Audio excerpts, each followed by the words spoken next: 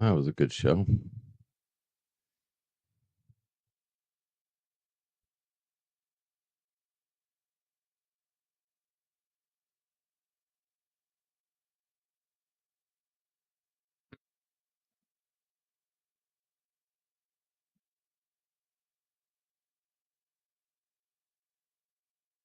Let's see here. We got a half an hour until he clocks in. No new messages. What are we looking at?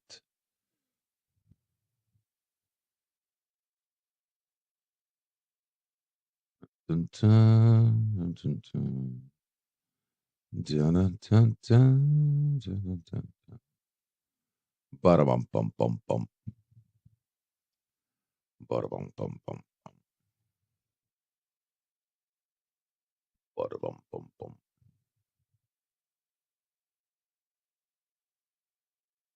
All right.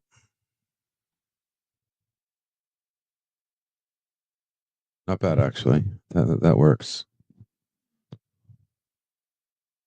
That definitely works.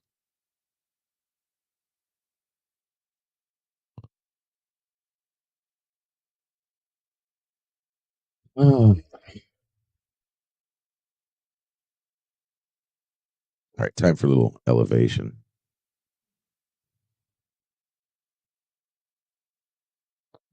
There we go. Like my table above my belly button. Sometimes like it below the belly button. And my arms down, up and down. I like this. Oh man.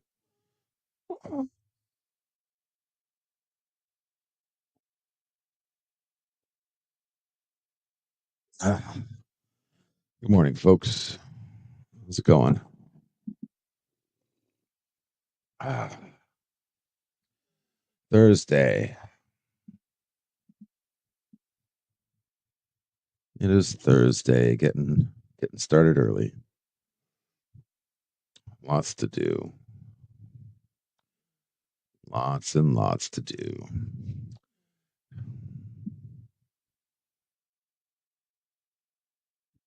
I wonder if we can wonder if I can get that back. See if I can get that back.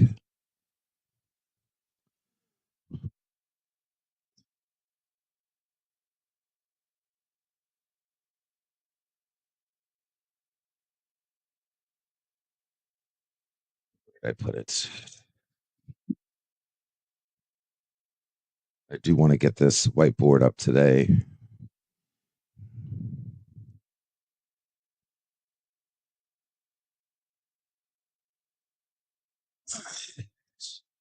But where is my battery? Where did I put the battery pack? Oh, there we go. Sit.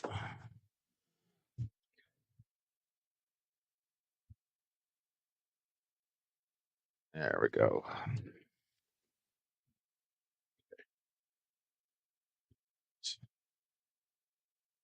Still got two more lights to put up. We'll take care of that later.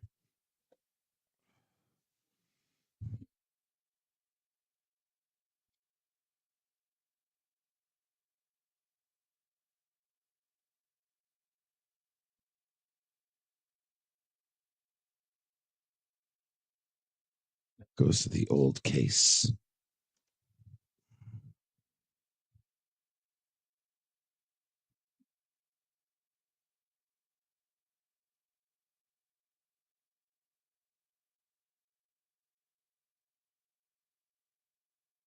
Good. Hey, Todd. Good morning. Good morning, Yvette. How you doing, guys?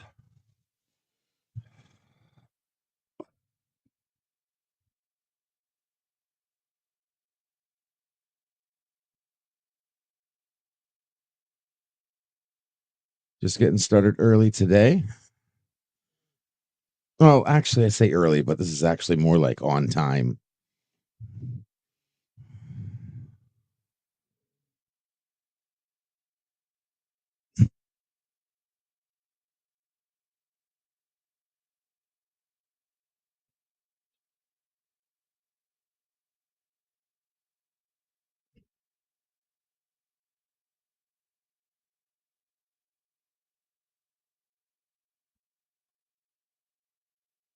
Oh, a lot to do today.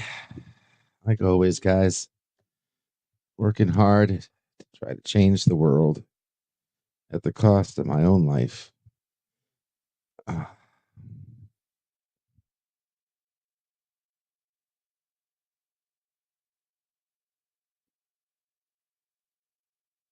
go. And where's my secondary adapter? Right here.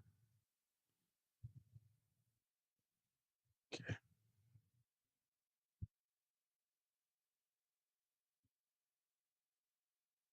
I got a little bit of leaning to do. Okay, yeah, that's coming out of there. Okay. Yes.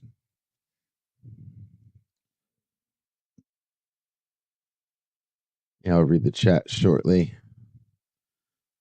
Just get this fixed up.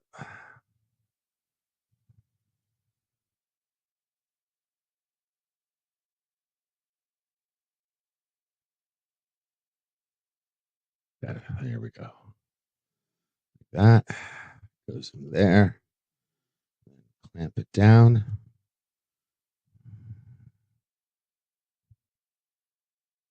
Nice and protected.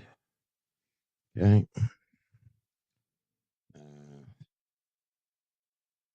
I guess I kind of, there we go. That.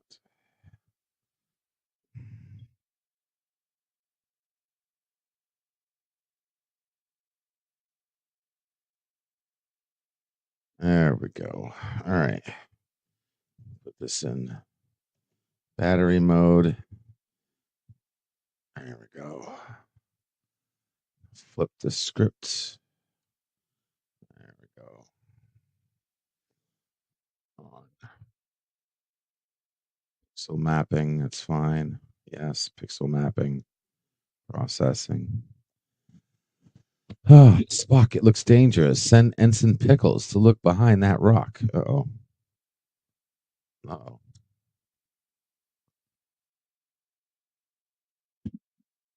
There we go. Okay. And is that working now? Can we do this? Will this work? Hey, that works.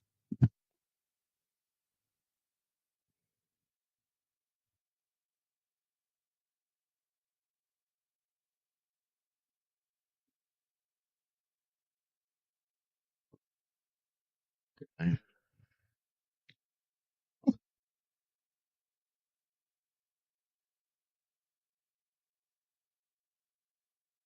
Yeah, I look like I lost a couple more pounds. I'm doing good. If I can get skinny, I was going to say if I can get skinny again, but I've never been skinny. So if I can just get skinny, I can't wait to see what I'd look like. Should be interesting. We're getting there.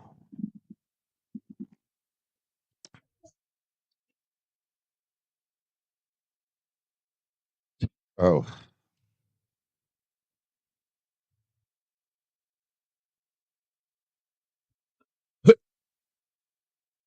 almost forgot.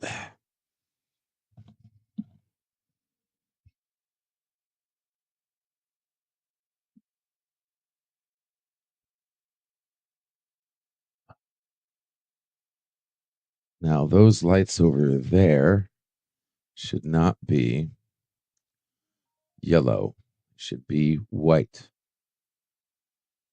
They should be white. There we go.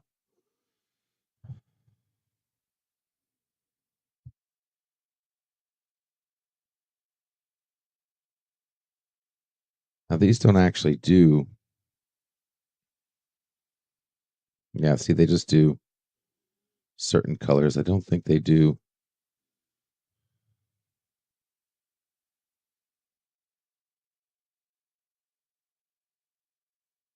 They don't do everything. No red. It's just, yeah, it's just yellow to white. They do a nice hard blue, not a hard blue, but like a where do I do this?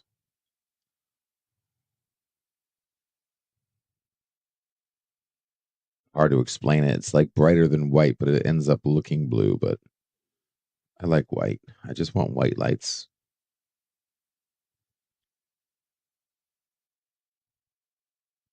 There we go. Okay, good.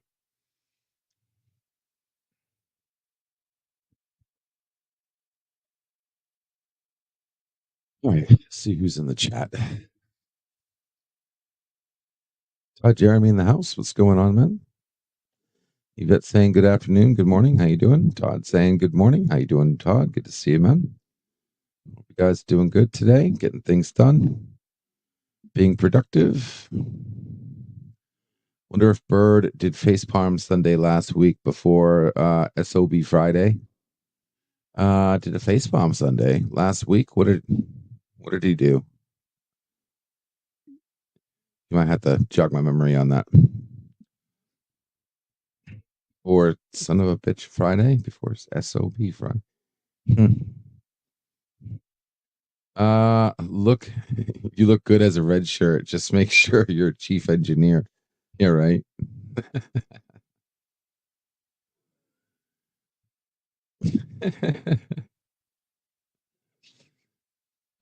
Started the workday. Have a good day, Nerdverse. Don't buy any Trump Bibles.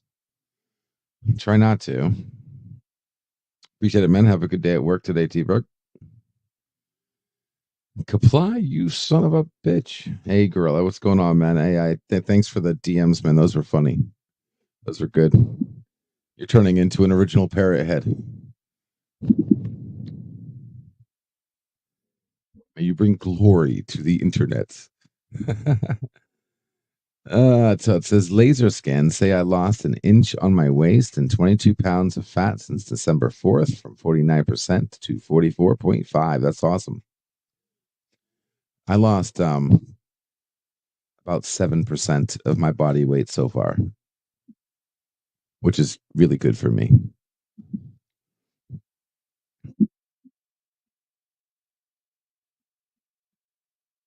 Yeah, I'm the lowest I've been in decades. I'm about to get back into 200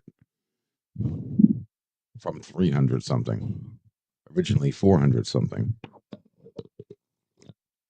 I used to be so big I could put my plate on my fucking stomach.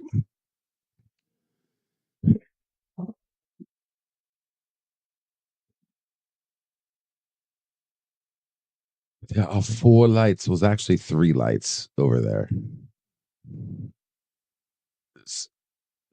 3 lights. Oh, actually 2 lights. Sorry, that's 2 lights. I can't even count. So I got 2 more. So technically I have 4. Just 2 of them are not plugged in yet. And there's Bird.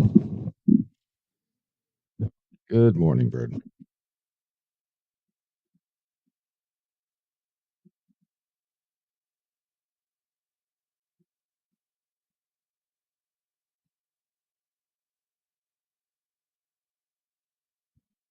Of course, I can't pin my own comment. Can't even pin my own comment. All right. Morning, Bird. How you doing, man? Good to see you. Todd says it's Easter. Oh, Easter. Is that this Sunday?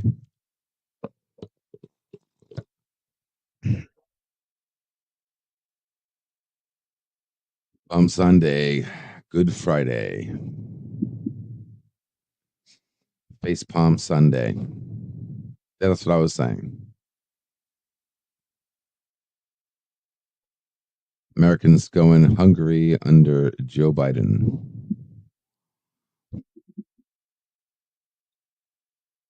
StreamYard link. StreamYard link. There we go, guys. Tiger Stripes. Good morning, darling. How you doing? Good to see you. Wow, that's great weight loss, Job. Yes, thank you. Thank you. Again, I'm feeling better. I think I'm looking better. We're getting there. See, I'm doing things on so many fronts. That's why it's like I don't know how to explain it, man. It's just like there's so much. There's so much we got to do. Yeah, it's like, oh, you got to make videos. No, but you got to pay bills. But no, you got to not kill yourself. Oh, you got to freaking, you know, things to keep up in your life.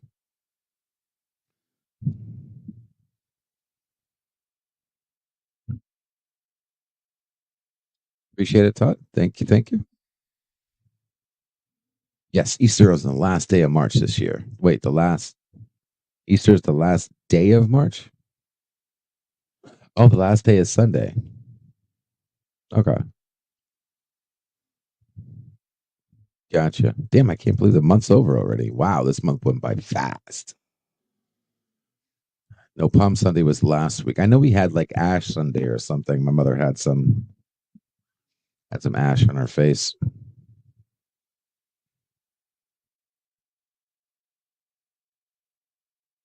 Hey, Captain Fandom, what's going on, buddy? Good to see you, buddy. I tried getting you. I saw you've been in the underground lately, and I did say good morning to you, but you didn't answer back. So I'm assuming you either had it muted or I woke up before you. Yvette, love Facepalm Sunday. Is that what we're calling it now? Facepalm Sunday?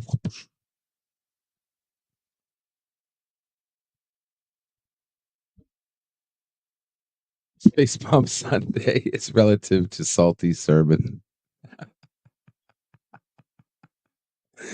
Yeah, that means for the past God knows how many months it's been Facepalm Sunday.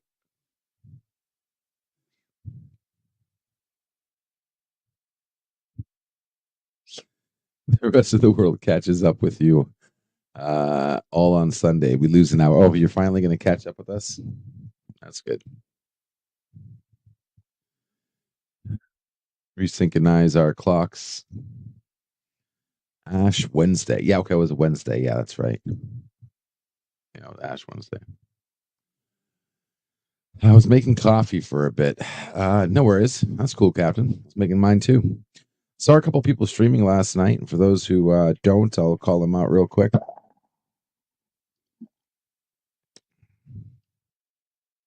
So we had so I saw PJ streamed again, Orville Nation, promoting that website, Boostify. So if anybody didn't know, he streamed kind of late. If my math is right, he streamed at like past 11 o'clock. Because I woke up at like six something, and it said 7 hours ago. So, but yeah, PJ did another stream promoting that website. I don't know what to think about that website, but we'll see. I got my suspicions. I always got my suspicions, right? I mean, question everything. That's the way it should be. But I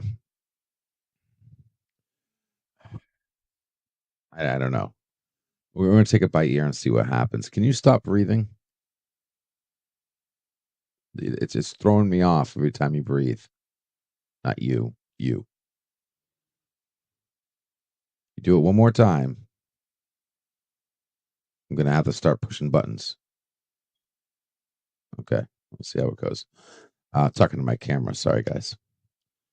What was I saying? Okay, and there it goes, right then and there. Okay, you know what? You know what?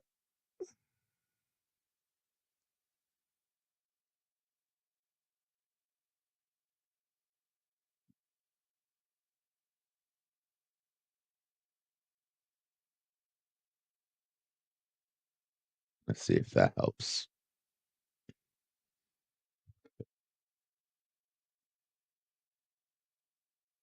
Okay. That should stop the breathing.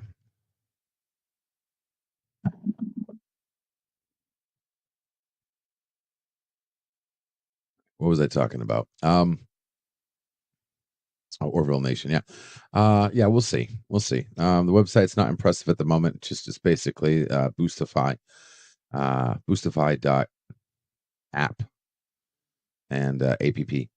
And it's just got a coming soon page like Free the Net does. And but it's not officially live, and we'll see where it goes.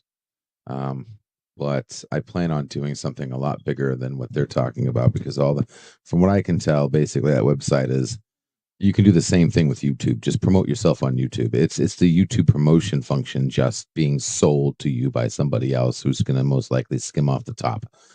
It doesn't make sense. I mean, if anybody wants to know how to use YouTube promotions, I already figured it out. I've cracked it. I've gotten maximized my numbers and have been able to reach so many people. So any website that says, "Hey, give us money and we'll make you more popular on YouTube," it's questionable. It's hands down questionable. Free the Net's going to do the same thing, but free. But do it differently, and it's not going to use YouTube promotions. You want to use YouTube promotions? Use YouTube promotions. I'm not going to sit here and make a website to make it think that I'm doing something that is already available to you. We're gonna be able to boost people organically by actually creating additional third-party content to be found on search engines, using the SEO practices that have catapulted my current career into where it is now. So yeah, and give you guys some cool creation tools to help you with making videos and scripts and key terms and key phrases and all that fun stuff. And looks like we got somebody that I still know. Hey, Bert. Hello, world. It's Birdo Fry 5, cut off. How you doing, Bert? Not bad. I'll go ahead and put up your link so you can pin it. This way. Well, I can't pin anything. You should be able to pin my chat. You probably can't pin your own. No, well, I should be able to pin my own. I mean, you should be able to, but I've seen other YouTubers able to pin my chat, but not able to pin their own chats.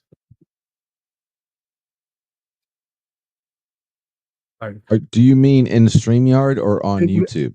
On YouTube. Okay, yeah. The reason why I can't pin is because I'm not logged into Job. I'm logged in as Free the Net, and I recently kind of cleaned my computer, so I haven't logged in yet using Job. So I should have clarified.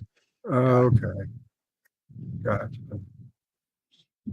And of course, I mean, I guess I could do that right now. Let me. Of course, I don't have the ability to pin this. Yeah. Okay, never mind. No worries. That's fine. I'll log in. I'll log in right now. I'll be able. It's not like, frankly, you're not all that busy that it's going to disappear. So. That, and it's not like we have a whole bunch of people saying, "Pin the link, pin the link, pin the link." Right. Okay. No worries. Right, Good morning, everybody. How goes it today? The goes Prometheus Empire. It's going. All right, now I'm in. Let's pin that link. No, I just I felt like streaming this morning while I'm getting some work done. Sure. Getting started. I'd say I got a good hour, guys. So if we can jam pack a good hour of content for y'all and get you up on your day and get going, then I'll close it down. I'll need to focus harder. And I just don't want to stream with you guys just watching me work, not talking. So got a little bit of time here. So make use of that pinned message now. There you go. Oh, I was able to pin yours. Why did I think you can only pin your own chat? You can pin any chat. You know what? Why don't people do that? Why don't channels be pinning other people's comments? Is it just me, or does it feel like 99% of the time the pin feature is only used for the channel, whether they're promoting a Cosme link or a StreamYard link? Someone says something really freaking cool. Pin it. The only time. I'm sorry. Yeah, go ahead. To be honest, the only time, in my opinion, something warrants pinning is if it's something the channel creator wants to give out to everybody, whether it's a Right? whether it's paid, whether somebody's being paid to do it, or as a promotion, or promoting their own link. Yeah. That's very rarely is a comment so great that you feel like, oh, I better pin that for everyone to read. I mean, like, after they presumably just heard me read it. Mm, Right? Maybe we should try to change that though, because I mean, not everybody can super chat, and pinning a link gets everybody to see a particular thing, especially when they're coming in. You're running an hour long show and they see that pinned link and they read it, or that pinned comment. Maybe we should start using it and start pinning some cool things people say in the chat. Todd says last night's session, when tunneling ice filled base, turrets locked. An ice cream can kill you if just the tip of the gun is pointed down at you. When tunneling in an First ice off, it filled doesn't say base. cream, Oh. not ice cream. It's very different. And ice base is different. I think it's ice cream filled. Oh, that's funny. Got shot with the tip. Hey man, the tip counts. That's what I heard. It does. It's a tip. That's I gotta where say, all the fun is at the tip. I'm liking this microphone. I don't know what it is. I thought having that tribble on my microphone with the wind brace would be cool and all, and it's just really been bothering the living hell out of me, especially when I'm trying to like bring things to my mouth and whatever. I just took it off. I just took it off completely. I don't know how it's affecting if you guys. I don't know if you can hear that. You hearing that? I heard something. I thought it was on purpose. Let me look at my levels real quick. Okay, that's dropping off. That's fine. There's nothing there. Whenever you blow on it, Yeah. Okay, good. nothing. So maybe I don't need it, and the AI noise reduction is good enough.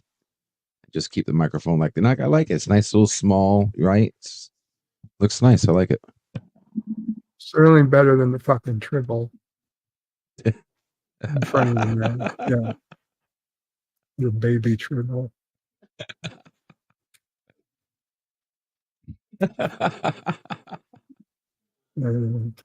Uh, Too many people were like, "What the hell?" And everybody called it a triple. It was hilarious.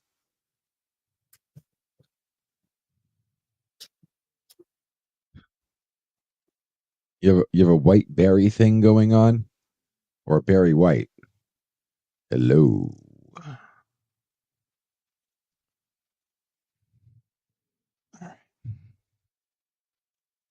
Well, first cup of coffee is done. Ah, time for a refill. But yeah, I figured, another thing too, I decided to stream is I find it that, I host the underground, and though I get a couple people that come in the morning, they know I'm there, I'm waking up. It's obviously I do a live stream. Not only do we get people that, don't come to the underground, but people like you. Like you will, oh, it's like like if I want to talk to Bird, yeah, if I want to talk to Bird, right, I have an option, which I enjoy talking with you, Bird, but I don't want to bother you in the morning, right? I don't want to have to DM right. you, and if it's waking you up, but I have this, I like talking with you in the morning. Like you're one of my favorite people I like talking to, and I find that if I stream, that's an easier way of getting you than messaging you in the morning or waiting for you to wake up if you're already in the underground but just muted. It is true. I have more of a more of a better request rate. I don't know what I'd call it. Recon rate, showing up rate. to Yeah. a live stream than to Attendance. better attendance than just just hang out in the underground. If nobody's talking, nothing's going on, I tend to just Fall out. put it behind and do Yeah. something else instead. And if I see you're actually streaming, I figured, well, I can come on the stream and then do something else in the background. Of course, then I rarely actually Got go the on to chat. do anything else in the Mhm. background because I start reading the chat or whatever. So like right now, I thought I'd come here and continue to play poker in the background. But then once I got here, I stopped playing poker. So Cool. Yeah. Sorry about the clickbait title, guys. Again, it's just a throwaway title. I'm working on it. I'm working on this whole spin of building a new America. so that was going to be a question. So, It's so yeah, another lie.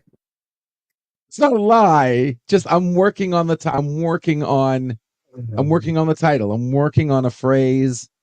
And I thought about this the other day. I don't remember. We were in the underground and someone said something to me and it made me think about it for a second. And then all of a sudden, bam, wait a second.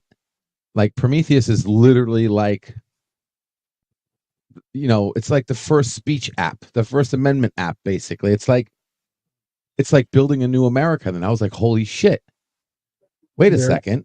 We can have, we could literally build a new America online. And God, I hate having to say those words next to each other. I really have a problem with saying America online, and I'm sorry. But a new America that's online, but yeah. not America. But It's not us. I remember when you heard that phrase and you were all happy about it, and you actually did a stream about it already, and then Miss Londell came on and laughed at your ass, and I thought it was over because this happened like a week ago. Yeah. No. I have a live stream scheduled, matter of fact. One of my videos, I will be scheduling a video that will go into more detail about building a new America. So I've already set that. All my videos are being set for, hey, how's it going? Are being set for um, June 30th, which is, the deadline that I've set for Free the Net going live. But once I complete the video, then I'll change it and I'll go live immediately with that video. But I'm just setting them all to June 30th just as a deadline.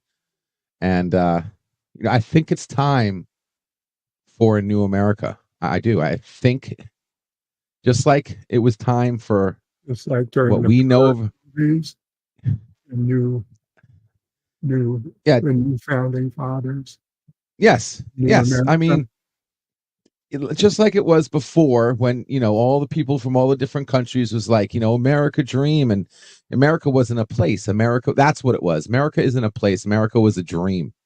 People didn't come to America because of America. They came to America because of the dream of America. And To I think America. it's time that we reignite that. We need a place online that promises, not only promises a dream, but delivers and is uncorruptible. Because as far as I'm concerned, I mean, quite frankly, the American dream has been A lot of so people corrupted. came to America for free land.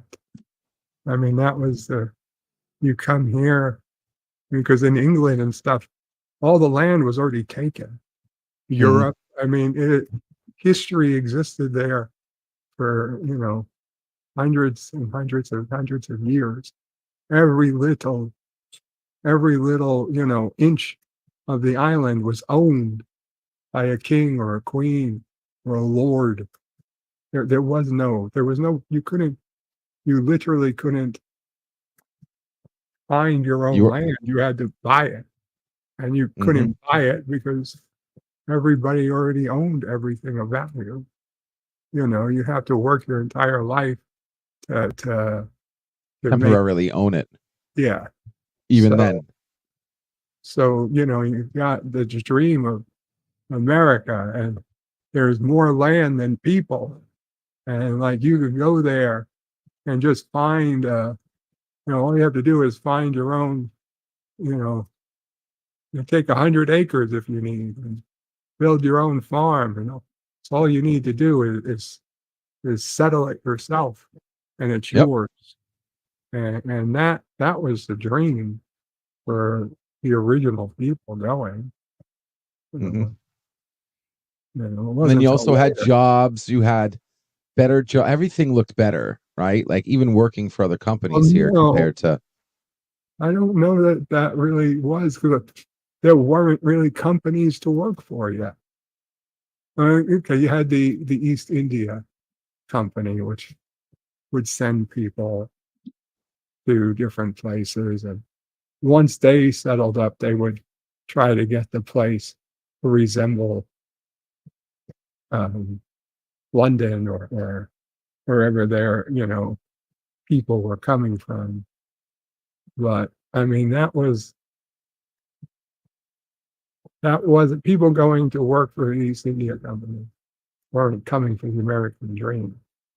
The pioneers, the original, the Jamestown people. The Did you just throw your dog on the couch? You did. You're muted. First of all, it's my cat, and I didn't Oh, throw. oh, I okay. It's your tossed. cat. Whoa, It's your cat. cat. Okay. That's Cats, my cat. Okay. cats have different. Okay. Yeah. There. Meow. That's his name. Meow. Meow. Maui. Hey, Maui. Maui. All right. Uh, I got to get to work. Okay. America Quit has bothering me, become kid. a Ugh. dream of free stuff. Indeed, Tiger Stripes. 47 Yorktown says, good morning from the Canadian Far East. God blah, 47.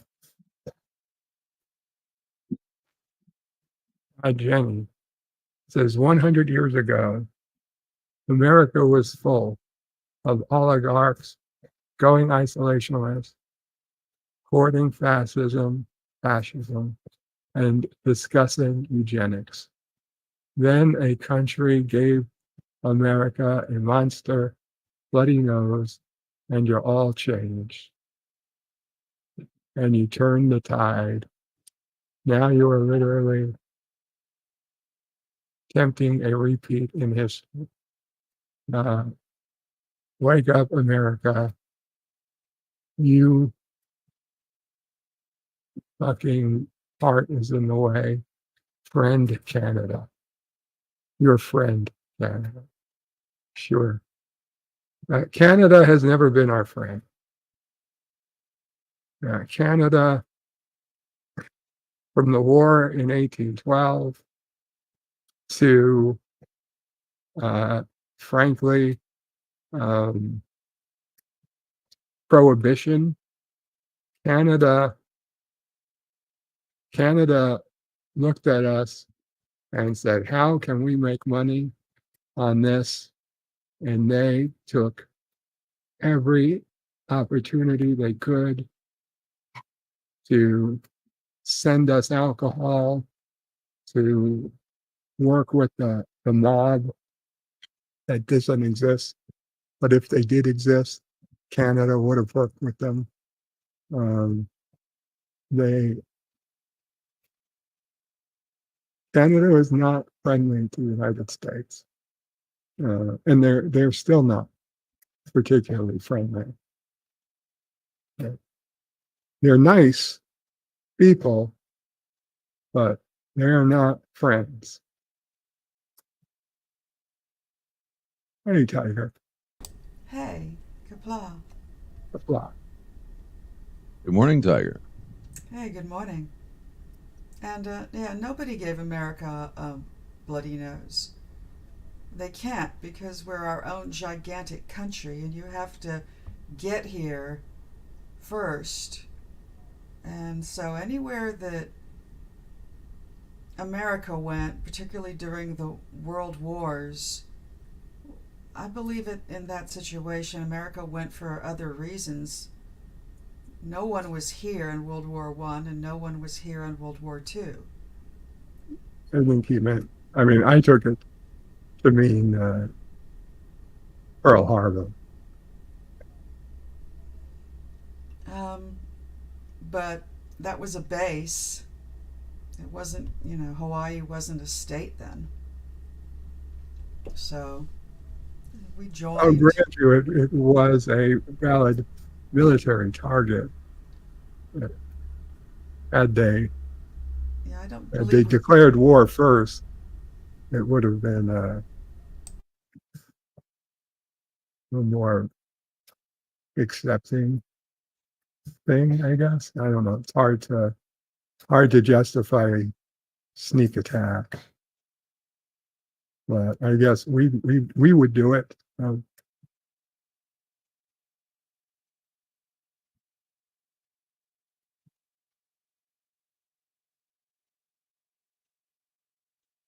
Mm,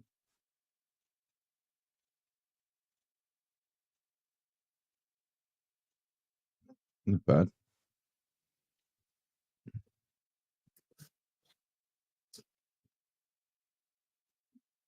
So how you doing, Tiger? I'm doing okay. Hanging in. Good to hear. Good to hear. Pilgrims came to America for religious freedom. Yeah, I wouldn't mind a little religious freedom. Turn the Do you tide. Now think you're you literally don't have attempting to repeat in history. religious freedom now? No, not really. Really? I have the Uh, freedom to believe in my own head, but I don't have the freedom to practice. how are you being prevented from practice unless your practicing involves a crime against other people? Well, that's what I'm talking about. Like, Well, I that's what feel you're that talking about. So you should be able to practice if your religion says you're allowed to kill other people. no, but that's a great that's a great extreme example. But I'm talking about those less extreme that are still illegal. Like That what? doesn't hurt. That doesn't involve killing people. Yeah. So, like, topics. I'm not ready to discuss this. I can if I sat Topics down that and you thought don't want about to stuff. talk about I'm without not free. I'm not free to talk about it right because now. you're not free to If I were talk to go about. off the top of my head right now, yeah, exactly. It wouldn't go well. Okay, it wouldn't go well. But if I was able to separate myself and say, okay, these are the rules. These are how things are going to work. Um, then that would be a different story. Okay, but you can't do that right now. Right now, everything you do is set by a different set of rules, and that's whatever the laws happen to be. And those laws are corrupt or just or not, or whatever. That's what we have to deal with. It worries me somewhat when I think I know what you're saying, but I feel like you can't possibly really think that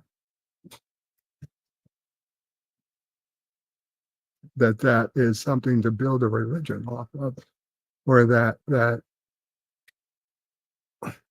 laws of the country as they And that's not. are would forbid your religious feelings from being And spoken I about. don't like the word religious because I believe you have beliefs, but a belief isn't necessarily a religion, right? So I don't like the word religion. I like what your beliefs are. and not being Well, beliefs could confined be by calling it a philosophy, but religion. religion is specifically religious. The sort of See, I don't even know anymore. That's the thing. I don't have a fine definition of what's religious or not religious. Um, to me, religious means that it's something that's predefined. Like you can't create a new religion.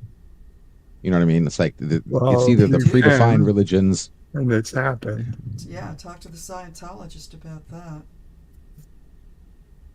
I Yeah, but think they even get a tax break, which was sort of the whole point. But I'm not a Scientologist.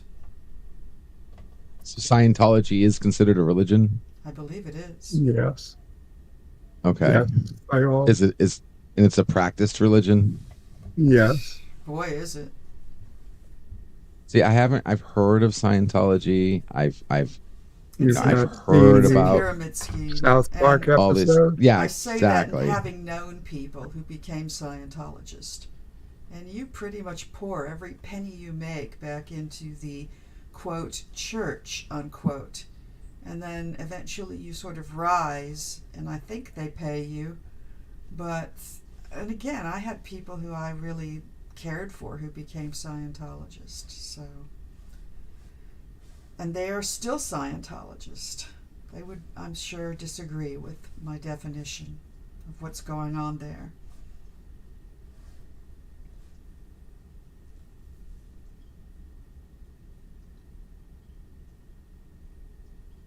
Rilla says, Bird, they declared war with the first bomb, even though technically we fired first on a Japanese sub. What was this? Pearl Harbor? Talking about Pearl Harbor? Yes. He's talking about Pearl Harbor. Gotcha.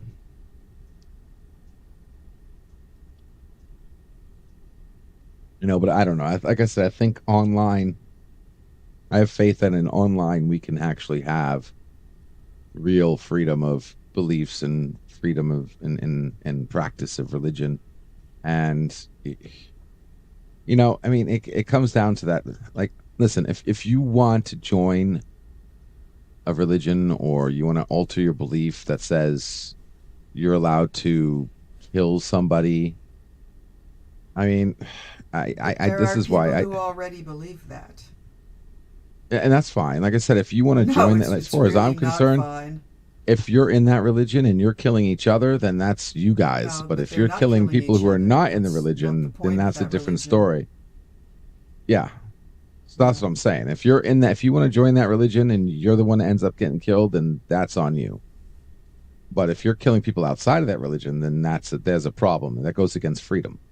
But it doesn't go against freedom if you join the religion that you actually believe that you guys are allowed to kill each other. That's what you believe. So that there's a double-edged blade there. No, Well, what if you I think killing have people. children born into religion? They There's don't have nothing a wrong choice. with wanting to reset. I mean, if you want to reset, you should be able to reset. You want But to die, your you should be able to children die. have to go. No, I don't think so. I can't agree You with have that. the right to leave this world if you want. I don't agree it's with that personally. I think that's a sin. hmm And again, with that religion, then And I'm that's not going to say fine. that we With don't your all have religion, weakness and that we don't maybe consider it, but I think that everybody should sort of consider it once and then dismiss it. It should not be a decision you have to make every day. no, but it is though No, for a lot of it us. isn't. It shouldn't be. It shouldn't be for you and your beliefs, Or for anyone. but you can't say that. I can. You can say that, but you can't force that. You don't have the Can't right force to it, but enforce I your can beliefs on believe somebody in my else. The heart whole that it's point. true. If your life is That's so good. bad that you think about, doing yourself every day, something's wrong with your life. Seriously wrong. Yes, You have and to there's find plenty a of way us out that of do it. that. Yes, you're absolutely right. But I can't condone that just because people are unhappy or even in physical duress, and I understand how that must be hell. There's plenty of us living our own hells right now. I don't think that the life is hell. We actually have it pretty good where we are. There's a lot of other places in the world where, yeah, it looks like the life there is truly hellish. Yeah, I think a lot of people out there can relate to that. We're all living our hells, and we all have to get No, through it. that's not what I said. That's what you said. I don't believe That's what I'm we are saying. living our hells. I think Yes, life is pretty darn good. Life can be sweet. Life is sweet. life can be sweet. I agree with that as Life well. is sweet. Being alive is a good thing.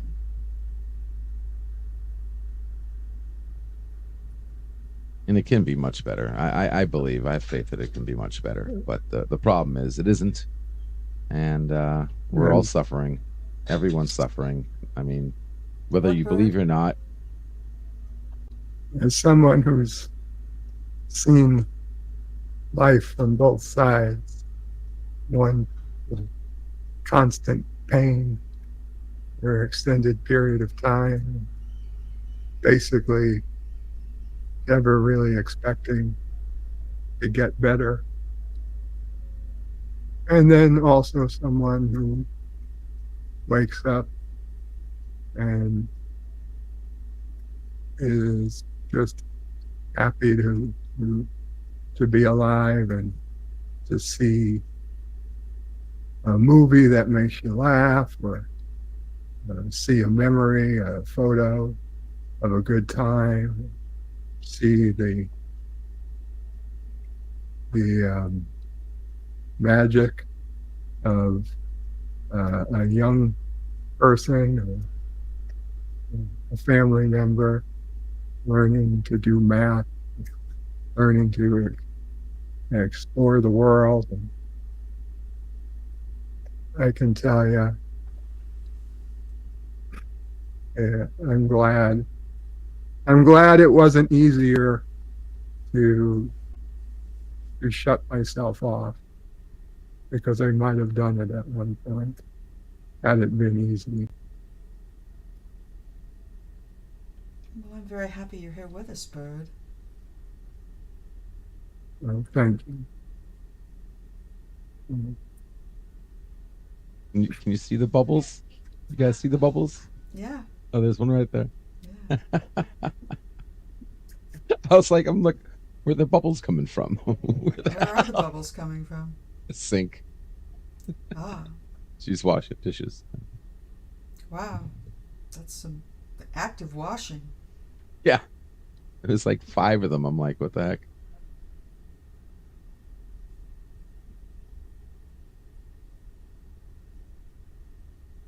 I thought maybe you had a bubble filter or something.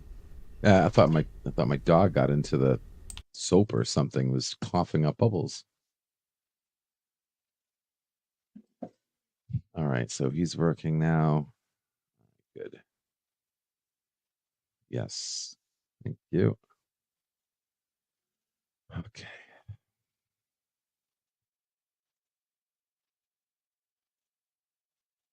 Out.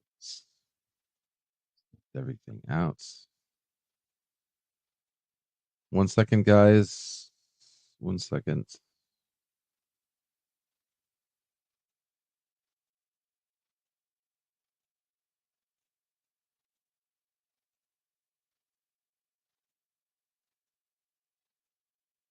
Gotta make sure he's answering the phones because I'm getting the phone calls here. Come on now.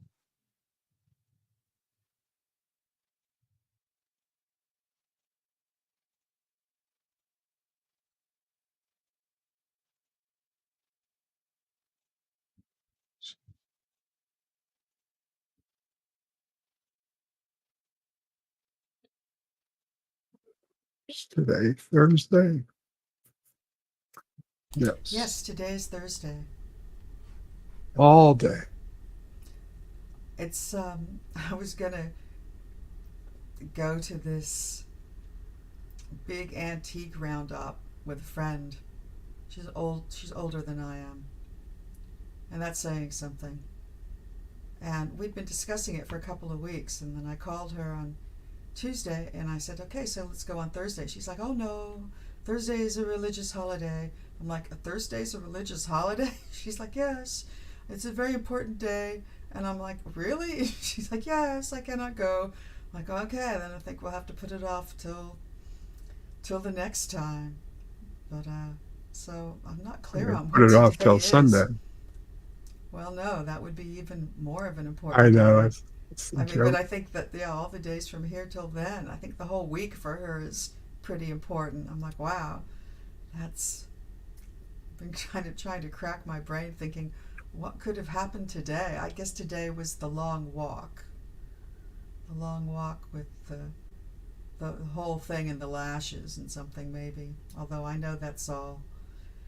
It was compressed for the Bible, I believe. They say it probably took longer. The whole process took longer than they put it in the Bible. But so today's Thursday. Today's some sort of Easter Thursday, Here it's Holy Thursday. Holy Thursday, something like It's that. the official name. Is it? I think so. Ah, Mm. I didn't get official teaching. I I got mean, I some was Sunday Catholic. schooling and some churching when I was really young, but they were shouters, and I didn't get a lot of knowledge. How about you? Yeah, no, I didn't get to go to. I mean, my parents had gone, but they didn't sign us up to go for religious instruction. Yeah. They, And then there's things you can learn that aren't necessarily scripture. And my favorite one of those for this time of year is, well, Christ died on Friday, he rose on Sunday, and then it turns out there's some information out there that on Saturday he went into hell and brought people out. no, I didn't hear that. Oh yeah, no, I really, heard that Saturday he was just dead.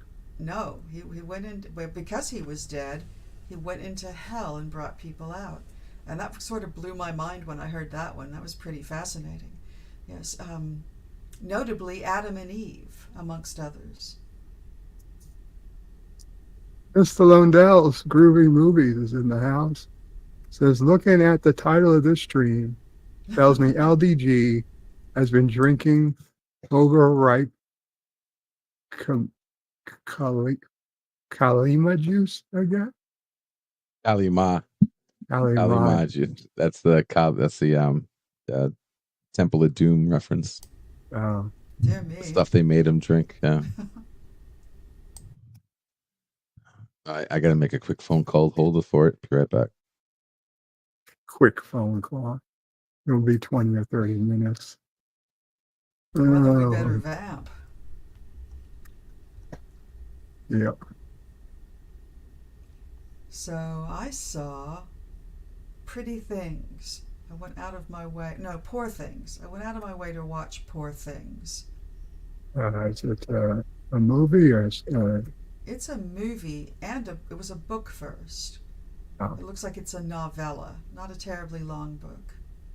And I did not enjoy it, and I do not recommend it.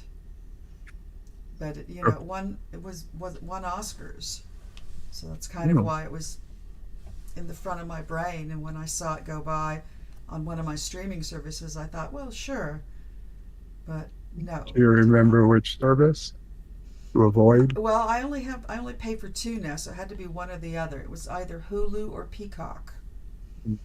I think it was Peacock, but I'm not certain. But I did not like it. But then again, it turns out I really don't like the director. I don't know why I keep investing in him as a director mentally, because I don't like him. Yorgos Lanthimos.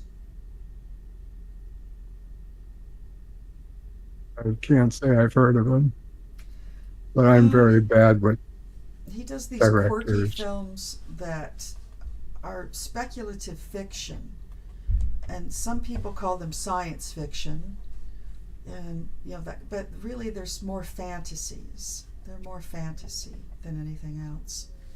And this film had imagery that one could consider what certainly is steampunk, but it's almost like he's just slapping that on in order to sort of just do whatever he wants.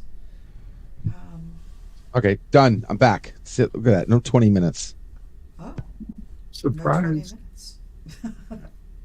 Well, no, because the person who's supposed to be answering the phones forgot to take his phone off of Do Not Disturb. Mhm. So I was starting to get phone calls, and I'm like, dude, you're on Do Not Disturb. Oh, my bad. Sorry. Okay, just can't call them back and take care of work. Yeah, if you're paying this person to pick up the phone, yeah. It was the first time he forgot to take, because I told him, I said, make sure when you leave, you always put Do Not Disturb, because the way I have the phone systems in place, they get rerouted and redirected depending on who's what, this, that, and the other. And he just forgot to take it, turn it back on. And I started getting phone calls. I'm like, dude, I'm not supposed to be getting phone. When you're on the clock, I get no phone calls. And Mr. Londell's saying, I'm Mr. Kalimaju. So, okay, all right, Mr. Londell, why don't you come up here if you're Do I sound so any better opinionated? now? You sound good. Yeah. What do you mean Okay. better? Well, Well, the audio is the Clear as audio well. any better? You sound good? Mm-hmm. Yeah, you sound totally good. Ugh.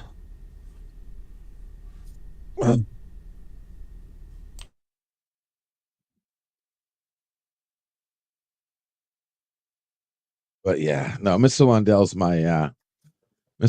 my focus group, so I expect all in the questioning and opinionated opinions from him. So no worries about that. That's what I pay him for. All my ideas I bounce off him just to see what he would say.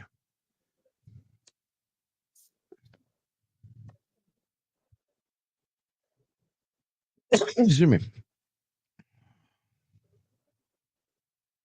So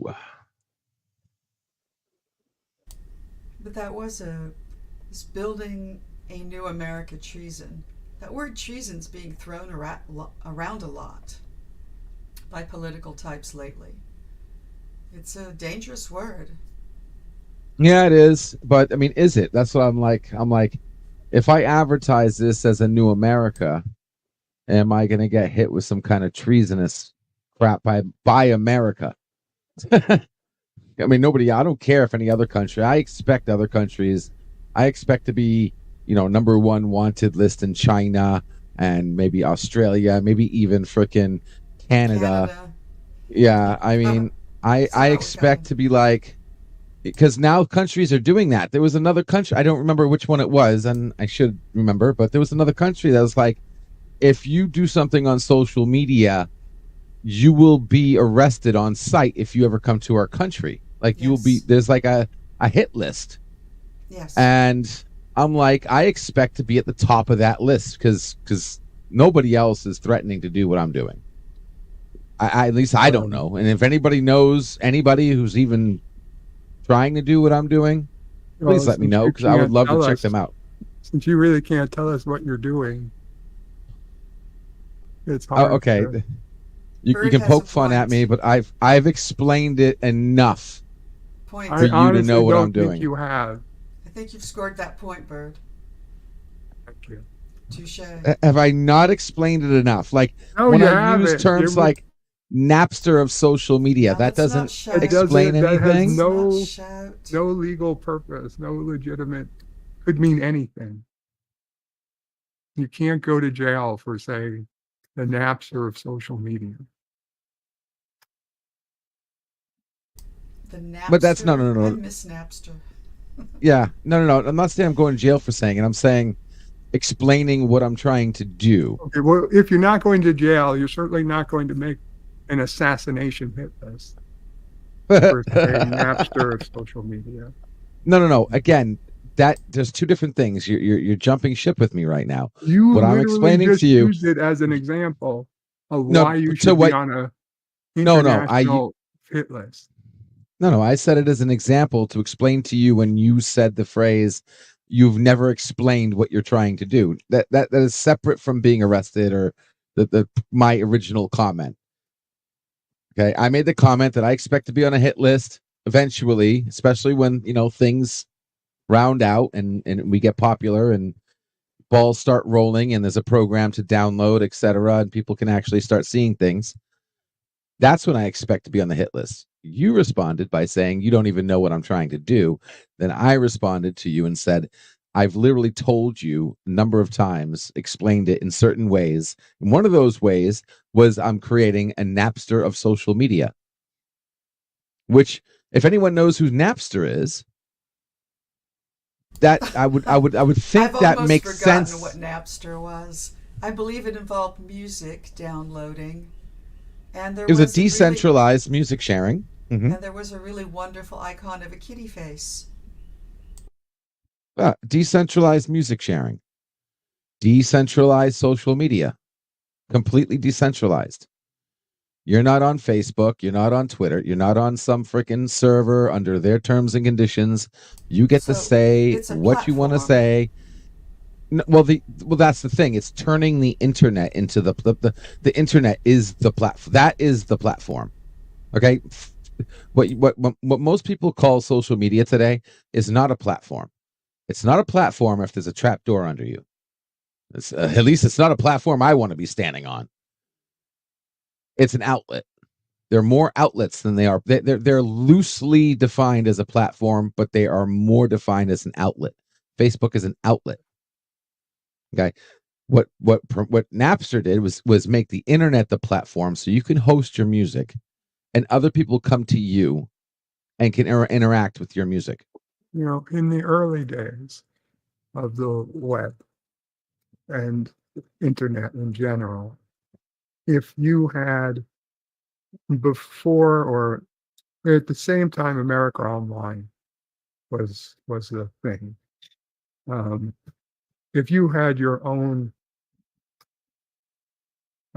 internet service provider, ISP, like I did, you would pay them like $20 a month. They would give you, 20 or 30 hours a month of access. They would have their own list of phone numbers you would dial with your modem to connect directly to the internet and over PPP protocol. And one of the things they gave you was like 5 megabytes of your own personal web space that was accessible by going to their website. In my case, it was Broadway.net. So it's BWAY.net, which still exists, mind you, as a company, slash, and you would have your own website address, which was your username.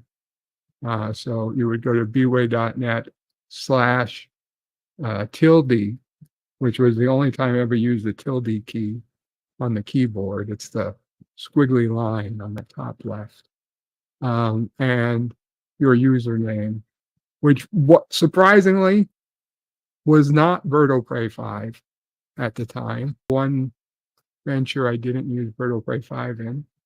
I'm not going to release what it was, slash whatever username. And that was it. You could put up anything you wanted. You could say, hey, you put up your picture. You could put up this. This was on The Simpsons when Homer gets his first computer and he makes his first website, and he's got the gifs of flying toasters and shit.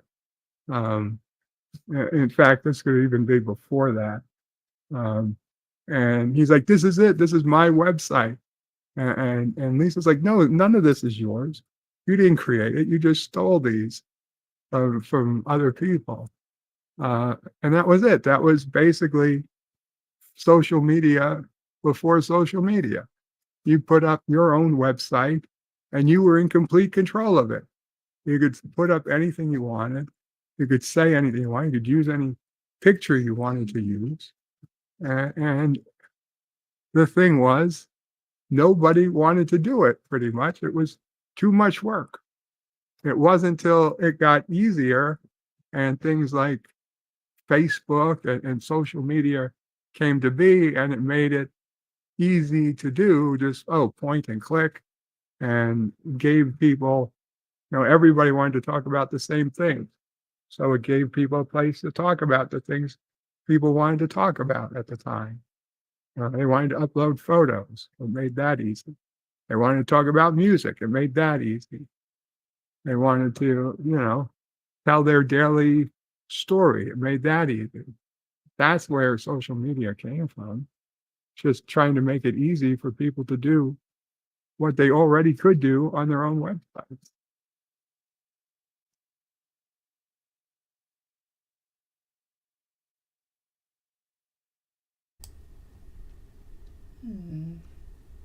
Yep.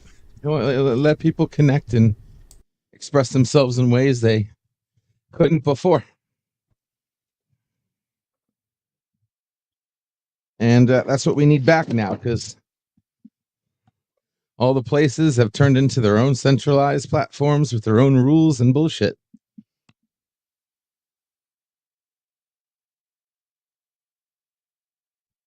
So we're gonna bring that back.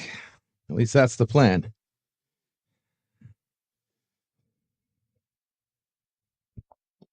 So should your catchphrase be "make the internet great again"?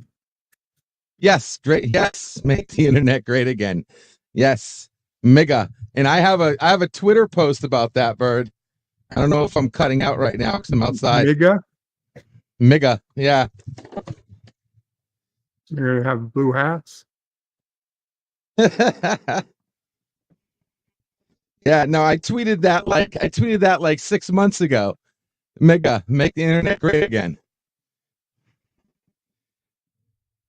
But it's really close to another word. Yeah, you got to be careful with that. It's dangerously close. You'll have all those people with their hair on fire rushing in, and they can set things on fire when their hair's on fire. So yeah, but that's exactly what we need, because right now we're losing it. Government's been catching up with technology, and oh no, they're there. They're there already. Yeah, they're there, but they're far ahead of what I conceive. I think every time somebody tells me, "Oh no, they're there," when I postulate something, I'm like, "Really?" So yeah, no, it's pretty bizarre. Yeah, when the government can just, I'm sorry. Yeah, when the internet can just frickin', look up your internet history and what you've searched for. The whole world can do that. The whole world. None of them should be able to do it. But that's the thing. They can and they do. They can and they do, but soon they won't. Soon they won't be able to. The whole point of Prometheus is that they won't be able to do that anymore, because that's the way the internet should be. That's the way programs should work. The only reason it doesn't is because the people in power have bought out programmers like myself and got them to sell out and make them a program how they want the program to work. And the programming is beautiful. You can program anything you want. So you can program corruption. Okay, you can literally program you can make a corrupted program that do things that they shouldn't be doing. And that's what's going on right now.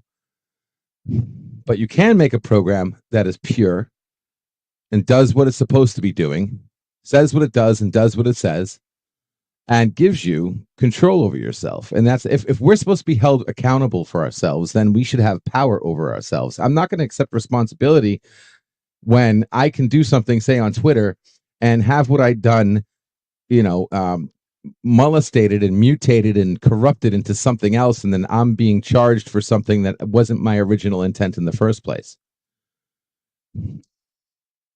We're at the mercy of what other people think of you, and they have full access to be able to look right through you, fully transparent. You do not have the ability to mind your own business. Right now, everybody has the ability to mind your business. And that's got to change. If you're going to hold me responsible, or I'm going to hold someone responsible, then I need to control over myself before people start holding me responsible. You say one thing online and it could be twisted, bent, cut, clipped, reversed, spun, turned inside out, and next thing you know, you're getting kicked out of the grocery shop because they think you're a horrible person and they're denying you service. You can have your life insurance taken from you. I mean, yeah, that's possible on many different levels throughout your real IRL in real life. And I do. It can affect your finance, your bank, in your China. job. They say that's already happening in China. The whole social credit score. Social credit score, exactly. Pretty terrifying. Yep. But it's not. It doesn't have to be that way. That's the beauty of it. It only is that way because we're just giving up and we're just sheep following the frickin'. We're just sheep following the line and being herded by pastures of corruption and greed and one-sided capitalism and straight up dictatorship. One person makes the right program and gives it away. No strings attached. That's all we need right now. They could make a donation if they find it valuable. I think that's a good way to go sometimes. Oh yeah, no, that's going to be one of the sources of income is people who actually want to donate. But I'm going to take it to the next level because it's going to be a public program. So basically, everybody who downloads Prometheus will now. I haven't crossed all the T's and dotted all the I's yet. You know, I'm speaking with a few people that specialize in this kind of legalese and business sense. But basically, I would like to have it where everybody who joins, like you own it. The whole point of Prometheus is a program that you own, right? You're not a customer. You're a partner. Like you're in with the organization. It's yours. You have stake. You get to choose how Prometheus works for you. You have full control, and nobody else has control over you. Everybody has control over themselves and the ability to do what they need to do. And then, you know what? Hey, listen, if you use it to break the law, it ain't going to stop the law. Like the law will still be able to find you if you do something wrong, if you choose to, to break your local laws, that's fine. They will still be able to get you if they're smart and find you and you're stupid enough to do things a certain way. It ain't going to circumvent the law, but it will give you control over yourself, your data, and protect you from the millions and millions and billions of dollars being made right now because you're giving up your information for free and you're basically a slave to the system. It doesn't involve a chip in your head, does it? Because I can't go. Not yet. That. No can do. That's decades to come. Whether or not you want to integrate some kind of mental chip so you have access to the internet in your brain, that's a whole nother story. We're not even close to that. I'm just talking about walking around and people, the whole system's not clocking your face and clocking your credit card and clocking your car. I think they're already doing that. Yeah, yes. Everything that you do, say, think, buy is already being tracked in different ways. I don't think they're privy to my thoughts yet. Well, your actions and your speech and your actions are dictated by your thoughts. So that's how they see it. And they have access to your thoughts, not directly, but indirectly. I would say that is true. Because only they have this. They pay people millions of dollars for psychological tests and how people do things and how things work. I mean, this exists. There's a psychological, like video games today, how they structure the microtransactions and how video games work to get you to pay thousands of dollars a year. Well, hundreds to thousands of whole TikTok brainwashing. I think I'm a little too old for that because I'm really not addicted to the internet. At least I don't think I am. Maybe I am. Gorilla says I'm too sober for this S word. Guerrilla language.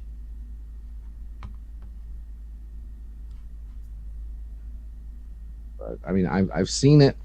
I've been behind the scenes. I've seen how companies have these reports and consultants that go through all this and say, oh, well, here's a graph chart of people that do A, B, C, D, E, X, and what we can do to manipulate or to ride a wave of people's behaviors. No, I don't doubt that. I believe that's completely true. It's clearly the basis of these massive entertainment companies' current thrust. They're trying to change the zeitgeist. But that's not how the well, I can't say it's not how the zeitgeist hasn't been changed in the past, but it's usually been done with a nudge, not a bludgeon.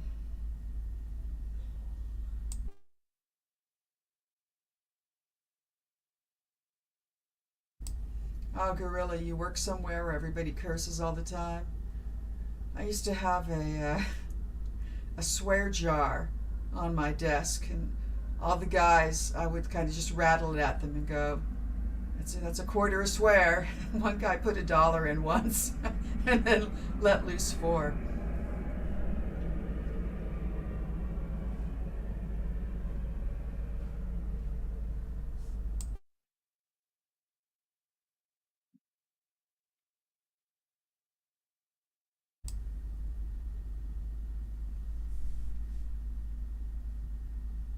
So we're definitely gonna find out, and we'll see. And if I get brought down with treason charges, and so like I said, I just got to come out with the program and just get it out to you guys. If I go to prison after that, I'll be in prison No, laughing. you're not going to go to prison. Don't go to prison. I don't know. I'm not choosing. I'm not going to like knock on the door and take me to jail. But if I do end up getting arrested for creating this program, because I see it right now, government's making laws, and things are happening and they're doing it in a way where it's not obvious.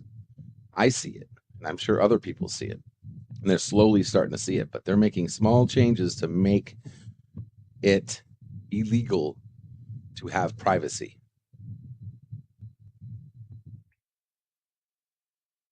Because they believe that you live in this world that government needs to know everything. As far as I'm concerned, government's job is to get you to the point where we don't need government anymore. That's my belief. I don't believe the government should be knowing everything that we're doing, and everyone's above the law as far as I'm concerned. If everyone wasn't above the law, then no crime would ever happen. Okay, we're all above the law needs to understand that they're not above us. We're the ones who are supposed to dictate government and law, and the government's job is not to change the world. That's our job. Our job is to change the world. Their job is to make sure that we don't like completely fall apart. They're supposed to keep the status quo. We're supposed to dictate where we head as a people, right? The government's job is to get us to a point where we don't need government anymore. The only reason why we needed government is because without it, we were anarchy.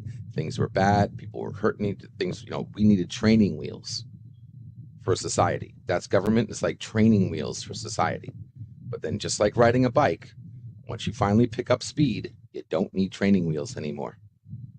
The problem is it's a lot complicated than just that analogy. Obviously, companies need to make sure that they are creating solutions for us and giving us options to be able to do things that follow a certain particular moral guideline and freedom and privacy. They're not doing that. They're only looking out for themselves right now. They're corrupted, and their companies are shaping government more than the people are shaping government. It's getting to the point where you have a whole bunch of people right now that don't even want to vote anymore because they don't even trust the voting system. And the only way we're going to take any of that back, because government's caught up on technology. They are owning us left and right. They are some scary freaking things are happening right now, and the government's the one behind the scenes. The only way we're going to have any power back in order to make any kind of real change right now, we need to have the right tools and resources to be able to control ourselves and have our speech, be able to assemble, be able to speak, be able to self-monetize, be able to have privacy, and on a playing field that is absolutely non-biased, like complete level playing field. And that's what I am going to be doing. That's what Prometheus is going to be about. And I have a very huge feeling that, yes, I'm going to be on some kind of hit list. I'm going to be freaking questioned. I'm going to freaking possibly risk having action taken against me. 1 second, everybody.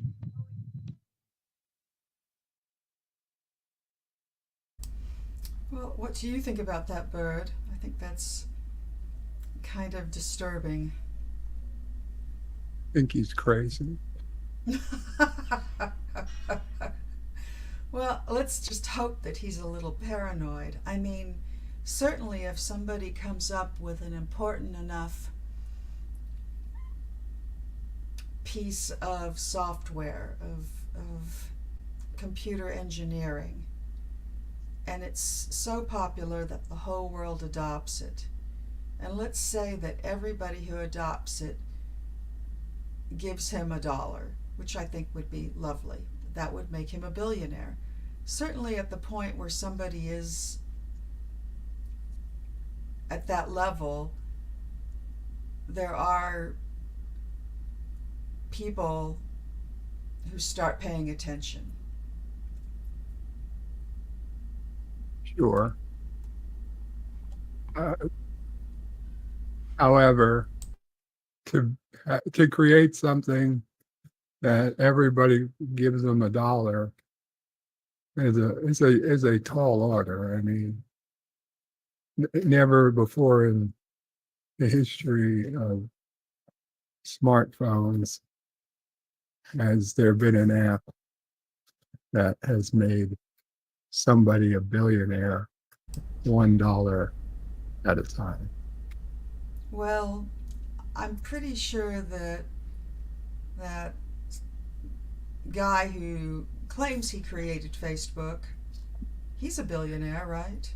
Yeah, but it was surprising Facebook doesn't have any fee whatsoever. It never did. Well, that's because we are the product, as they say. It's a lot easier to get 1 billion people to download a free app than 1 million people to download a $1 app. Actually, you're right and wrong. It depends. You underestimate the world right now. If you look at senior citizens right now, they're more than willing to pay outright. They fall for the video game market right now, and that video game market is literally, we're talking, they are spending $100 a month. Easy. But it's not for the dollar to download it to begin playing. No, it's free. It's free to download. Right, exactly. That's that it's free to psychology thing I'm download. talking about, but it's not free to play. Right, okay, but They get you. That's how they get you. However they hide it, or whatever they do with the blankets. And Prometheus won't even be like that. Like, it's going to be free to download. It's free to use. As far as one source of income will be people who donate. I have a very strong faith in people. I mean, if you look at YouTube alone, you got millions of people who are giving, just pissing money to YouTube channels right now for nothing more than being able to type, which they can already do for free anyway. If that is, there are people willing to support a cause or support something that they believe in or support a channel or whatever. And I have plenty of faith that I could get 1 million people to donate $1. No problem. I have no doubt in my mind that that's easy to do. Now, can you get 1 billion people to do that? Then you're right. Maybe 1 billion people might not, but definitely a large number. Now, there's too many people on this planet. The internet is too integrated into our lives. The youth, the new generation's coming. It's not looked at the same like you and I know 20, 30 years ago, Bert. 20, 30 years ago, everything you're saying, dead on. But not today. And that's been proven time and time again. It's all over. It's all over everywhere. What exactly has been proven time and time again? That people are willing to throw money away towards something, whether it's a just cause or not just cause. It could literally, people are throwing money away to be scammed. That's how bad it is right now. I know more people willing to pay for a scam that looks legit than someone to donate money out of their own free will for something that is just or doing things the right way or doing things the hard way. There are millions of people ready to throw away money on a scam. And as far as I'm concerned, the business practices these video games creators are doing right now, if you look at the numbers, it's a scam. It's a straight up scam. They're making plenty of money. They're making a lot more money. There's a lot of things to like that in the world, though, where it costs them pennies to create something, but they charge hundreds of dollars. And sometimes when something like that just becomes accepted practice, it continues. Like eyeglasses, for instance.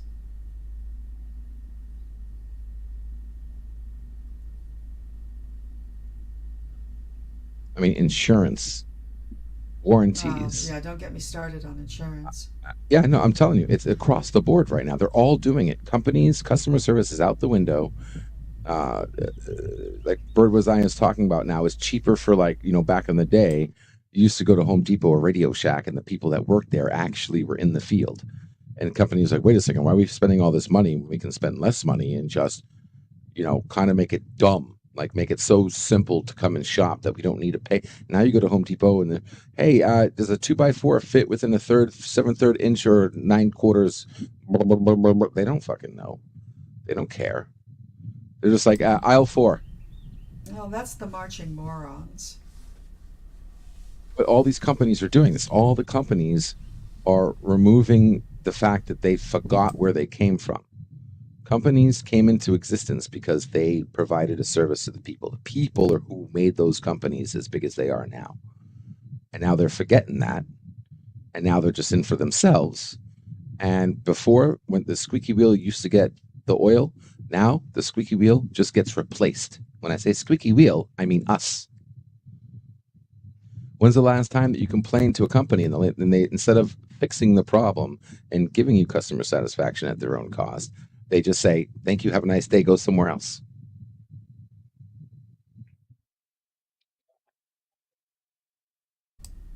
It You don't like seems it, to vary from boo-boo. individual to individual. I do see people, for instance, in the reviews on Amazon, and every now and then there are people who say the company was great, the product failed, I reached out, they sent me a new one. Boom. So I do see that now and then. It's not my personal Yeah, every now and experience then. very often. Not 100%. There are some good people out there trying to do things, but they're doing it the hard way. I'm not saying it's everybody. If it was 100%, we wouldn't even be on YouTube right now. Like if corruption was 100%, like it would be very, very bad. We'd be so limited. I don't even think I'd be streaming right now, or I'd be allowed to stream right now. But it's getting worse, and it's the problem is it's starting from the top and working its way down. So it's all the big companies that are figuring this out, and it's trickling down to even small businesses now. Small businesses. I had a guy who came here and wanted to charge me $250 to climb a ladder and cut a wire, cut one piece of plastic, and go up a ladder. $250. Are you fucking kidding me, dude? Well, if I'm not going to climb a ladder. How many people you have willing to climb a ladder? He was called over to inspect the entire system. All he did was go up there, and instead of inspecting the system and actually giving like $250 worth of inspecting, he just looked, said, "Oh, there's your problem," snip, and tested nothing else. And there's nothing. It's still not working. What kind of a system was this? The HVAC. HVAC, yeah. Duct work. Yeah, I heard something really disturbing a couple weeks ago that I'd never really made a connection. It turns out there's some sort of mega company that's going into many cities and buying up established HVAC companies, but they don't change the name. So you call this company that you feel has been in existence in your hometown for, say, 50 years, but it turns out it's actually this mega company now. And they are going to charge you the maximum amount, and they are just going to do exactly what you said. Minimal They're not going work. to give you actual service. They're just going to keep stringing you along for their maximum profit. Yep. Lie, cheat, and steal. That's the But they're American dream has been camouflaged as reduced to these lying, names that cheating, you and stealing. know. And that You're was absolutely right. that was disturbing because I did invest in an HVAC company for my family's house about 5 years ago, and now I'm getting the feeling that that's what has happened to me. That this company that I thought was just an established company in town, whose name I recognized, I think that they're just for the crawlies, a hand puppet for this mega company. I think that's what's happened. Gorilla points out, LDG, it's $10 to cut the wire and $240 to know where to cut it. Yeah. You know what? I would agree if it was like a bomb. Okay. If it was a bomb, take care, guys. Thank you so much. It'd be one thing if it was a bomb and you had to know, 9 million different colored wires. And if you hit the wrong one, okay, done. But we're talking a zip tie. This was a zip tie. And that was also, straight up obvious. If you've paid for an inspection, you should get an inspection. And it should come with some sort of report. $240 shouldn't just get you a guy waving saying all fine, and then that guy splits and it's not all fine. Yep. Yeah, but Tiger, you have to understand LDG is telling the story. So what? He has probably left out parts. No, I'm not. Wait a second. No. Rewind. This is a true story. You paid a true story. An inspection. I paid $250 for an inspection. I said Well, okay. Let me clarify. I'm gonna clarify right now. I've said certain words. I've said certain words. Let me clarify before you jump on me. Okay. Let me clarify. I use some shortcut words. Okay. I admit it. Let me clarify. This is what actually happened. Our AC sucks. Something's wrong with our AC. Some rooms get a lot colder than other rooms. Our electricity bill is way too freaking high, and it is, and this is a fact. I looked up the numbers. It corresponds with the weather. When it gets hot during the summer, electricity bill goes up. Now, it's supposed to go up, yes, but it is going up way more than it should be going up. Okay, we're talking $600 a month. Okay, there's no way electric bill should be $600 a month during the summer. No effing way. That's pretty typical for Not New in York Florida prices. Granted, Florida, but I don't know. Okay. Our electric bill should be in and around, give or take 30, maybe $40, should be like $300, if that. And that is a high number. I have a question. Are all the vents open throughout your house? Some are open. I've closed some. They all need to be open. It's important. Yeah. Okay. They were all open. But then this problem was happening. The problem is the air is not coming out through each vent equally. Some vents, there's heavy air coming out. Some vents, there's barely anything coming out. And the important vents, like the ones in the living room. Okay? Some rooms are freezing cold. Some rooms are sweating hot. But the thermostat still says the same number. And then the AC is good AC. Everything is good. But I suspect it was something, I think, because our house was built in the late 80s. And they did ductwork differently back then. And I think that we have broken seals. And I think I'm paying to AC my attic. Which would that's not good. Make sense, which would make sense to a higher air bill because the AC has to work 10 times harder. Well, cold air. And I paid cold this air guy. Sinks. So if it's coming out of the vents, you should be okay. But somebody told me recently that it's really important for all the vents in a house to be open. You can have them open on varying, levels, amounts, but they all have to be open for the whole system to function properly. Do you have any vent outlets in the attic? No. Well, then you're not air conditioning your attic. Well, that's the thing, though. They tied down the vets. They tied everything down with zip ties. What I'm understanding is that the newer standard is that they're supposed to use some kind of like paper mache, not paper mache, but I don't know what the term is, but some other kind of fitting tool that seals it and makes sure there's no air leaking out. We're just used zip ties, and we don't have that extra insulation on the inside of the ductwork to ensure that there's no leaks being happening. And it's most likely that there is loose fittings, there are holes, even possibly holes. And I paid this guy to come in here and inspect. I said, listen, there's something wrong with the ductwork. I need you to look at the ductwork and tell me what's going on. Am I ACing my now I didn't actually like say official inspection, right? I just this guy, he owns his own business. He's just a small business guy who does ductwork. Does HVAC, whatnot. And I said, I need you to find out what's going on in that attic. I suspect I'm leaking air.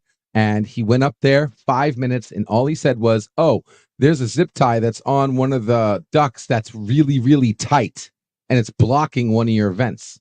I'm like, well, okay. And when he snipped it, that one vent that it went to started working again. But all the other ones that were not working are still not working. I told him, I said, well, what about the other ones? Well, no, that was your problem. That was your problem. You'll be fine. Just wait and see. $250, please. Did you even look at the other ones? You need another guy. Yeah, no. I'm done with him. Yeah, he's done. Yeah. You know, and I called. You should also Yelp that shit. This is an appropriate use of the word shit in my experience. Yeah, I mean, you're absolutely right. And I went and I called, and I actually called some right people, and I have some other people coming by who are actually going to do a real inspection and tell me an actual gauge pressure, ton pressurage or whatever they said. They're going to gauge all the vents and the air pressure and everything, and they're going to find where why the air isn't coming through those vents equally, and they're going to give me an estimate on how much it is to repair. So I got that in the works right now. I want to see what happens once somebody does something, so all the air is coming through the vents equally, and then see what happens. If that fixes my problem, done. Well, open all your vents to start with. I'll reopen them, but again, I got to tell you, I mean, I've this isn't like a overnight thing. I've been dealing with this for straight up years. Oh no, I understand. It's just a friend. And of now mine that I'm told me actually that she got that advice from an HVAC guy. She bought a house. They went in. Things weren't working. The guy noticed that the vents were all higgledy-piggledy. Some were open, some were closed. And he made the point of telling her they all have to be open. It's very important for the functioning of the whole system. Oh, and understand too, when I say they're closed, even when you close these vents, they're still open. They're not closed completely. Because the way the vent works, there's still plenty. And when I closed the vents, the rooms that I closed were the cold rooms. They're still just as cold. It didn't make them hotter. Those rooms that I closed the vent, and basically it's just flaps. They don't air. When I close it, it's not airtight. It's just blocking the air a bit. That's it. Spots points out there's a very big snake in your vents. Yeah. Something you have to think about in Florida. Well, I'm going to have to say goodbye now. So it's been fun talking. Hey, Tiger, to you. thanks. Yeah, Take care. Appreciate you swinging by. Nice to see you. Take care. Bird. Kapla. Always a pleasure. So we'll see. We'll see. We'll get to the bottom of it. I think I see a snake in your vent now. But Oh, were you watching about like 5 seconds ago? I was. Okay. I can't wait to go back in the garage.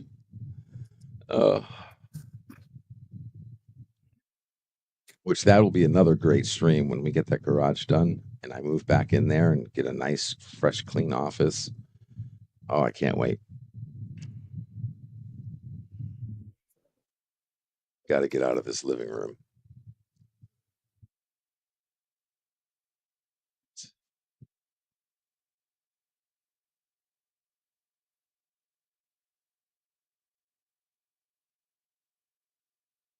See, I just got an email from ancestry.com.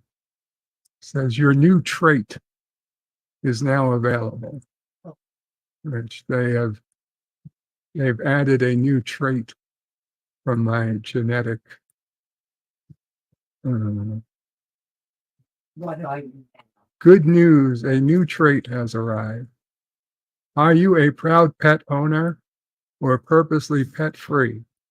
Learn what your DNA has to say about whether you own a pet. Find out how your genes influence the following trait: pet ownership. See your new trait. So what do you think? You think I'm a pet owner genetically or not? No, I don't think you are.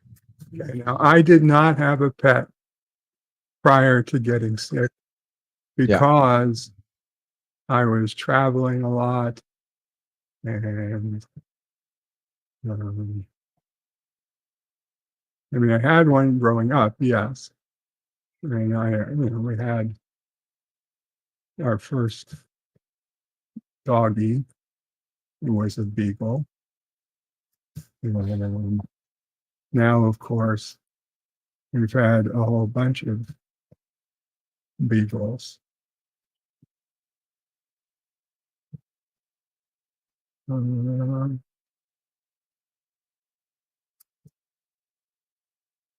profile. I had to put in a phone number to log in because, of course, Ancestry.com requires more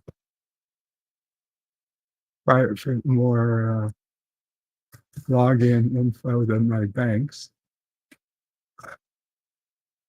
Okay.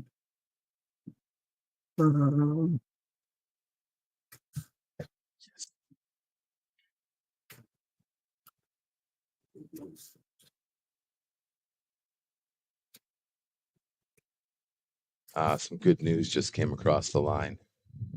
Yes, sir. Congratulations. Yes, sir. And Oh, that feels good.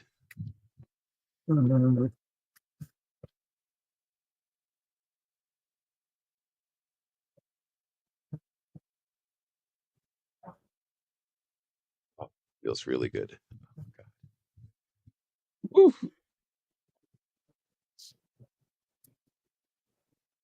That put me in a good mood. Happy, happy, happy. Sorry. All right. personality, pet ownership,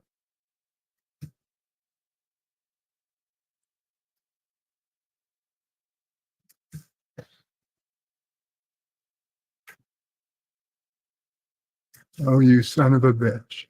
What? Oops, something went wrong. Oh, We are unable to load your traits at the moment.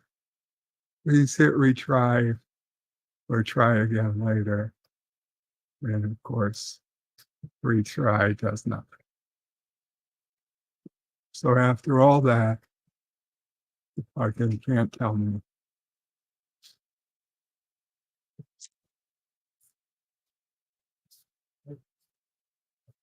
I figured out I am not a thing. X over you. I'm afraid, really, yes. She don't own pets. Pets own her.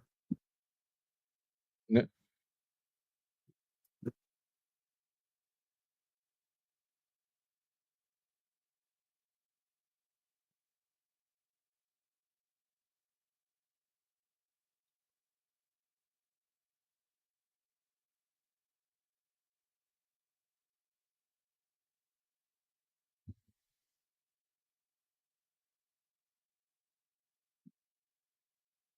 Well, Thomas, I did it with the DNA, so maybe that's why they asked for my phone number. I don't know.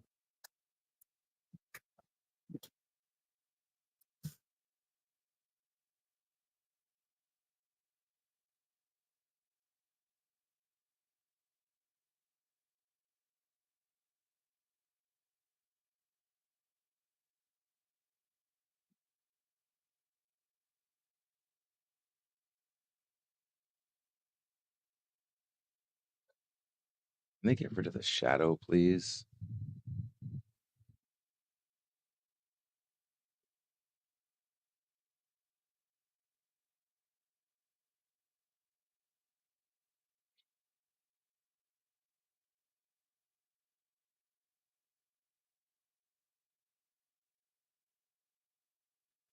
Oh, you did the DNA too, Thomas? It's weird then. I don't know. I don't know why I've had they've forced me to have the double sign-in for a long time.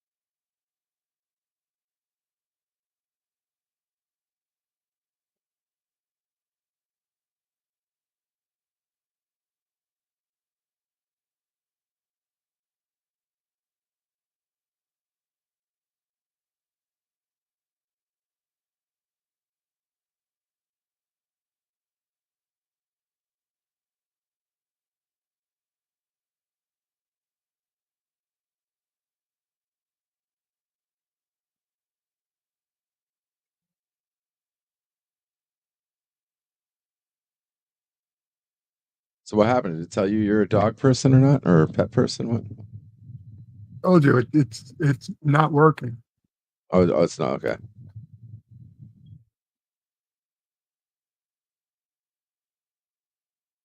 I don't know. I think the real hand looks better than the fake thumbs up.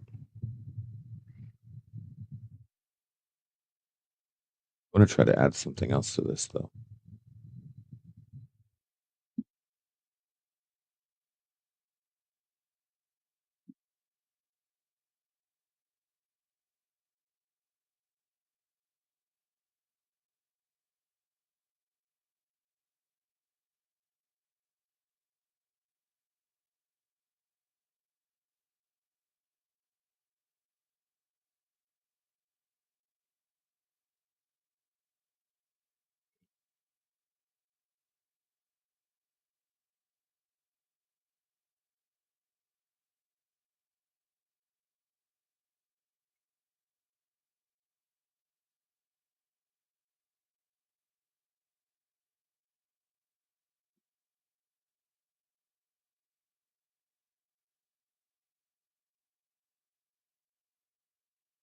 No, Thomas Yeah, I'm Potts. I'm kind not of using AI surprised. art right now. I could. You want me to? Kind of surprised. What? I was kind of surprised you were going old school myself. Oh, with this thumbnail? Yeah. Well, I'm trying to. So this video is going to be my a discussion about how YouTube and social media has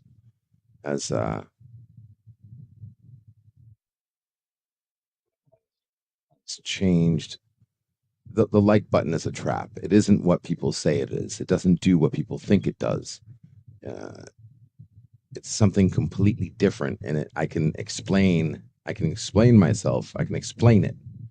So I want to make this video where I'm going to be going into that explanation of the like button and what the like button really is, and why we should either stop using it or at least, using it only when you really need to use it and not being used as a So participation you're award. gonna call it "Don't Like This Video" is the title of the video. I haven't gotten the title yet. That's a I usually do awesome titles title. last.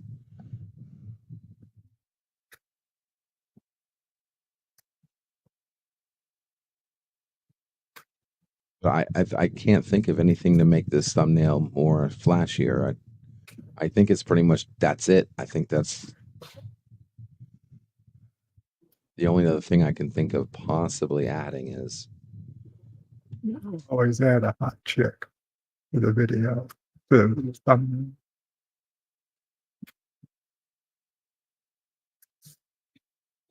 I did try adding that, and it didn't look good.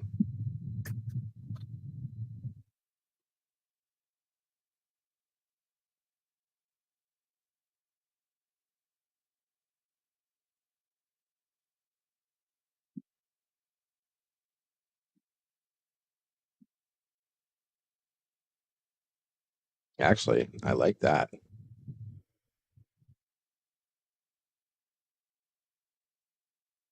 I think that's an improvement. I do not. But you knew that already.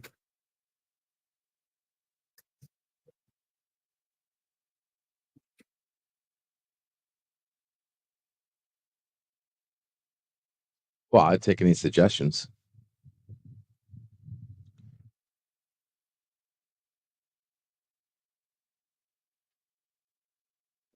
Honestly, just some background maybe. But the trap, solid, easy to read.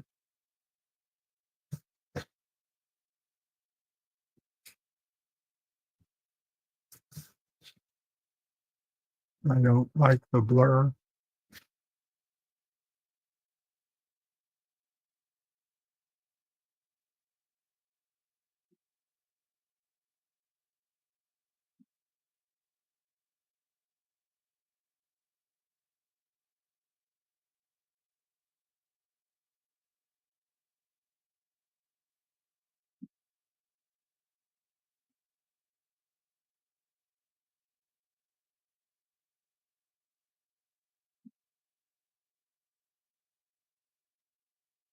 Yeah, see that's what it originally was, but it doesn't look right.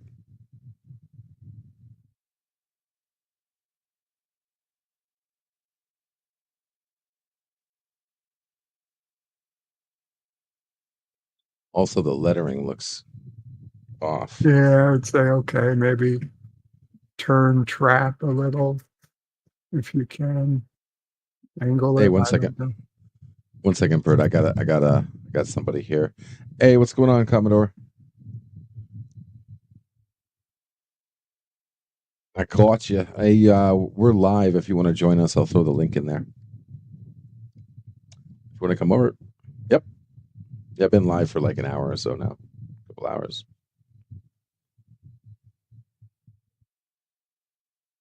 Yeah, come on by. It's Bert and I right now. Already. Yep.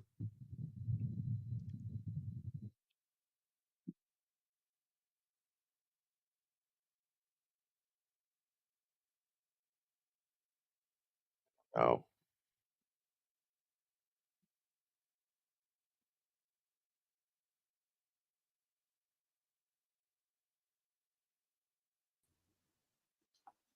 Hey, Commodore.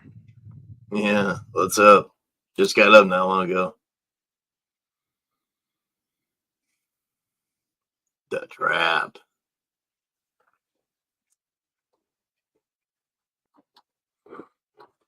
Oh, man.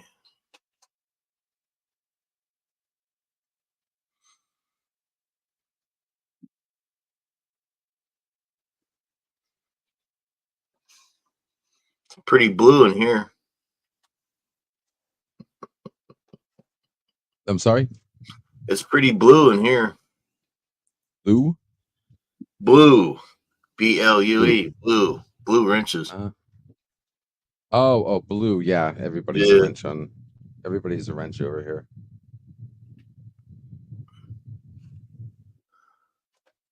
Everybody should be a wrench. If I missed anybody, let me see. Yeah. Nope. No I'm new not people. awake. Yes, when you make everybody a wrench, then you know when new people come in because it's just this obvious. Yeah.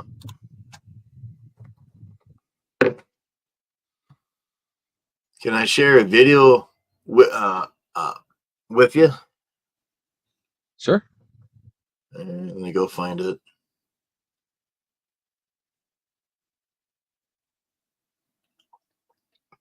Oh man, gotta quit staying up so damn late.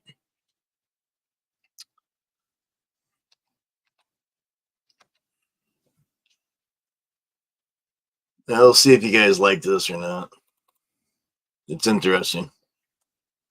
Only took an hour to make.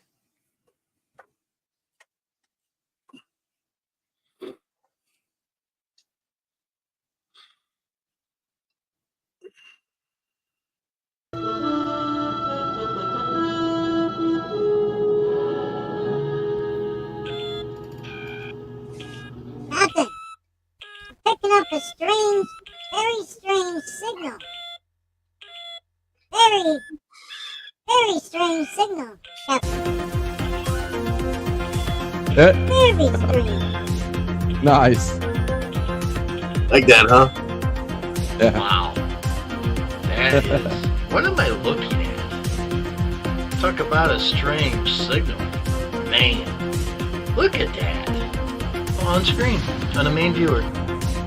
Hey, Captain, put him on screen.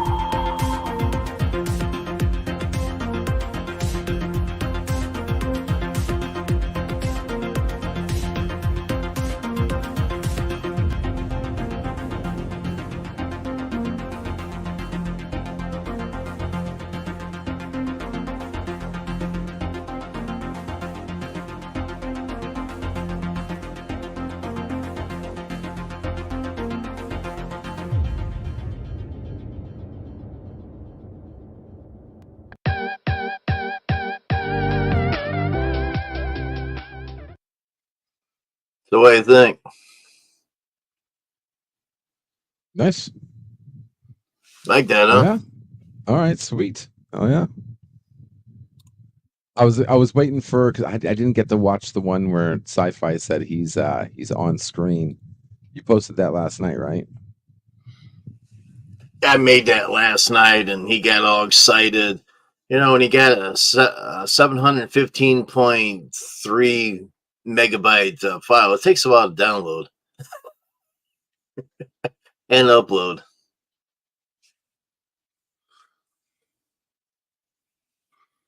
Unless his old computer said. No, I thought you released a video where he was actually acting. Oh yeah. I have a trailer out that I released. That's a trailer only. April 8th is where the actual video is coming out. That's got him on it. He's acting as a science officer, a Vulcan science officer. So, Dan, watch out for that there. That's going to be coming out soon. Solar Day, as I call it. Solar Eclipse Day. Yeah, he sent me that part, and I had pieces of the parts from other shows that I made, and I thought, well, let's just slap it together. There we go.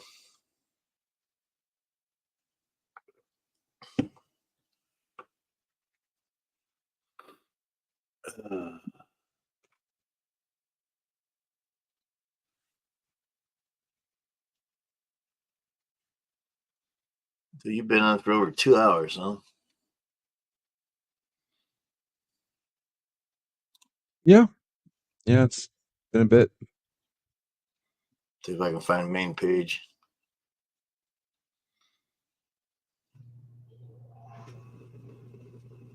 Yeah, right Yeah, there we you had are. a little interesting morning this morning, so It's always things interesting. going. Now you got 8 thumbs up. Oh God.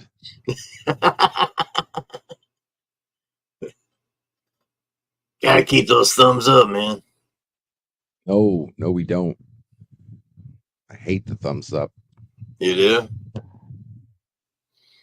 I hate what has become. Yeah. Thumbs up button has become something other than what it was intended to be, Well, like the internet. I don't know. Now, again, and if you genuinely want to press the thumbs button, then that's great. I do it all the But if time. you're hitting it just to hit it, that's where I'm at. I'd rather people not click it if they're only clicking it to click it. Does that make sense? I want to look at my thumbs up and know that they, that number means something. Yeah. Not that it's just people passing by and hitting the like button and bouncing. Yeah, they do that all the time. I know. Yeah.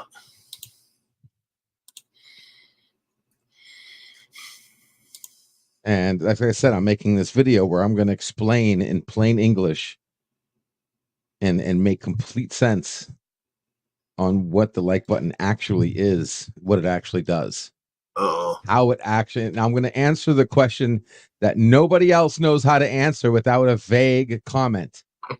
How the like button actually gets channels more views. And the answer to that question is going to shock everybody. I bet. I don't think many people. It's not being advertised. No one explains it. I don't hear any YouTuber explaining it. They literally just say it's engagement, and I cannot stand when I hear that. That is not the correct answer.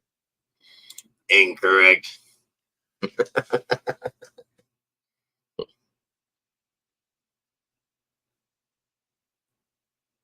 And I'll put it out there. If people enjoy it, that's fine. I'm not going to try to preach or anything. I'm done with the preaching. I'm just going to say my piece. You guys take it for yourself and take it how you want.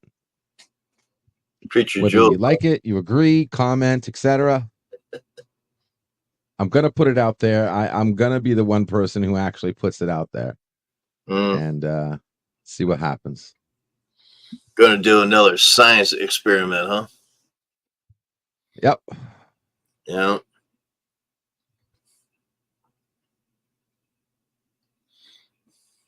Oh, that reminds me. Speaking of which, I do got to there's one thing I got to get done today. I'm going to start that here shortly. Yeah, me too. Taxes.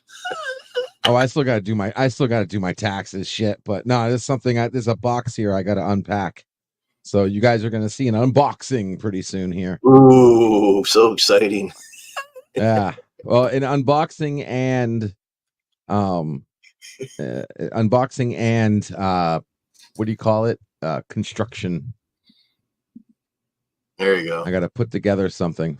So, you might see me, risking my life, putting something together. Hopefully it doesn't kill me.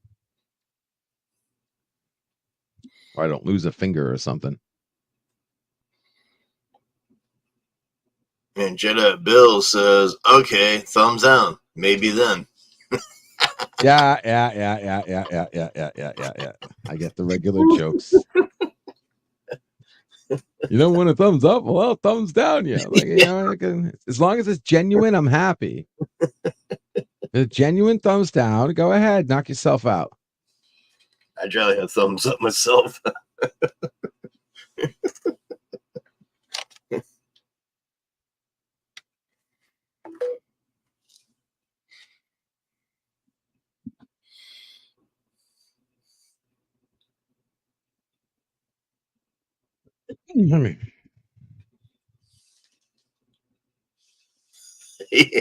Okay, unsub now. Yeah. Good luck with that one too. Good morning, Bill. How you doing? He's doing good. Thumbs down and unsub. Bird and I were talking earlier. Is the pinned comment is another feature that's not being used necessarily in its pure manner. Like you can pin anything, but 9 times out of 10, and it's more like 9.9 times out of 10 that the pinned comment is only being used for Links. Cosme links and shit, not actually to pin somebody's comment. Yeah. You got people coming and going. You're streaming for a couple hours. Somebody says something really cool, and maybe they deserve to pin that comment so the people come in could see that past comment. Because who the hell rewind? I mean, YouTube doesn't even let you scroll up all the way. The Mm. entire chat doesn't load. You know, they constrict the chat to timestamps and recent time when you come in and bullshit. So it makes sense that you might want to pin a comment that was said early on or whatnot and have everybody see it. It doesn't have to be a super chat. Even super chats don't, you know. Kapaw bird, morning. Kapok, Captain Commodore. Captain Commodore. Captain Commodore Admiral. Hey. Hey, I'm everything rolled in one. Vice Legion. Yeah. But that alien test I released a few days ago, that's not me. It's Boomer. Had a couple people. You know, if I had some time or I can make some time, I wouldn't mind. I'd throw you some footage if you want me to do something. So, you know, something that takes me 10 minutes to do or whatever. Yeah. Go for it. So if you're looking for people or if you have an idea that you need somebody new, you know, I'd be glad to freaking send you some footage. Well, normally what I do, if somebody wants to join up, I just have them come over to my private chat and watch a video and say, get a notepad and paper and take notes. You know, it's like when you watch the news. Do you make a comment when you make a news? Damn right you do. All you gotta do is just watch a video. You can come up with your own lines, dress up, and act it out. That's basically what we do over here. It's your own words instead of me trying to figure out what to have you do, because I can't write a damn script if my life depended on it. I have wrote a couple for myself, and I did pretty good. Yeah, if you want to join, yeah.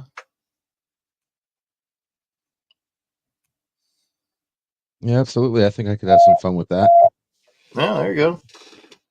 Always looking for new blood. Got 7 of us right now. Some only does it just now and then, but there's a couple regulars.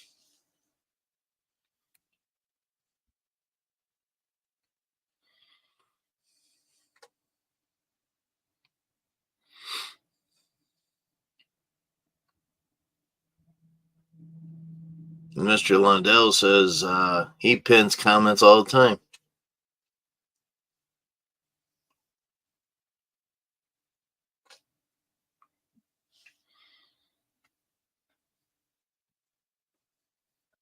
That's not the best place for you to bend over. You know, Legion? That was yeah. That damn pin might hurt. Huh? I just gotta clean the floor here before I start taking apart my box here. Oh my goodness. Kill your camera. So.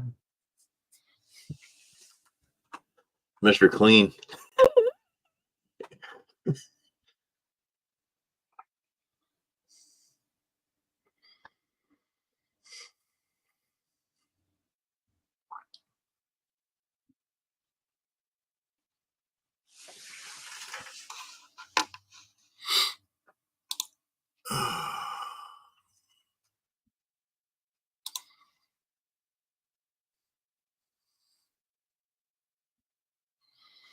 Yeah, Sci-Fi Nation had a live last night and wasn't too busy.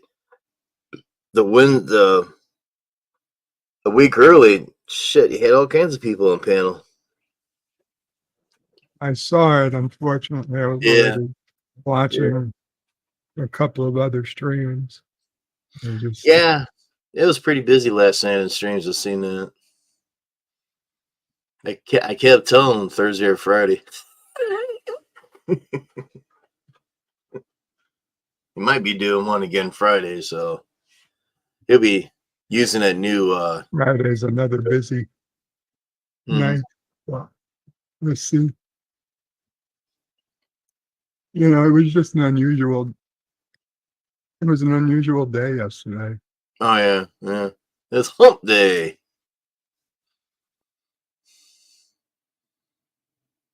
Hump Does, day. does LDG have to walk with a walker? No, that's your mother. Oh, okay. She does. This is what we do. Let that Well, soak you're for a minute. good now. Just walk around on your own 2 legs. I got one of those myself from my parents, not me. I might be using it soon. Get away from that. Get, go.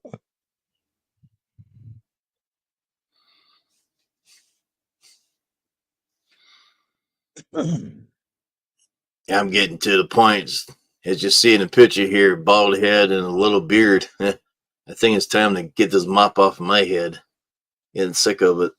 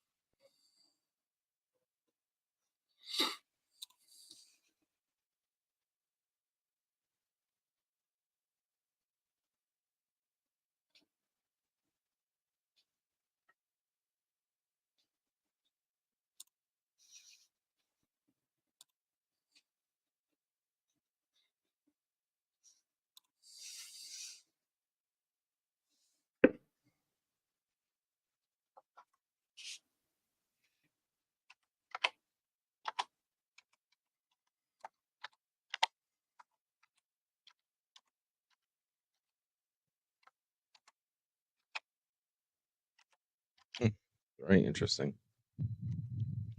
All right, that's enough. Only need a few minutes. Stuff is strong. Yeah, there we go. Oh yeah. Gag, huh? Peroxide, man. I'm telling you. Oh, man. Hydrogen peroxide is like the perfect floor cleaner. Gag me with a spoon. It's right out. And we finally have the answer on pet ownership. Okay, good. On a scale of less likely to more likely, I am in the 50 to 75% range likely of having a pet. So it is more likely than not. Oh God, no. I'm sorry. You do not strike me. The old you. Your just doesn't DNA strike me. suggests you have a pet. Which parent's DNA had more influence on your traits? Oh, I have to join something else to figure that out. Yeah. Screw that.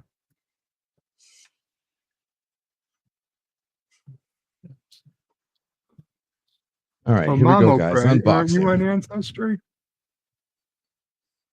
Oh, yeah. So you have to go to DNA and traits, and it'll be there for you. Yeah, no rush. Pets and pet personality. Pet and personality.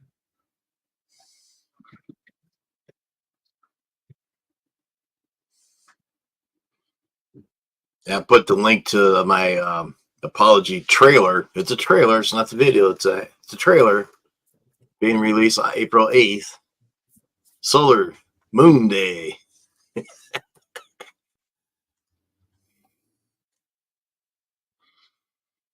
And you get to see Sci-Fi Nation as a science officer.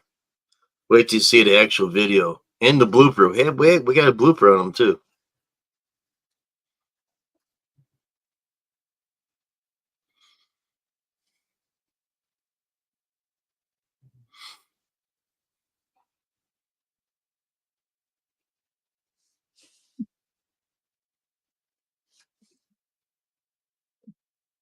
He's dragging it closer. Must be a desk. Want to guess what it is? Now's your time. I already have a desk. Maybe it's a massage table. Close. He's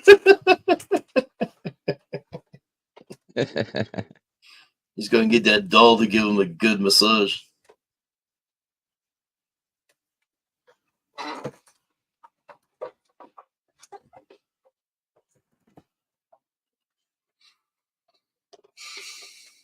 Well, it can't be a pool table. Or can it? Not that small. Mobile printer stand. Yeah, could be. Don't cut the damn thing.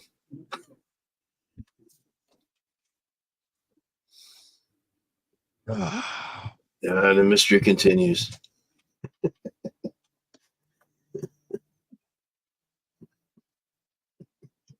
The cardboard Got mini. wheels. It's got wheels. Okay.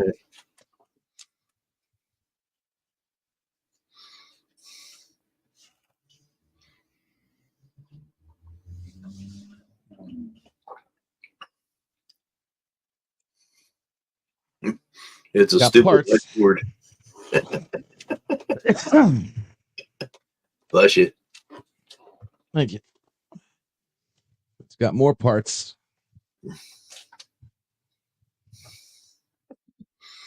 Parts and parts and more and parts.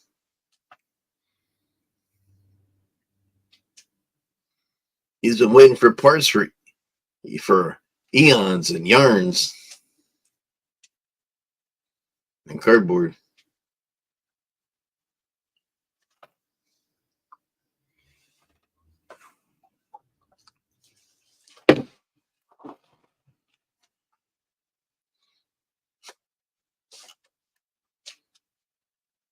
You're muted. Sorry. Dang mute. So it's got parts. Looking for the instructions now.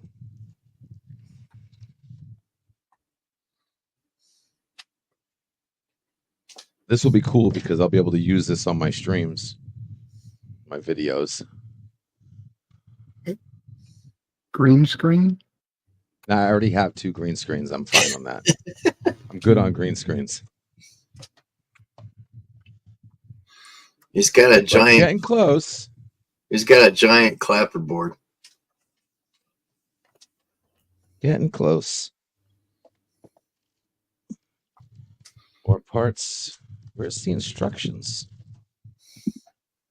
Maybe it's a science table that he can adjust it and everything, and shows details on what to do and when what not to do. Almost like a drawing table. Yeah, you're getting really warm.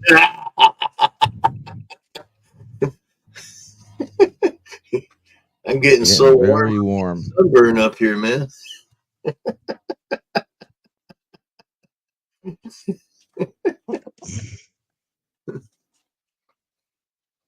Does he got markers with it? Oh, I see the instructions. We don't. They're on the other side. All right, all these gonna have to come out.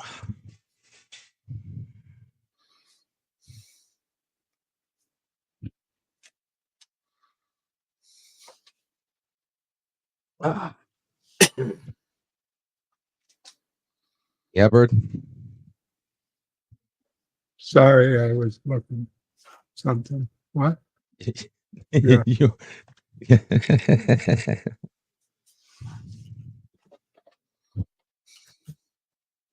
See, every now and then, if you pay attention to the camera, you might get a nice, pleasant surprise every now and then. Surprise!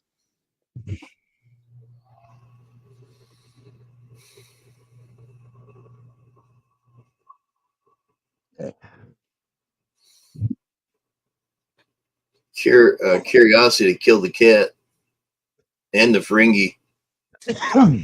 Yeah, I told you, markers. Damn. That's just a wild guess.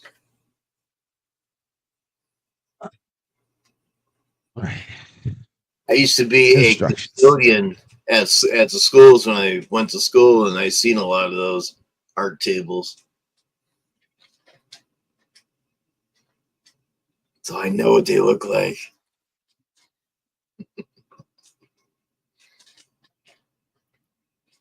There you go, Mr. Lundell. A stupid whiteboard. Yeah.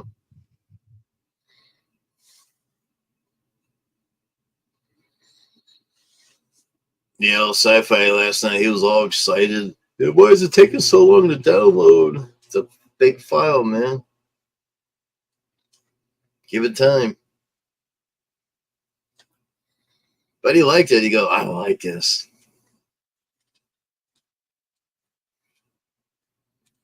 Pieces and parts I already had made from the previous fan films. Just slap them together. That's what she said.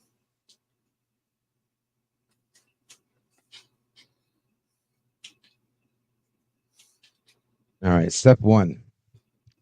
Uh-oh. Screw part 3 into part 2. You fracked it up already. Okay, so is part 3. Okay, I got part 3 here. You know, it's funny how step 1 has nothing to do with part 1. Just part 2 and part 3. You got a weird table. And these are not the same wheels as what they show. Naturally.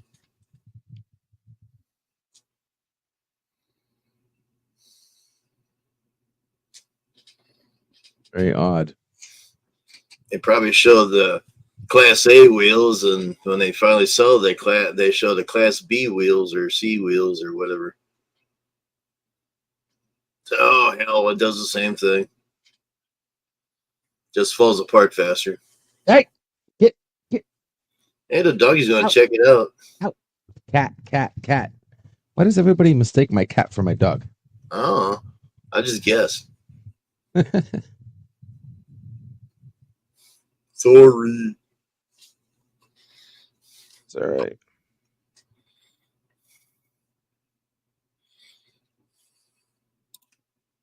Ah, damn it. Are you having a bad cat day? Had a bad day.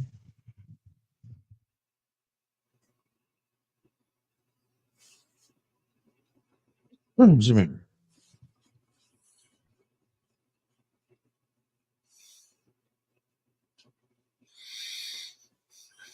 Yeah, my trailer is 2nd out of 10, so it was 3. Getting more people watching it.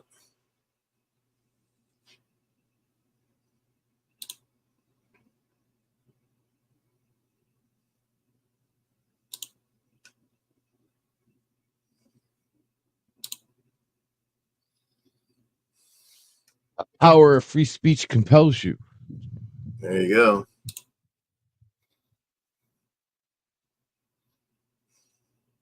Oh, and they screw on. Oh, I respect that. Oh, I totally respect that. He's got the T that slides around.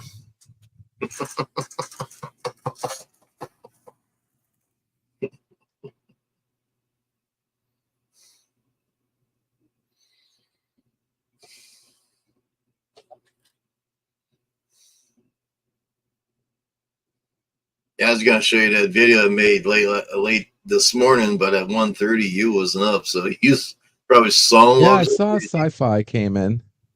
were you a Sci-Fi that trying to come in? No, just me myself. Oh yeah, Sci-Fi came in the underground like around 1 o'clock. Yeah. And I said, anybody here? Guess not. I was like, yeah, dude, I was passed out, bro. I missed Wes's stream last night. Yeah. I missed Orville Nation's stream last night. So, yeah. All right. One arm done. One arm. Okay. Oh, Or leg or whatever.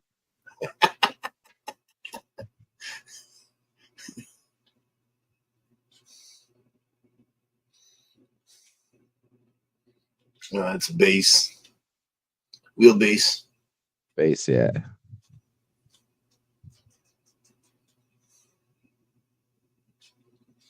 This is going to help me stay very organized with things to do and notes. And I even got magnets and the whole 9 yards. Extra markers and labels, magnetic labels.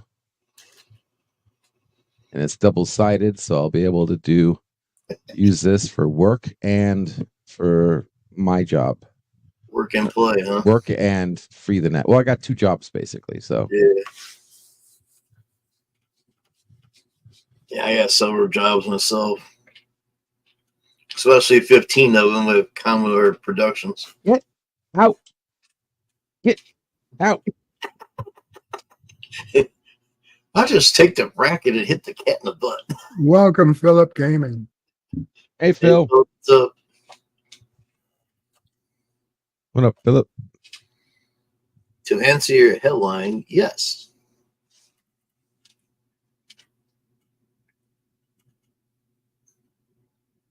Good to see you, Philip. All right, 2 legs done. Now, are these marked as, they look like they're bidirectional, exactly the same on both sides. I don't think there is a left or right. They're even welded the same way. A, B, C, D is all the same. Back to They're school. completely symmetrical. I think they're fully reversible. Yeah. Okay, so that's one. All right, step 1 done. Are you Morning, sure? LDG. Hey, Philip, answer your headline. Yes. Yes, it is treason. Do you think I'm going to go to prison for it? American arrested for developing numerica online. Kit Kat says you kick me in the butt, I'm leaving. 2 screws. So install, use part A. Use part A, install use part A. Oh, part A. Okay, so this is part A. Are you sure it's not part Install B? part 4 to part 2. Part 4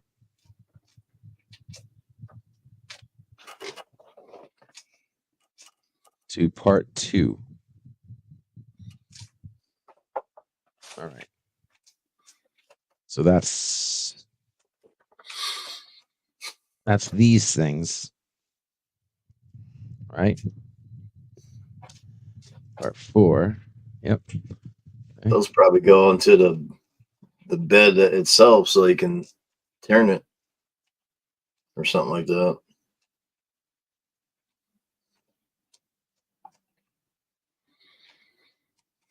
Come with screws. Oh, the screws are in there already. Oh, really cool. Well, they did that so you don't lose your screws. I lost my screws a long time ago, dude. I lost my screws way long time ago. And of course, they're the stupid Allen wrench crap.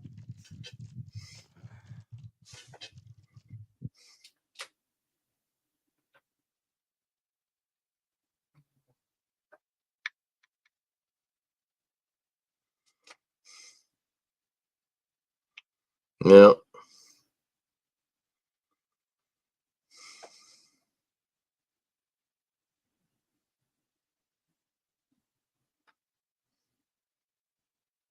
Yeah, today's a good day.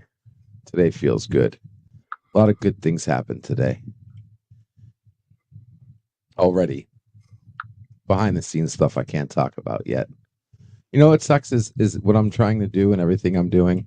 I can't tell you guys a lot of stuff. It's really sucks, but I have to respect that. Can't be loose lips sink ships. Oh, that's what happened to that ship. Yeah. So when I talk cryptic, guys, I just want you to know I realize I'm not arrogant. I'm not ignorant to the fact that I know sometimes I'm talking vaguely. But I hope you guys realize that eventually I will be able to say more. I just can't at the moment. But I feel like I need to tell you something. So even vague stuff, I feel, is at least something.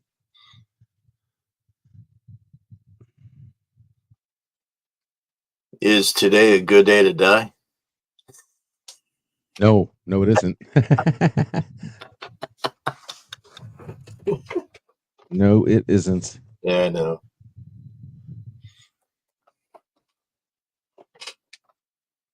So which one is A? See, this is what I'm saying. It literally says A. I told you. So A, B, C, D's all the same. but they're marked as one part. Yeah. Well, no, these are marked as part 2. Look but at then this. it's saying part A, and they usually have a engraving, some kind of engraving mark.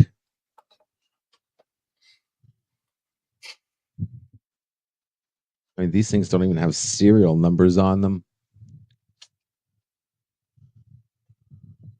But they look completely symmetrical, so I'm going to go with that. It doesn't matter what they are. Okay. And He's building the frame.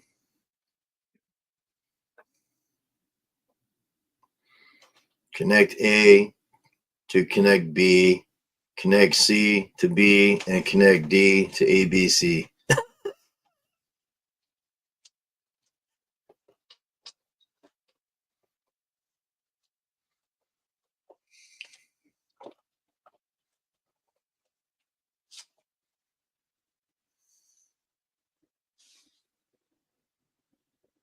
what happened on April 22nd? What happened on April 22nd? What do you mean? Oh, he might be listening to Philip, are you listening on a rewind? Of course, if he is, he's not going to answer me until 20 minutes later. Well, April hasn't got here yet. April 22nd is a special date. I can't tell you what it is, but April. Okay, I can tell you something. I expect to have 2 videos, actual videos, done by April 22nd, minimum. So that I'll tell you. Why is that date particularly special? I can't answer that, but I can answer that I expect to have at least 2 videos, full informational, actual content First done contact day. by April. Well, that seems to be a thing for a lot of people. They're like, oh man, I get what you're doing and everything, but you're not really doing content more than you're advertising in an entertaining way. Which I would beg to differ that even if you watch anybody like The Quartering, that's no different than the same thing, just with news. No. Everyone's advertising themselves. That's why you don't see popular YouTube channels not being all flashy and using gimmicks and shit. They're all using gimmicks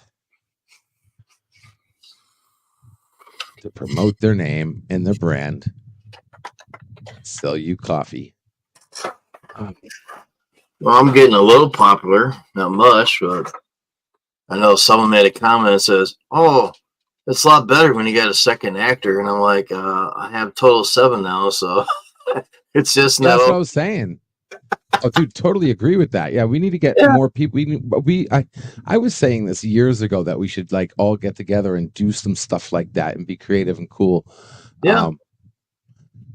I would love that. I would totally like promote that. I would give you like time, my time. Yeah. I am looking nobody for really. I suggested a video concept, and Bird. I suggested this to Bird a while ago. I suggested an awesome video that we all could do, and we would all do our part, and then we'll all put our videos together and put it into one to make it one long video, and we'll all put our part. Something simple too, and it didn't go anywhere, and I didn't really push it that much, and have some real cooperative fun. Well, I'm looking for a Where all Klingon. our channels would want to watch it. Everybody's channel would want to watch this video with all of us in it. Yeah. Another actor, you say? Yep. For Commodore Productions here. Yeah, think of a cool. I don't know. I mean, I would like to think of something, but if you can think of something, like what would be a cool character for me? Like, would I be like the traveling salesman or something, or space salesman, or something? I'll come up with something, and I can spend some time and record some lines, and I got a green screen. The only thing I don't have, like, I can, do whatever you want. You want a green screen? You want me, however you want it. I just don't have any. I don't have any makeup or costumes. Yeah, that's it. Oh man. Nothing like that. So if you want to send me something, you can send me something. It looks like you might have some stuff, but well, let me tell you a little story. When I first started this fan film, I sent about $600 worth of stuff out. People promised to pay it, and I got gypped like crazy out of 4 people. Oh, really? Yeah. I would pay you ahead of time. They took the shit and kept it. I'm like, okay, I'll promise to make payments. Never did. I'm like, how much money are you talking about? Yeah. Huh? How much money are you talking about? Well, I was talking about probably $600, and that's just oh my god, dude. $600 in uniforms and stuff like that I sent out, and that people promised to pay back to be in the fan film because I'm not rich or anything, Yeah. I'm just a poor guy that cuts grass. Well, I'll be doing that soon once it quits raining. Yeah, dude. There are But people like that. I get it. I got gypped like crazy. I sent another friend a good sized package, and he's having little health issues. So I'm sending it back. No, he's getting better. It's just going to take time. No, I'm talking about those other people. He should. I don't know. I asked him. I asked him. I said, "If you ain't going to pay for this stuff, send it back." No response. They all kept the stuff. Oh god. I'm like, thanks a lot. Yeah, dude. I could have used that money to. I could use that money to pay some damn bills off. Yeah, that definitely sucks, man. Keep unscrewing.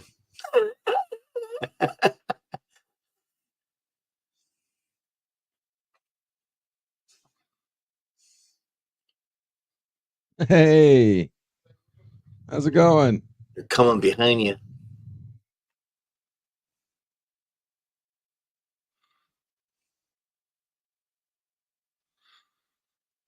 I was thinking you might play a role of a Klingon. Oh god, no, that's Bird. I'm not going to step in the realm of that. I mean, I'd be willing to do a Ferengi. I'd be willing to do or maybe even one of those not Tellarite. They kind of look just as ugly. The information dealers. Do you remember that race? I can't think of the name of the race. Yeah. Iridians. Bird, do you remember? I do not. The information dealers that Worf threatened to take him somewhere.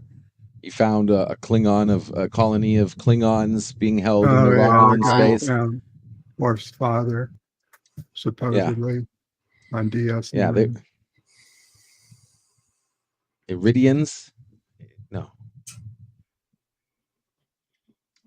you know what I'm talking about, though. They look like freaking. Yeah, that was Romulan camp there that had a bunch of Klingons from the previous war. But I'm stuck in the TOS era, so that wouldn't work out. Oh.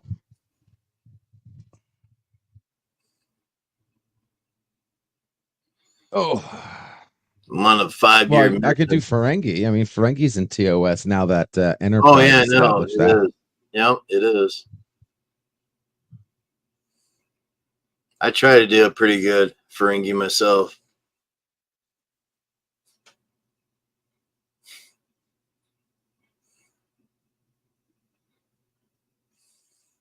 They do have Vulcan mask, a full mask you can get. I got one.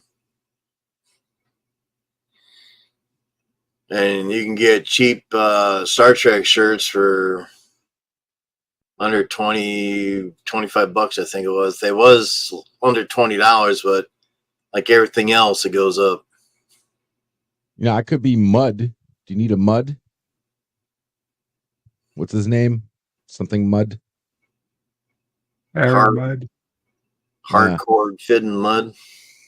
I could play that, I guess. Yeah. That might be something I might be interested in. Well, if you can get a couple girls that look the same and dress the same and put numbers on.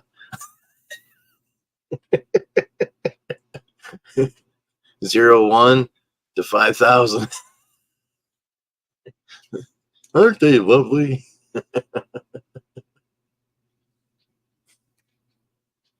I could do a cool Q, maybe.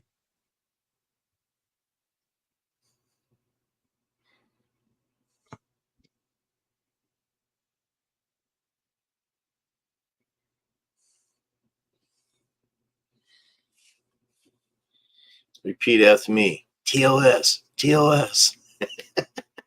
Well, Q is in TOS. Uh-uh. Q is everywhere. He's established this before time. In the original series, Q never came up. The Fringis never came up until Enterprise introduced the Fringis back then. Yes, but Q is always, that's what I'm saying though. Q is omnipotent. They've always been around. Yeah, Q only They showed might up. not have been in it, but they're established as been around. Just Q only showed up in the Next Gen first episode.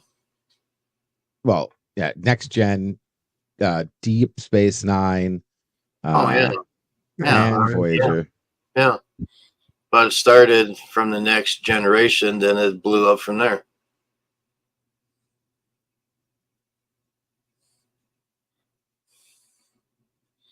It's like we was introduced to the Fringis realistically in the Next Generation.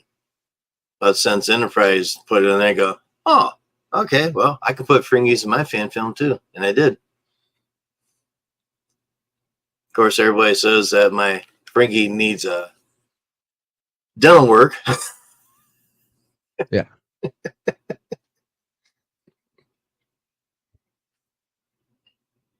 Hey, he's a nice Fringy trader, you know. If a transaction goes sour, he's got to run like hell. That's a normal Fringy.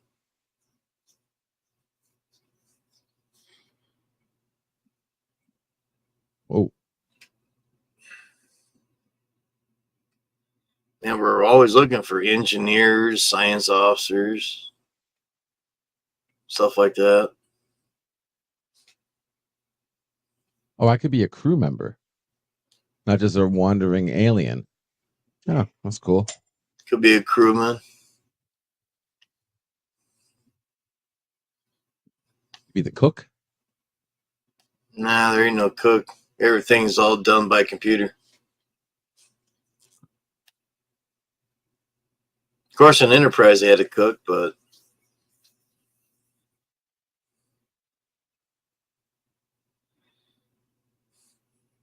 Well, they had kitchen members, kitchen staff, and TOS. Yeah. And in the original series, we never seen that. We just seen you put a card in the wall and the door pops up and you got your food. we heard about them when they turned into real honest to God turkeys. Yeah, you're right. There was, on Charlie X.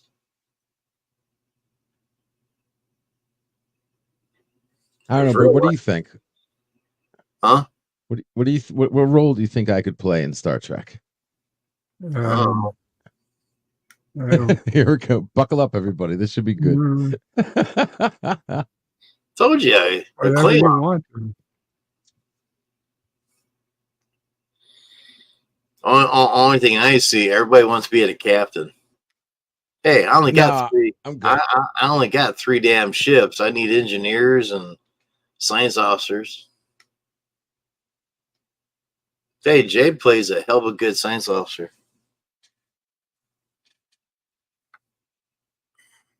Okay. All right, fellas. I had to The straighten out the base background. is done. Oh, is that it? Well, how you gonna write on it? It's holographic. I just got to plug it in and. Oh, graphic. Okay. Well, that's easy. Does that turn into a bed too? All right. What's next? There you go. It turns into a bed with a massager, and we see you go to La La Land while you're being vibrated. There you go. He's shaking his head like, you crazy sucker. And Bird's like, where's mine?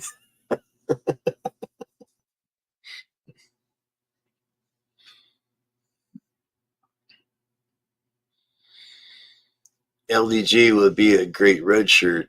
Yeah, he'd probably get killed the first episode.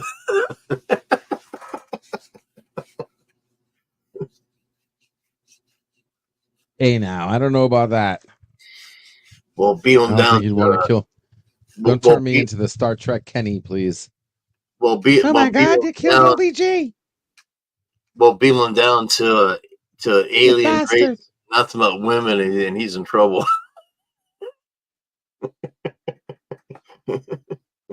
Probably look up. God bless you.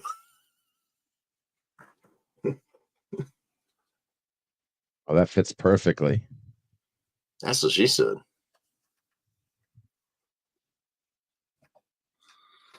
Fits perfectly. Oh wait, it's upside down. Whoops! Thank God I checked. It's upside down. Check your pictures. Check your pictures out.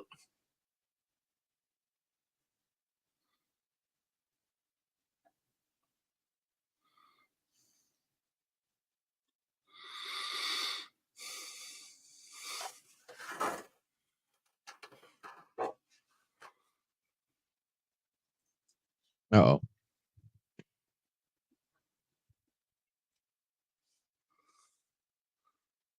There we go. Okay. I mean, you already got your red shirt. All you need is just put a little emblem on there and become an engineer. Okay. Attach part 5. Okay. To the inside of part 2. Okay. Ooh. Tighten them with part B. Ooh. Part B is 4 10-millimeter screws. Don't tighten them too tight. Which one is a 10-millimeter screw? The long one.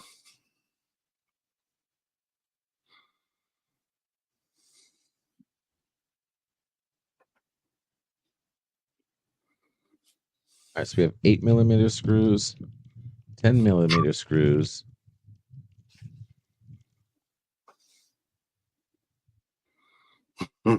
You forgot to send it to you.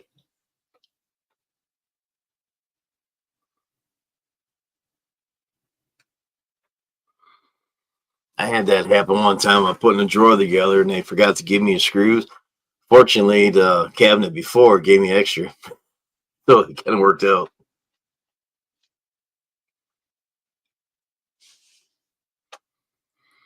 Work with Scotty. Maybe he'll hook you up with some whiskey. There you go.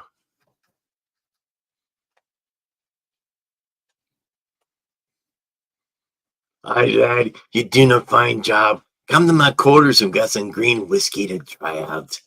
Hi.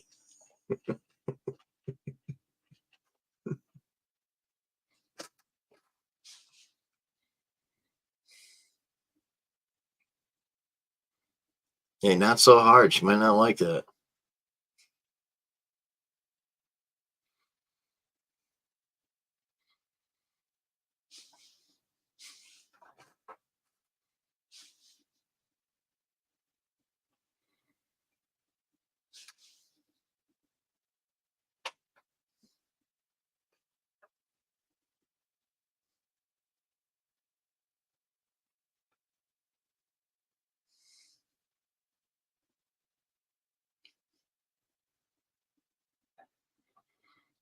Well, just remember, when you make a mistake, you can always replay this video.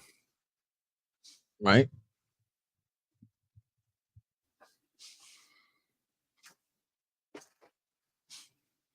Okay. What size shirt do you wear? 4X. Really? Yeah. Yeah, that's gonna be hard to find.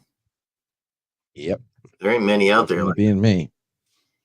4XT actually. I've four extra large tall. well, how tall are you? No, I'm just tall. Just that's what the clothes is. 4XT. 4X, not just 4X. 4XT for tall. Yeah. Extra length. I'm only 5'10", but I like my shirts where I can raise my hands and my shirt doesn't. You're not seeing my belly.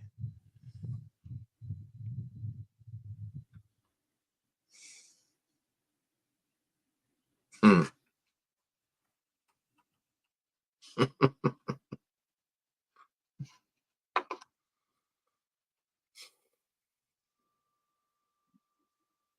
See, I had an Admiral suit specially made, but the guys blew it up. I'm kind of wondering if you might be able to squeeze in it.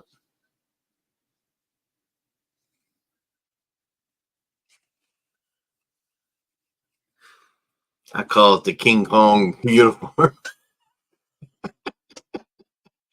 See if I got that video I can show you. I mean, on me, it is giant on me. Now this is supposed to slide. That's what she said. Oh, there we go. Nice. See that? It's not smooth, but I guess once we. Oh, I see it. Okay. That's Admiral Balloon. I made this video and sent it to No Budget Productions because he wanted me to be an admiral, and I don't know what the tailor's idea was, but it wasn't pleasant.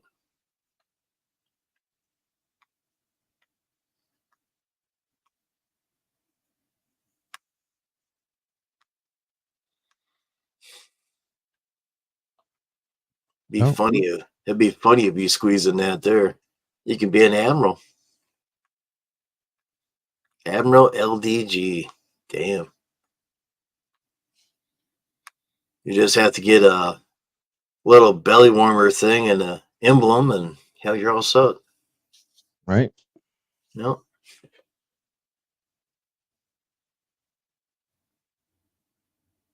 Another admiral. That's all we need. I played 2 admirals already. I can see you giving orders. Get your ass over there to segment 125 Mark II now, you suckers.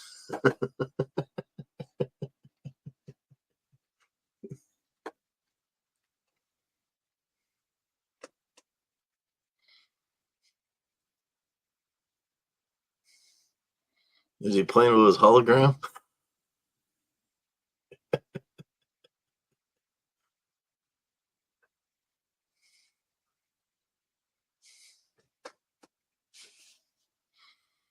Just crossed over to 3-hour mark. Woohoo!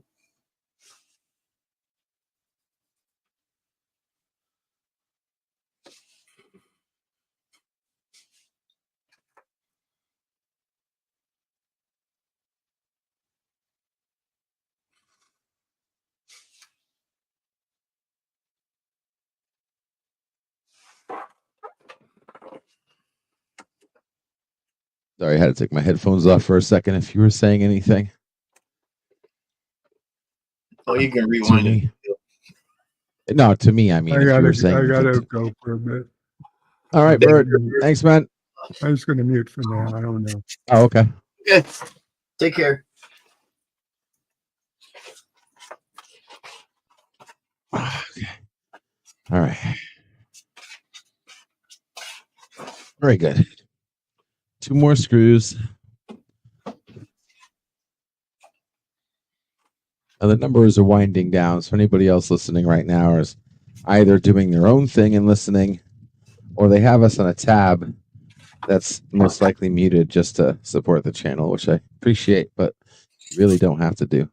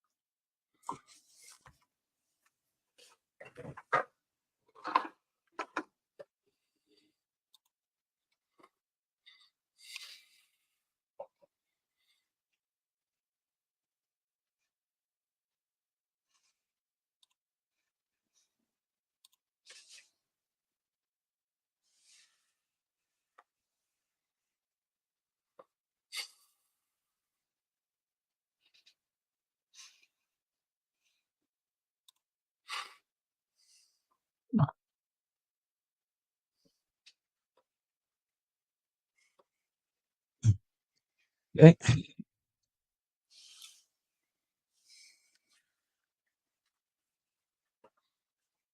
Yeah, that tailor that made that admiral suit, he added 2 inches more than what I gave him in my measurements.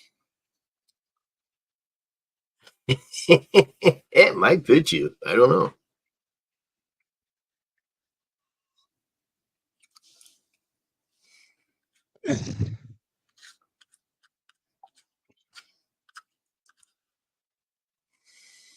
Yeah, and the screws being difficult. Mm-hmm. All right. Oh. Okay. Take a break. You're getting dizzy. Yeah, I'm gonna take a quick little break. My butt hurts. Oh, My man. arm hurts. Oh. Yeah, this red's really coming up on this camera, man. Dear Oh. Lord. Oh. Bright freaking red. Work with Scotty. He'll hook you up with some Yeah. whiskey. Yeah, right. All right, so we're almost got this together. And once we get this together, so it says here, just got to put the whiteboard on. Yeah, the TOS clings are pretty easy. You just put on some makeup and an outfit, and you're all done.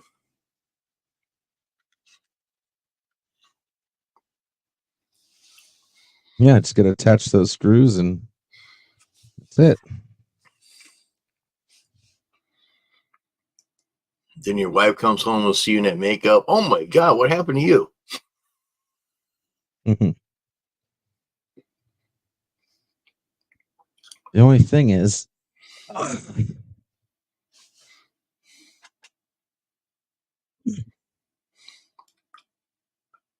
okay, thank God. Okay, it comes with screws. Okay, I was gonna say I think I didn't have the screws for the whiteboard, but I just checked. They're in the whiteboard, so this is the first time I've had something I had to put together, and the screws are in the pieces and not just in some bag. They probably had bad experience before, so they figure instead of losing their screws, they'll put the screws where you can't find them. Too much.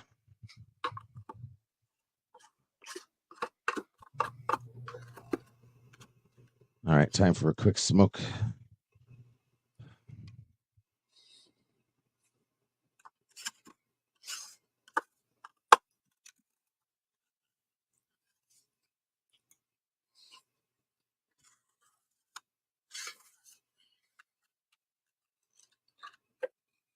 All right, we got that done.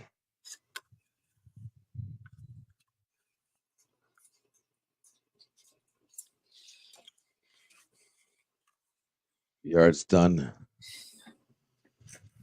What's everybody think? Admiral LDG. What do you think? In a gray and white uniform from the motion picture. Oh yeah, I guess I could be an admiral. Admiral LDG. Yeah, there you go. Just keep It your has a name. ring to it. Yeah.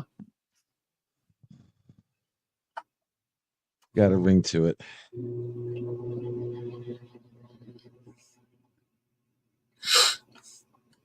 So right now I got Admiral Shepard and Admiral Bullshank. Admiral Bullshank's a real mean sucker. Yeah, I don't know what kind of admiral I'd be though. Like, am I gonna be a good admiral or a corrupt admiral or? That's totally up to you.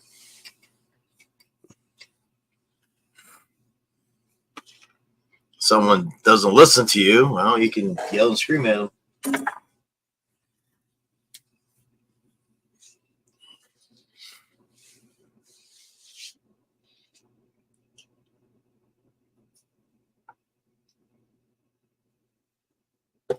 I am ordering you to the Wonka section, to the Wonka sector.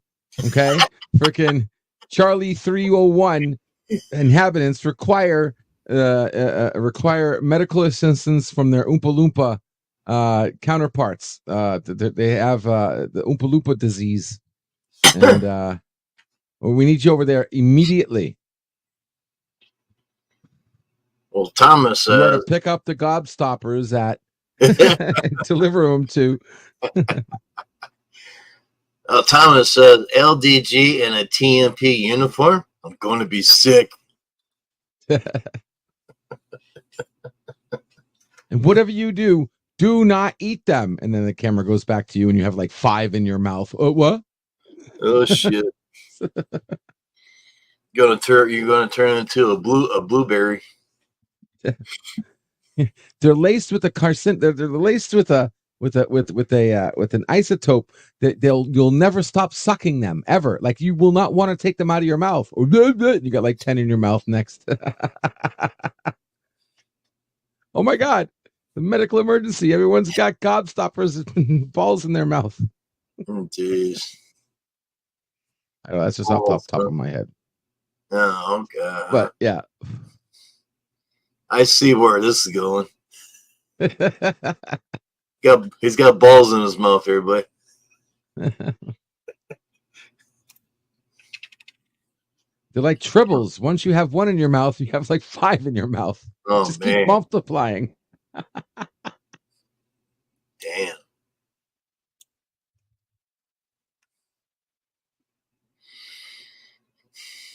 I don't know.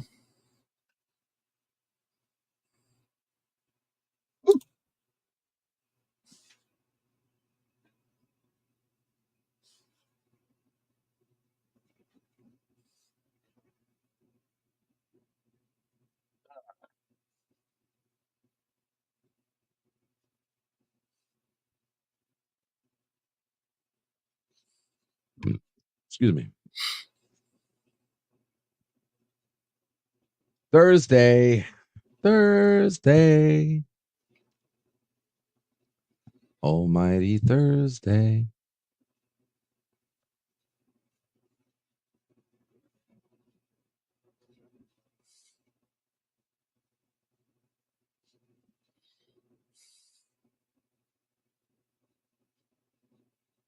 When it comes down to it. So what do you got plans for today there, Commodore? Taxes. Besides taxes, anything else? Get that shit done. You've been working on your taxes for weeks now. No. I've only been working on it for about 3 or 4 days. That's why I kept coming to the underground, so I wouldn't be so bored. Really? Has the underground helped you get your taxes done? Really? Has it helped you?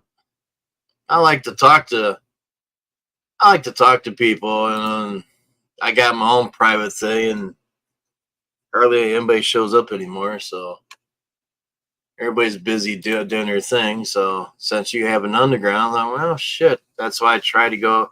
I went over there a few times. Like, well, you never know what's going to be over there. Yep. I was laughing my butt off the other night or the other day. Oh, we've been having, I don't know what it's, the last month has been really fun. Yeah. Like new people have been coming in and hanging out, and Yep. That's why I asked how many people that you can handle. oh, I'm ready. I can handle them all, man. Like I said, even if we fill up, I can do a double StreamYard and double the number, and then if I have to, I'll switch over to another program that'll let us have more. But we'll see. We'll get there. Well, that's why you get we're that. not there just yet.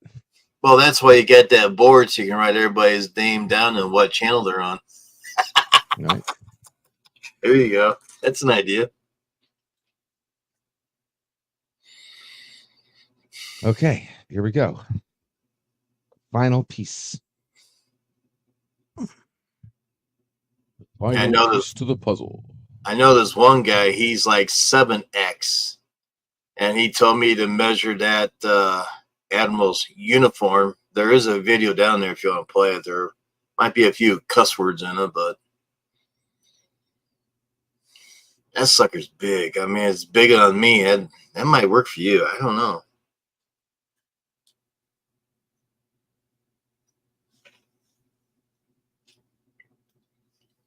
I don't know why the tailor did what he did, but oh, this is heavy. Oh God. Oh God. Yeah, hey, this Kitty, is heavy. Hey, Kitty, you gotta help him out with the table part. This is gonna be heavy. You're gonna need help for that one. Yeah. Yeah, I think I am actually. Oh wait, nope. Maybe not. Maybe not. Maybe not. Wouldn't bust your balls on that. Oh, it just fell on my foot. God damn it. Gotcha. There better not be any scratches on this thing. Yeah. Unless a Swear to scratch. God. Unless a scratch that you put in. I already see one scratch on this thing. That better come off on the protective film. The dogs are upset over that scratch.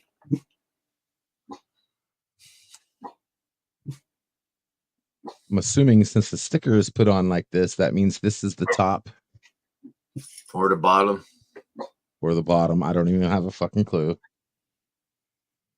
And they only put one screw on these things. Really? One so you can fucking adjust screw? it up and down, yeah. You don't got no extensions on the legs that you can go higher? No, but it does. You'll see it. It goes up and down. Yeah. The boards go up and down, not the legs. Yeah.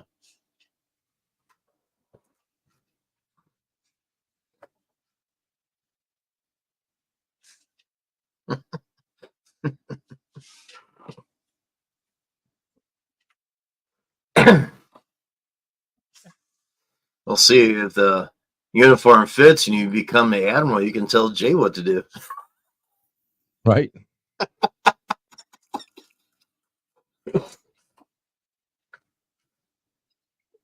Get your asteroids over there now. Oh, shit. I got to inform the captain.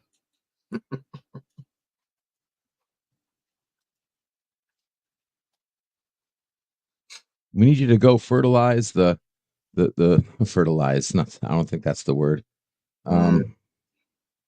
Fertilize. Dear God. All right. Let's see here. Oh, I think I see how this works.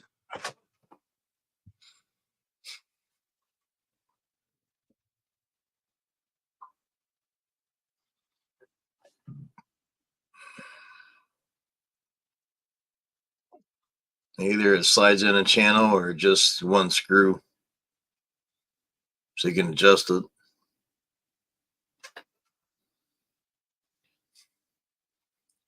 Consult instructions.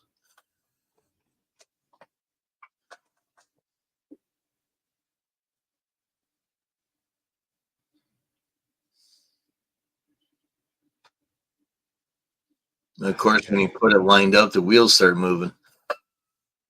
Yeah. Is there any locks Okay. in those wheels, or just free motion? I can lock them.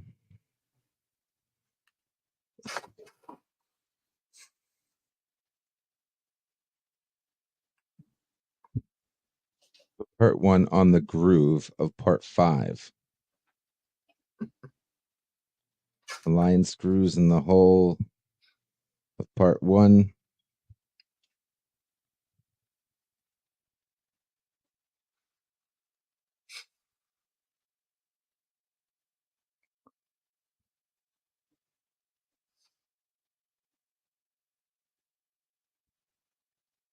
He's got to get the groove and the screw to go in the hole.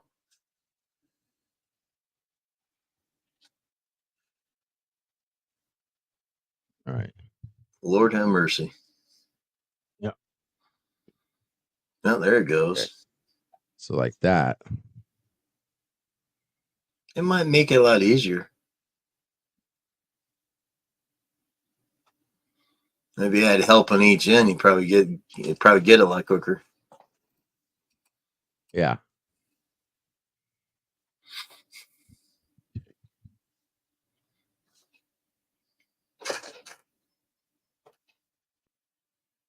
That's what she said.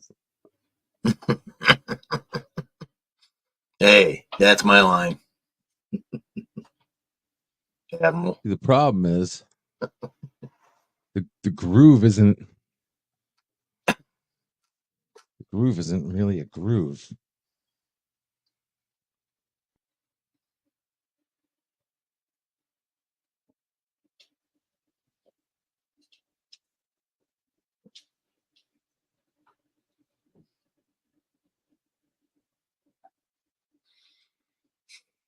Oh my.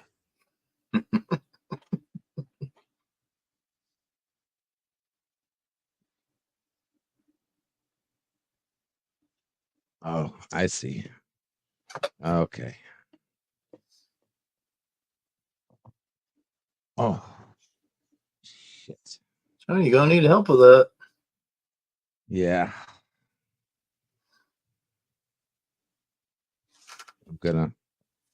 I am gonna need help with this. You know, need a person each end to hold that up and get that screw going so you don't ruin it. Just saying. Unless you got cables coming from the ceiling.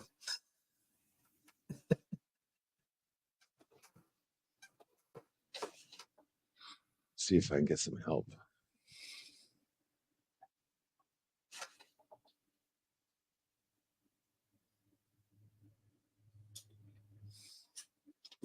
Tell them to come over and help you and you buy them lunch.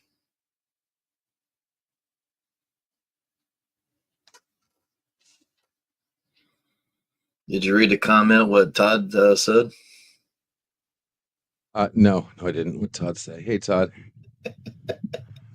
You know why DeSantis loves whiteboards? He can erase all the colors and see nothing but white. Alrighty then.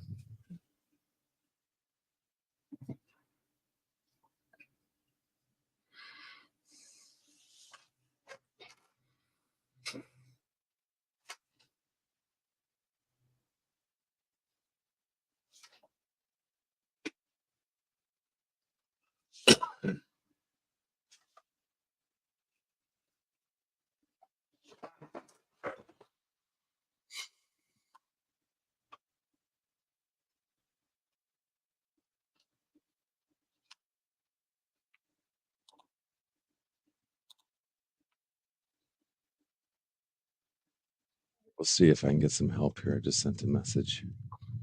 Help! Got a couple of emails there. That's fine. Respond back to this person.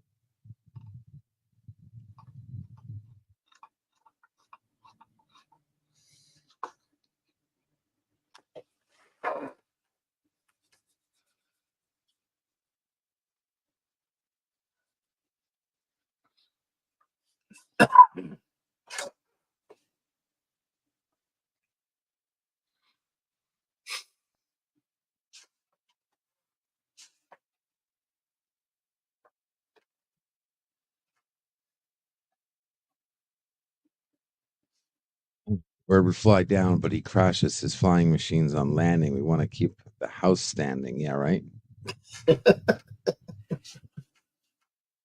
I think Bird was involved in the construction of that bridge that collapsed recently. No.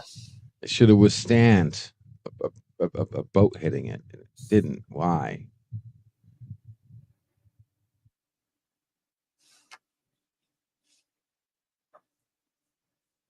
Don't know.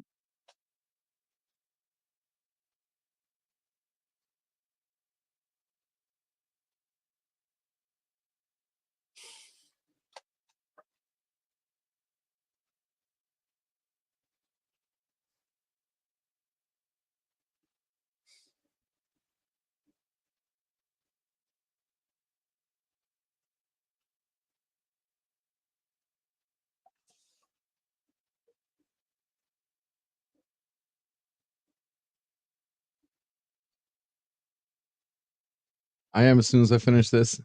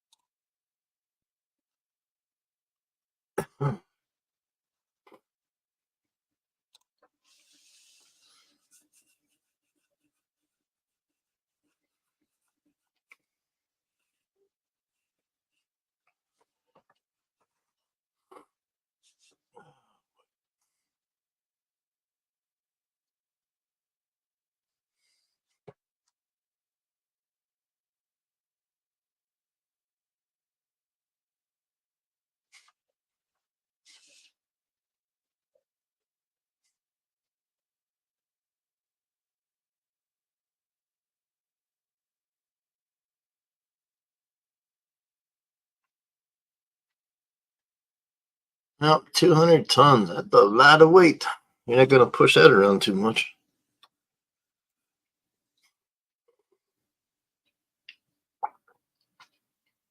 I'm sorry. One second. Yeah. 200,000 tons. 200,000 tons doing 8 knots. Oh, into concrete. Yeah, you're right. Yeah. They'll pull anything down. Max container ship, even a slight breeze. Yep. That huge ship can cause it to drift.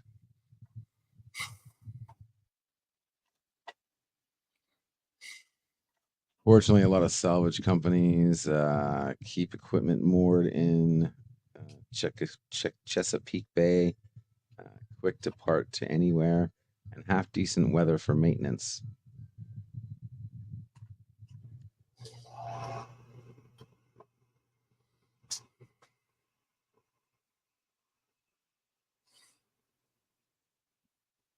All right, that's done.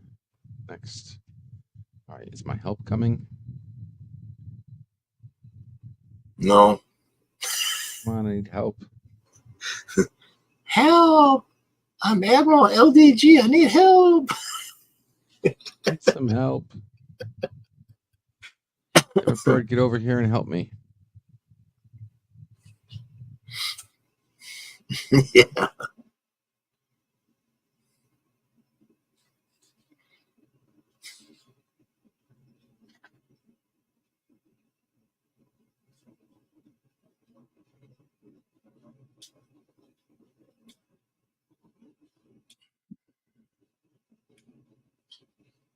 Gee, what's for lunch? Oh, I'm not even thinking about lunch right now. Not even You're thinking too excited about your whiteboard.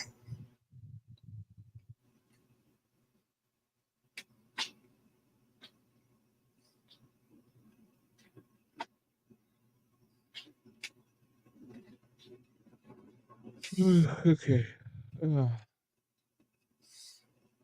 All right. Is there another way I can do this? Oh, you know what?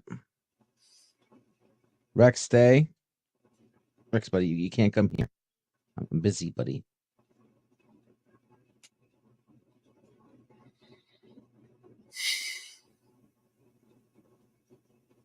Scotty, what's up, Scotty? Scotty, Hey, Scotty. Gentlemen, who came in?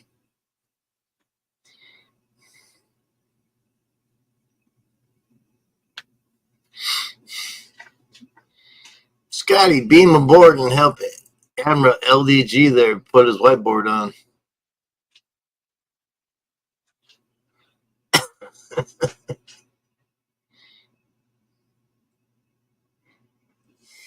Yeah, see, the problem is see, the way these are, You're going to need help.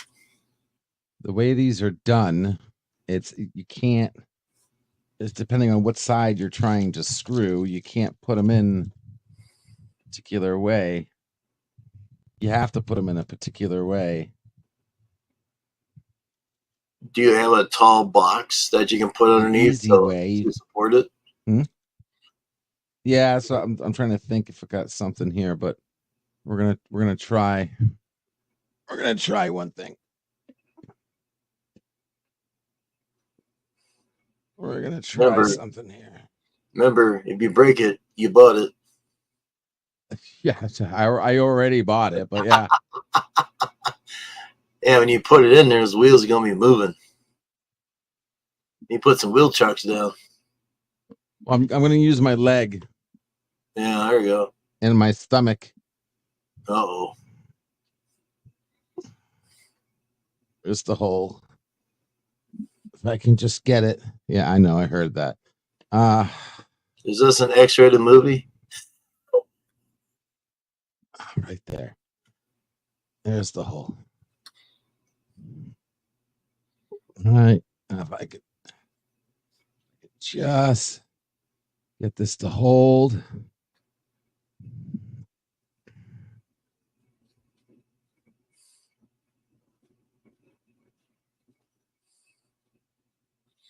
Get in there. Scotty says, I'm preparing my day, but I just wanted to say hello. Hey, Scotty.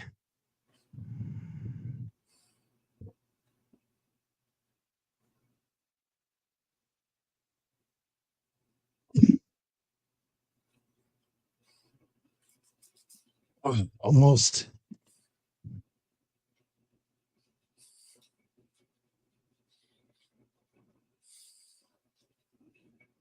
Quarter turn at a time.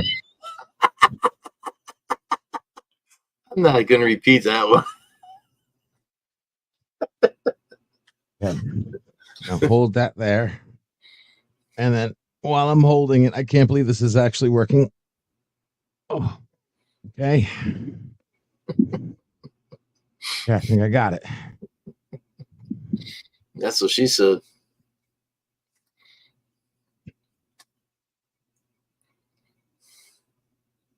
One more right there. Right there. Right there. Okay.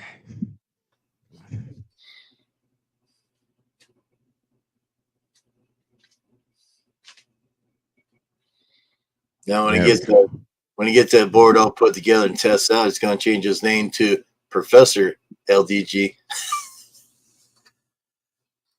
All right. That works. Professor, Admiral. God. We're on trouble. There we go. Always Okay. put Scotty in second in command.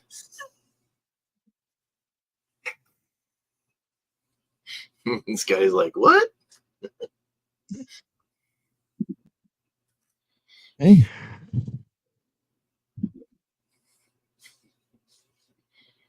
He got it. He got it. He finally hit the hole.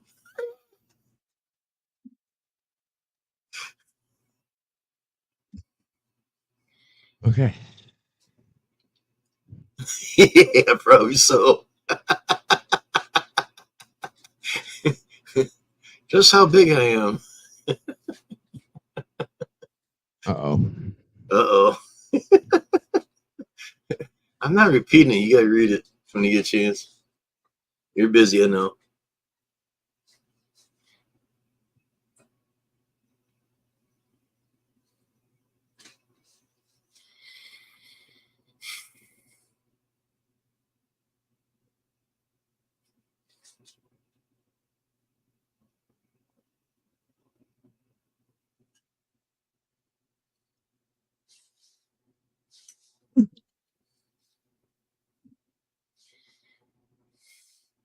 Now I can screw in the side screws. Hopefully. Hey, you still screwing? You're a slow screwer.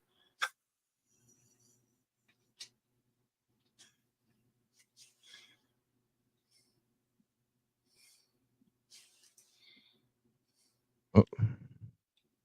Uh-oh. Uh-oh. Is that a good uh-oh or a bad uh-oh? I almost lost a screw. Oh, no.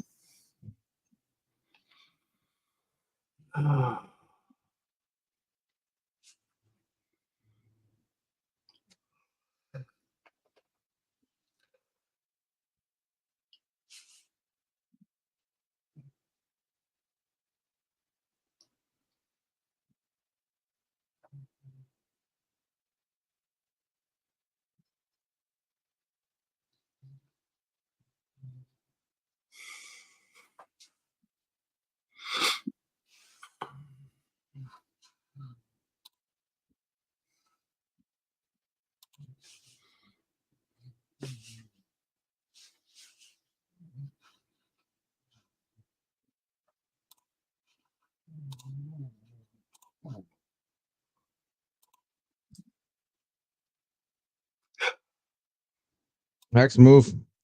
Now's not a good time, buddy. Rex, please. Now's not a good time. Move. Get out. Out. Out. It's gonna fall down on you.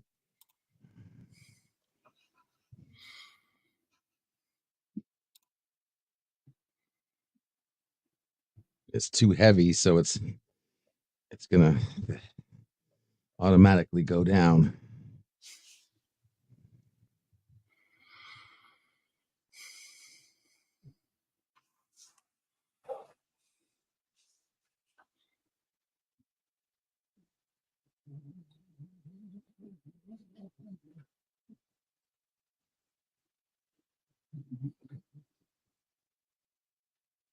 My foot on it. There we go. That'll hold it.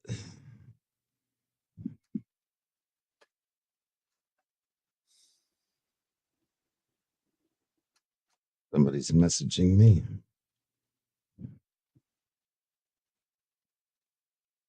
Probably your help.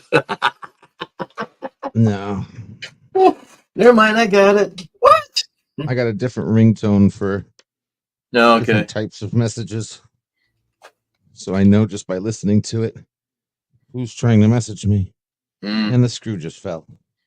no, you lost the screw. Damn it. You get a What is magnet it? out. All right, this is where something bad might happen, guys. So the fact that it hasn't fell yet is surprising. Where's that screw? Probably under the wheel. Right?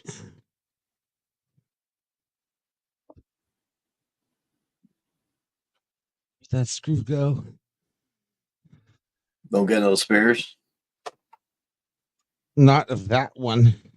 Mm, Not that particular screw. It's one of a kind. Oh, where did it go? Damn it. Shiny screw. At least it's a shiny screw. I should be able to see it.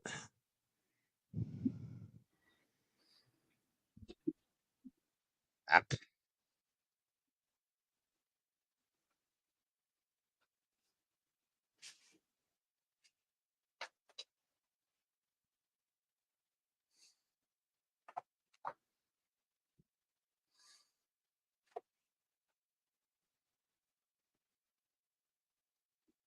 Son of a crap.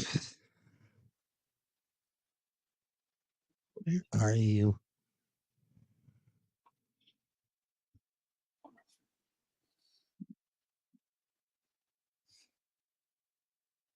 Why can't they invent a screw that just stays where it falls?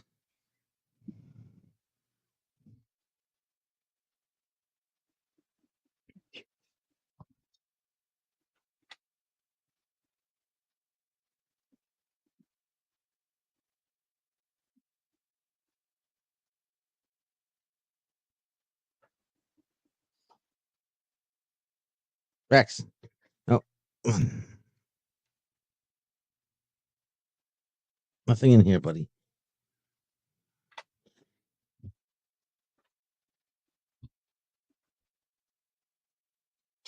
Find this thing. Where are you?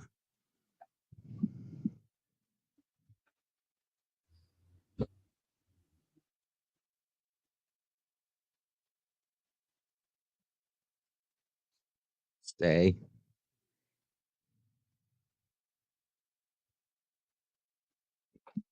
You didn't fall down, did you?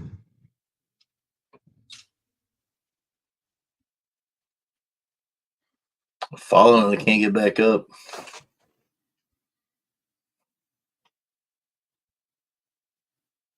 Oh. Stay. That's what he said.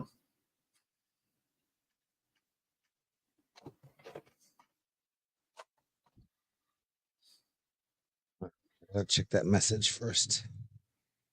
Did you buy that board from a Fringy? Almost.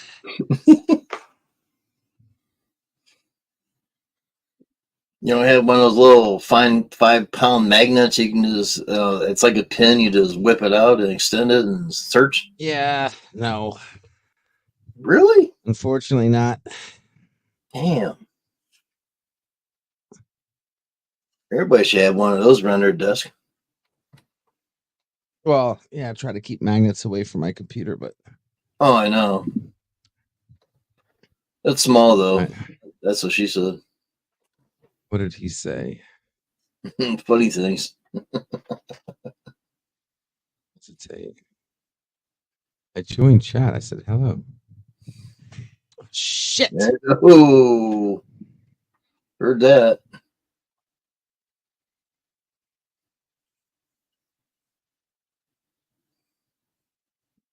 All right. Well, I'll need to fix this up, but lordy, lordy, lordy. I thought I was going to be able to get this done real nice and easy, but no. I need a minute, guys. I'll be right back.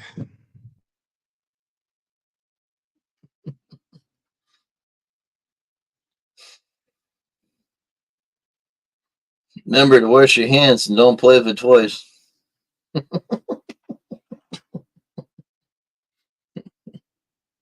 Dang it, man.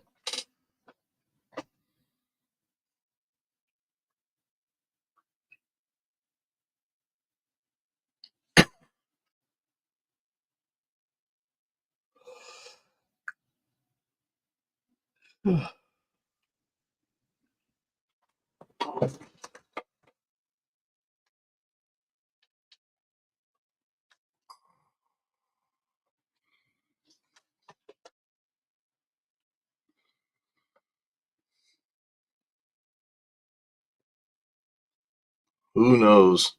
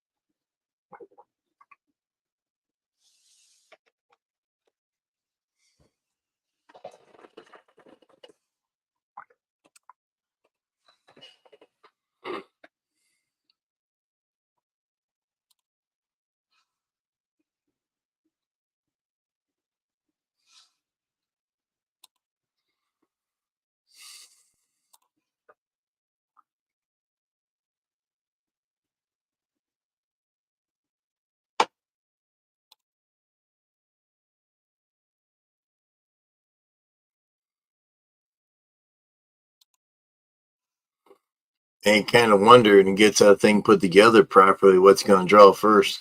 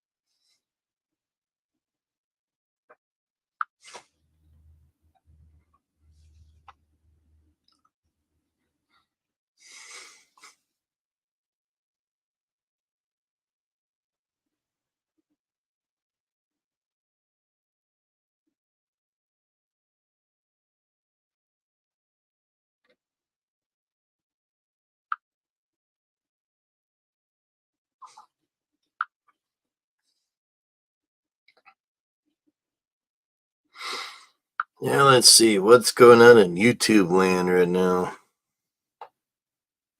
Not much.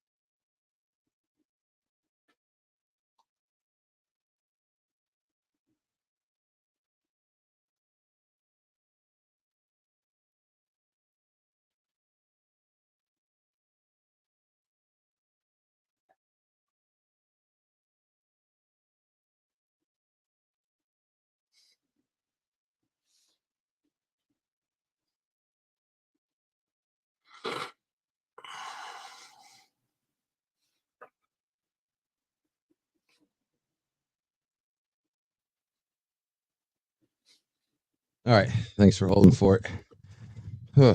Rex, you need to go. You need to go. Please. I can't have you here right now, buddy. Go. I got a screw to find. Come on. Come on. One is actually having that as the goal. He probably ate the damn thing.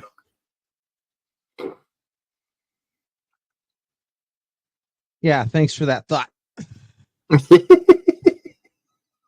Appreciate that. You have to wait till he craps it out. I don't know. I don't think they'll eat that. Oh. I had my puppies one time. I had those little button batteries, and they had them on the ground. They ate the package, but not the batteries. I'm like, thank goodness for that. Dang it. Where is this damn thing? Oh.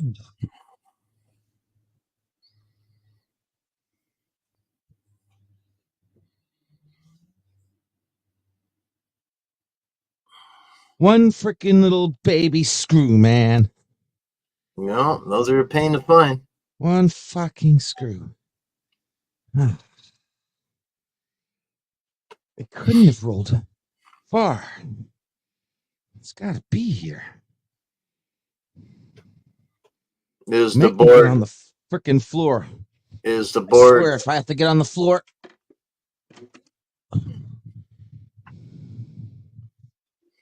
Is the board magnetized and maybe it's stuck up on top there somewhere? No. Nope. What said it gave? Let's see here. Said it came with spare screws. But that screw is pretty long. Longer than these. So I'm saying pretty long. Gotta be long to support the weight.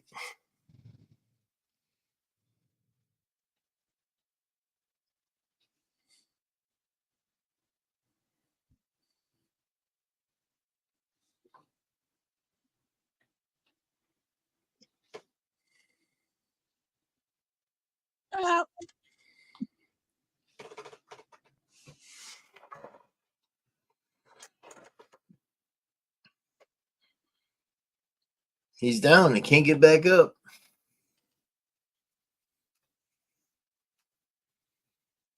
Get down to kitty level, and the kitty goes, "Hey, you're on my level, man. I'm gonna get you." Just moving everything now and looking. It's one freaking little one effing screw. Come on. Today was going. So is this my punishment for saying how well today was going? Don't know. It's got to be what it is. I shouldn't have said how well things are going. I should have shut my mouth, hit my mouth shut.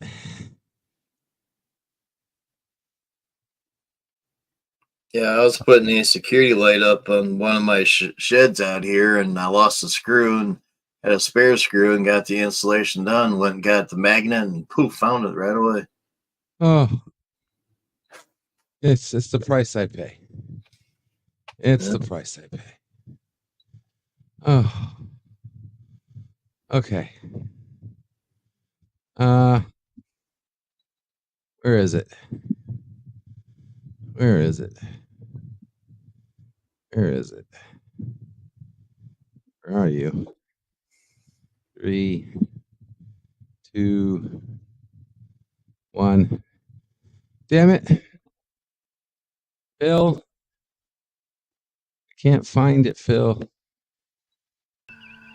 Have no fear, O'Reilly's here, and one Irishman is worth 10,000. You're relieved, Mr. O'Reilly. Lieutenant Uhura take over the station. Greetings from Metallus Prime.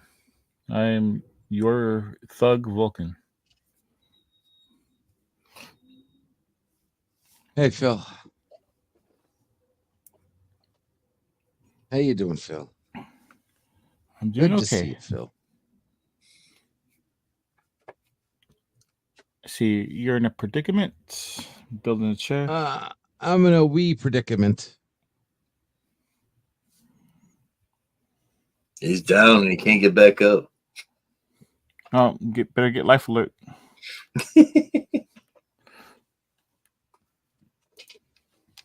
He lost his screws.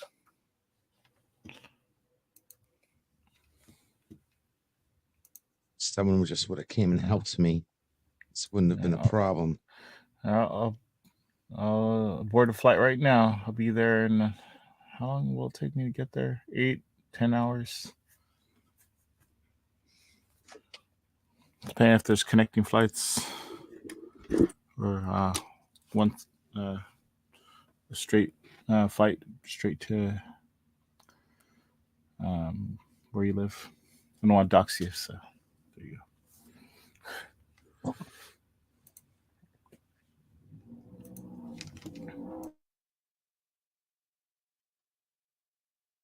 Damn it.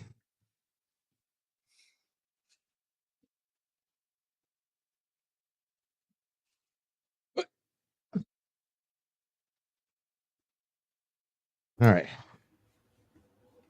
On my knee.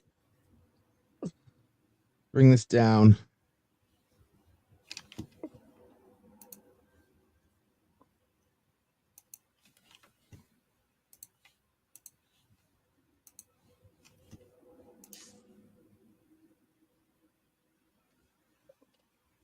Check the bottom of your shoes. It might stuck to your shoes. Who knows? I did check that already. Oh, okay. I'm not an admiral for nothing, you know. You don't have the suit yet. Okay. You know, Star Trek, most admirals either dumb or evil or both. Well, he was trying to figure out what kind of admiral he would be. So, is that what you're saying? He's going to be that way? Are you going to be an evil admiral, dumb one, or evil and dumb? Well, there's some good ones, but they're the minority.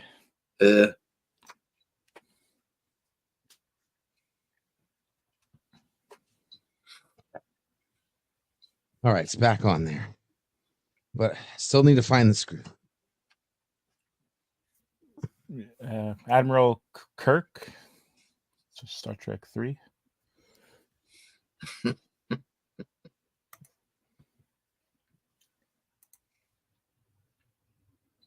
I guess he was he was insubordinate in 3. Well, I guess he was still admiral in 4, but he was demoted in 4. Yep, at the end. Yep.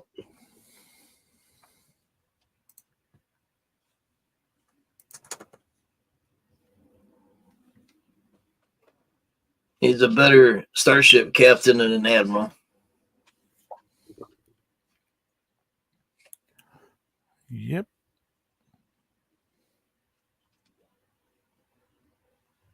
couldn't you just give me an extra screw? Those screws. Sorry, who the hell is messaging me? Your help. Screw you.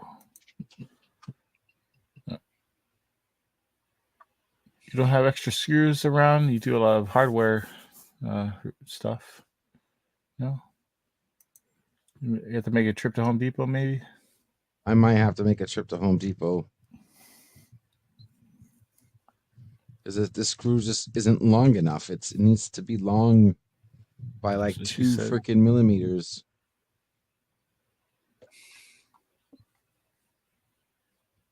That's what she said. I can't feel you. It's got to be longer. Well, I didn't say she said it to me.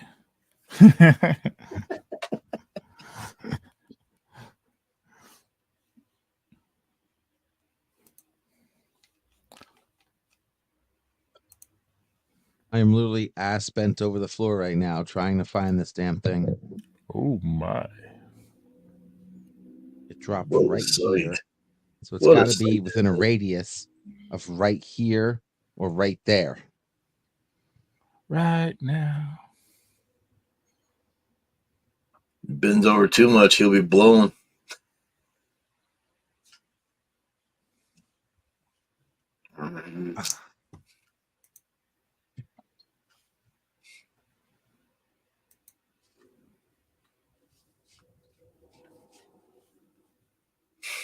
There.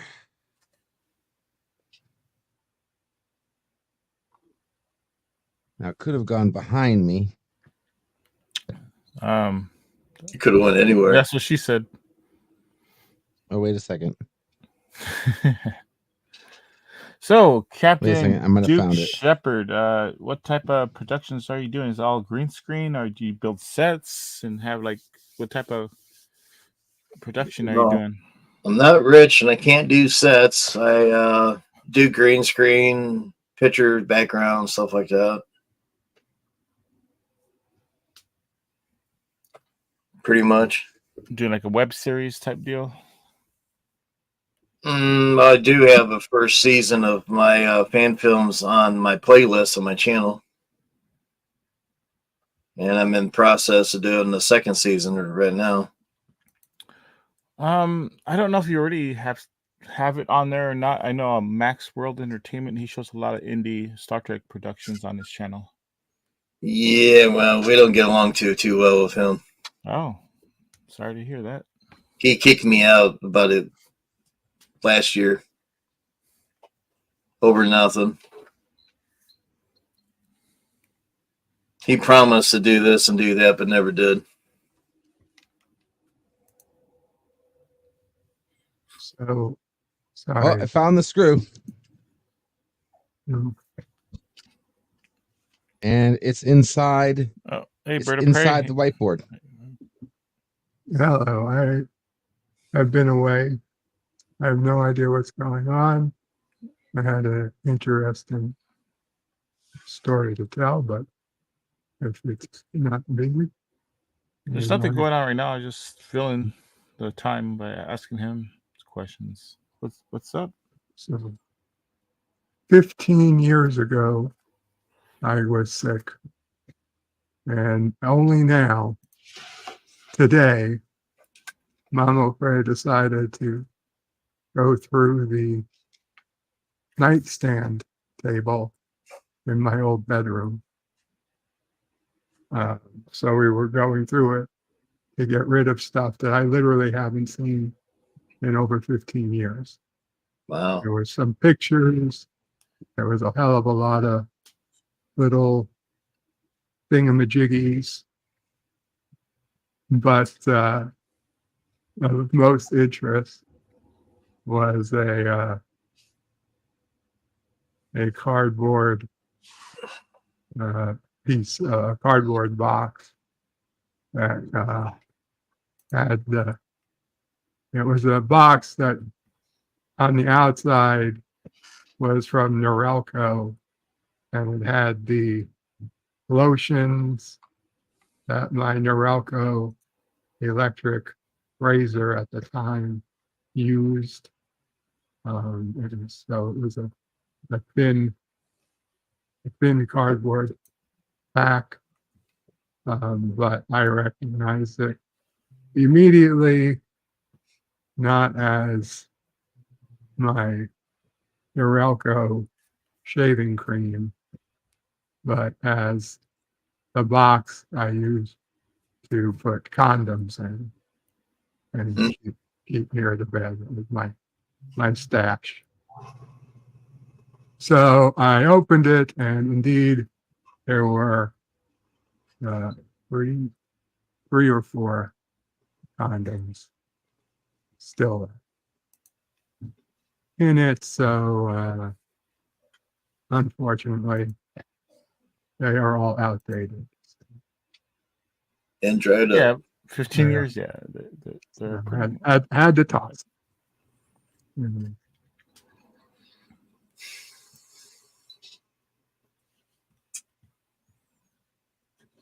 If I had been a day sooner, maybe it would have been. Oh no, they were very outdated. Never mind. Okay. I got more stuff to go through. I'll be back. Okie dokie. Take care.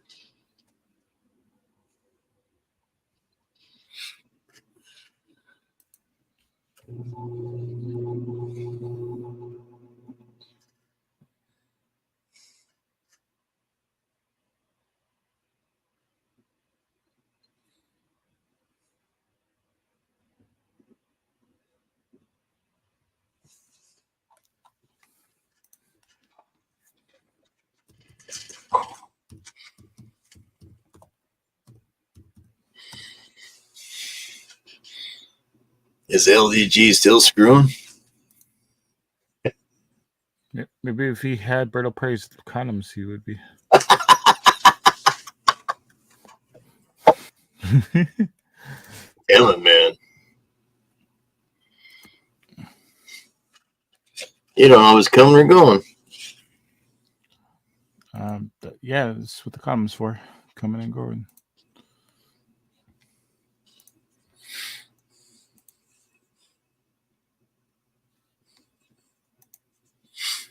Yeah, if you go to Sci-Fi Nation's channel last year, about 6-8 months back, we made this. He made a video about Max Road Entertainment over there.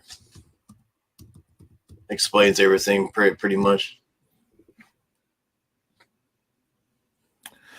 Oh, well, I like Sci-Fi Nation less than I do Max World Entertainment, though.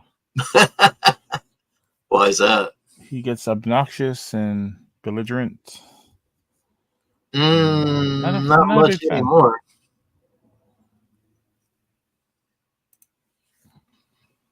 Have you seen the recent videos that he made?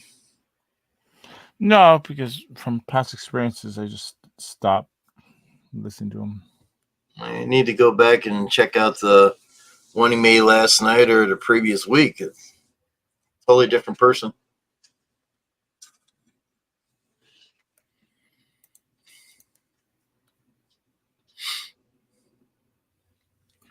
All right, I'll take your word for it. A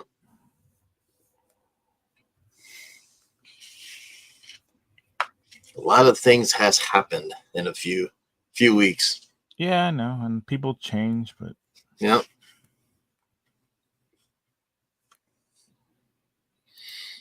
Gotta give the benefit of the doubt. You can't judge a book by its cover. to an extent, yeah. Yeah.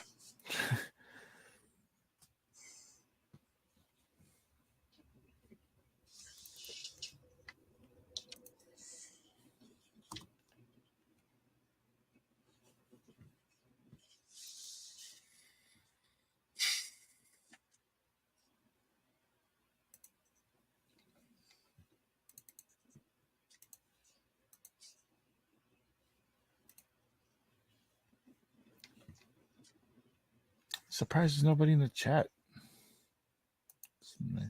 I only chat now and then.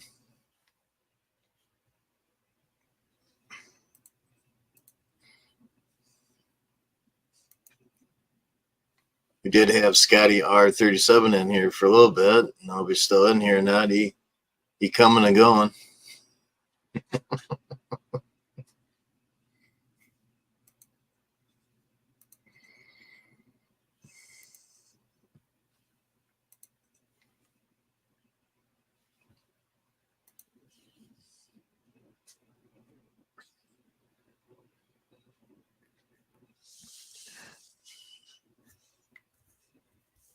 Yep. We got some Star Trek series coming out soon. In France, they already have season 2 of Star Trek Prodigy. And There we're you still go. waiting for that. Not a huge fan of that show, but I watch it because it's Star Trek.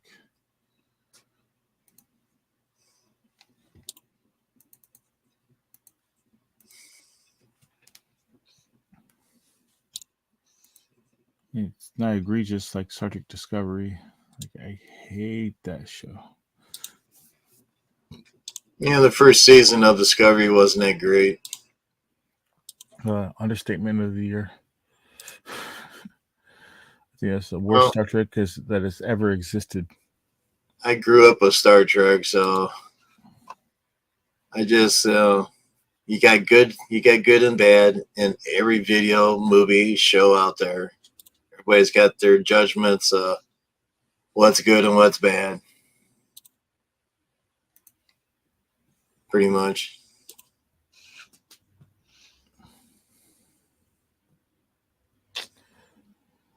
I grew up with the original series.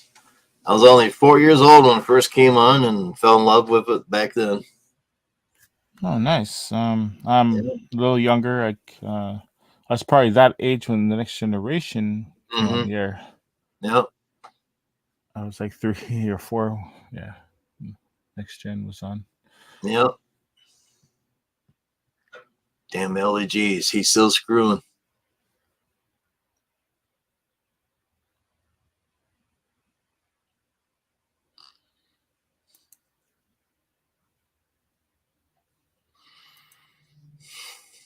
Yeah, I get invited to a couple shows now and then, and all we do is talk about Star Trek. Like, even though I grow up during the Next Gen era, like it was on syndication and they played both series back to back. So yeah. Basically grew up with both, but I knew the TOS was like the old show, but I still enjoyed both. Yep. That's where Commodore Productions is at, is in the TOS era.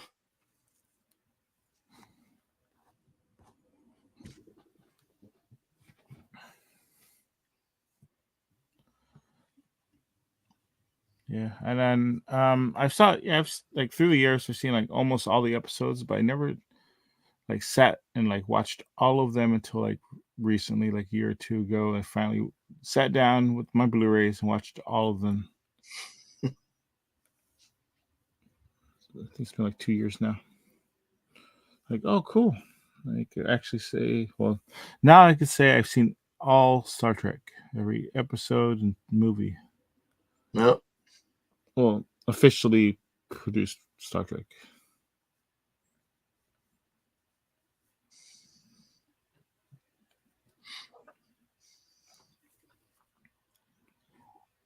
And yeah, same thing with Enterprise. I haven't seen that until like 2 years ago. I've seen a few episodes when it first came out.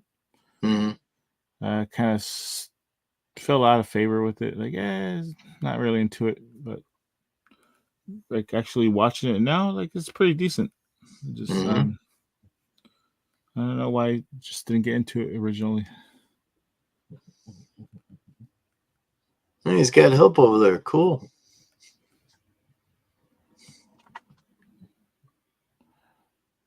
That's a bear trying to do that with just one person.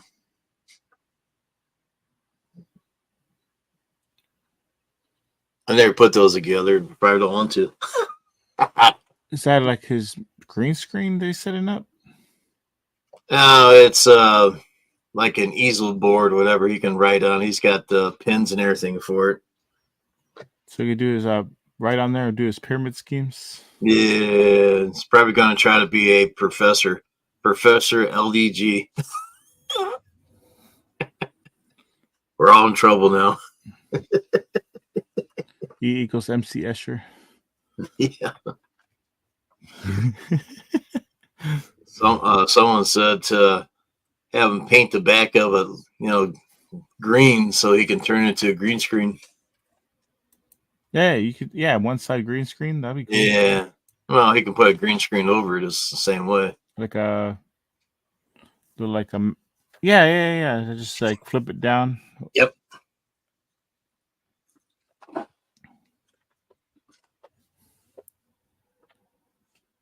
Yeah, he was thinking about maybe joining my production there.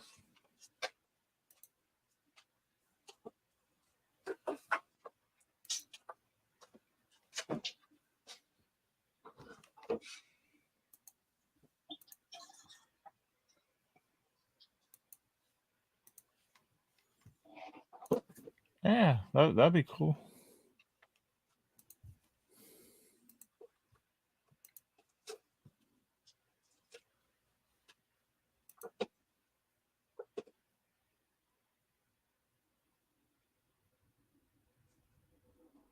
No, I put it horizontally. Can you see? Oh no. He's it's 2 panels. Okay. Can you see LDG being an admiral?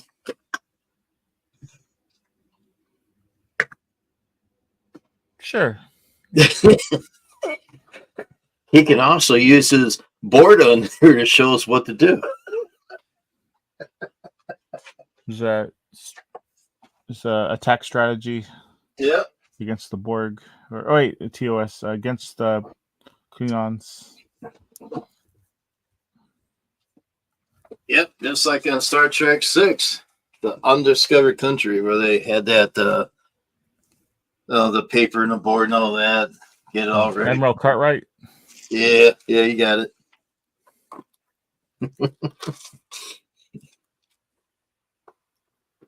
Yeah, I think that actor had a hard time playing that character in that movie. He's like pro civil rights, and like he's playing this racist character. Yeah.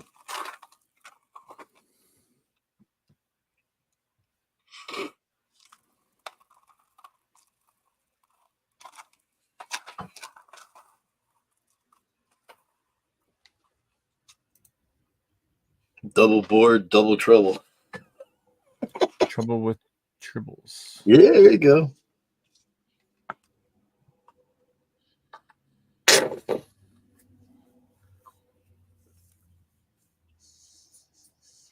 think I got a tribble in a box somewhere in my closet. No.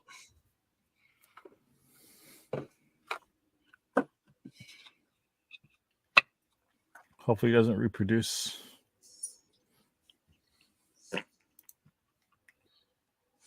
It doesn't work like Gremlins. Like put water on it and it multiplies. Oh, well, don't say that.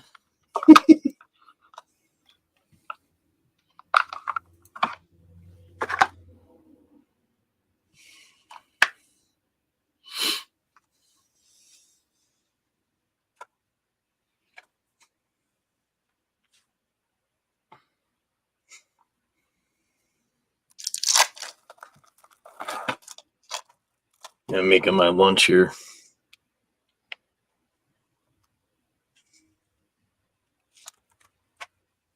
Poor man's meal. What are you having? Bologna. Yep, that qualifies as poor man's meal. Poor man's meal. As long as it's not phony bologna.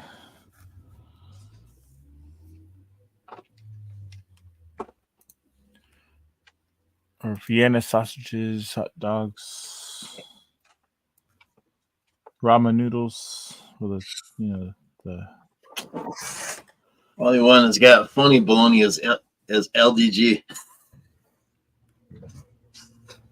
I know you suckers talking about me. Yeah, he's probably listening to every word we're saying. Just he's occupied, can't respond. Yeah.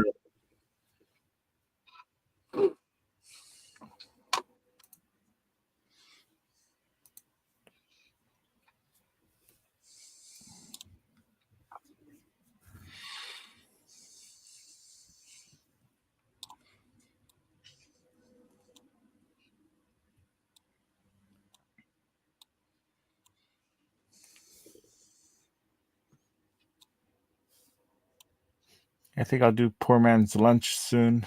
Well, it's still morning here, but I'll do a peanut butter and jelly sandwich, I think, later. Oh, I'm Eastern time, so it's like 12:43 right now. It's 9:43 here. Wow.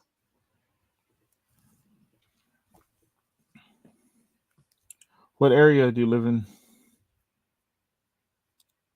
I live in Ohio, close to Cleveland. Ohio, you said? Oh. All right. Ohio. Ohio, mod. Yeah. Lake Erie and all that good stuff. Salt mines, corn, all that good stuff.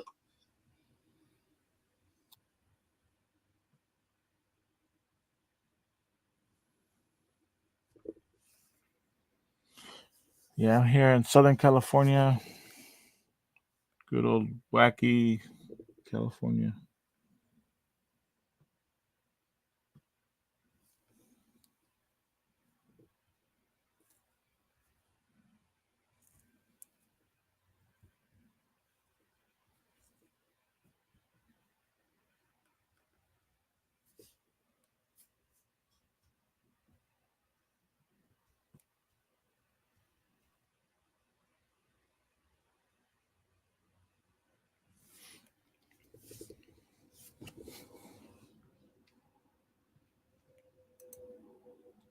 Oh, All right, hey guys. I had my headsets off, so I couldn't hear anything if you were making fun of me.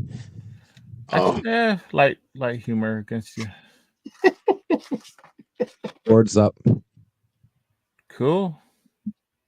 Board's just up. Now I just got to take off plastic wrap. This guy respond back to me.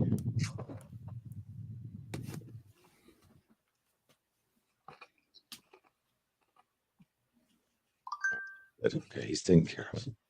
All right, let's get this peeled off. Now, come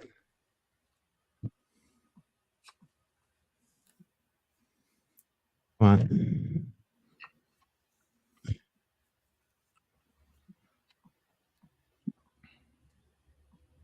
Don't make me screw up on this last piece. Thank you. Okay. Okay. Well, he got that big board so he can play tic-tac-toe. I believe it was Colonel West in Star Trek 6. Yeah. Who had the whiteboard. Oh, not Cartwright. Admiral Cartwright was later was Cisco's dad. Yeah. A lot of static. Yeah. All right, boys and girls. LDG blackboard is up. Whiteboard, whatever. All right. So boys, girls, and all. Now this should all other be genders. Magnetic. Yep. There we go. These should be magnetic. Yeah, they're magnetic, but they're off camera, so we can't see them. Yeah, the top part we can't. Top half we can't see. Oh. There you go. These are not magnetic. The hell? They didn't give me magnetic frickin' pens. Well, I guess you could put it on top of that.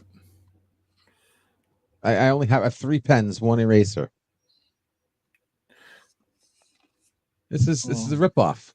You put 1 pen on. Why would you give me a magnetic board, a magnetic eraser, but non-magnetic markers? That's not good. Maybe it's just that one marker.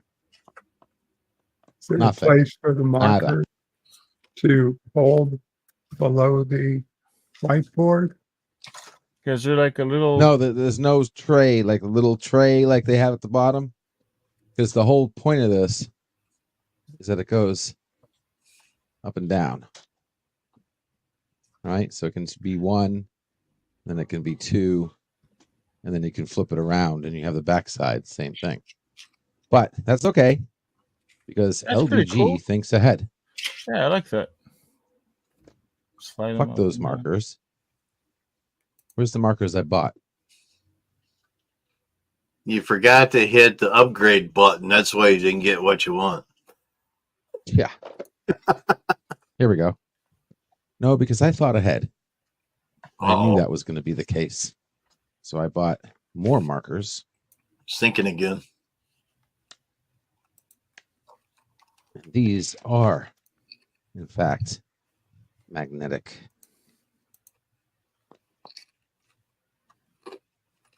Maybe if I don't throw them on there. And they bounce pretty good too. Ah, there we go. Okay, the magnets I see. There we go. Okay. Oh, all right. So, okay. And then I have these.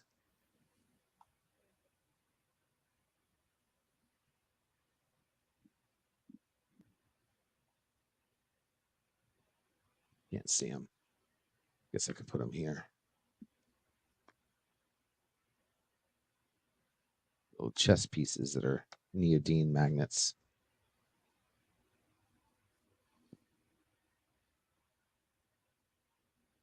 So I can put paper on here if I want to.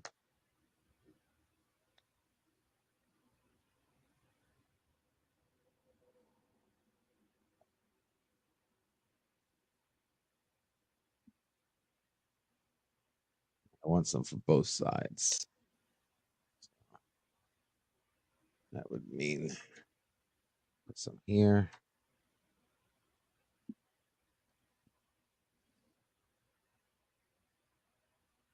Oh, Okay, the question is, do you have the magnet starships and the Klingon ships and the Cardassian ships and all that? yeah, no, I don't have themed magnets. Sorry. And the outpost and neutral zone and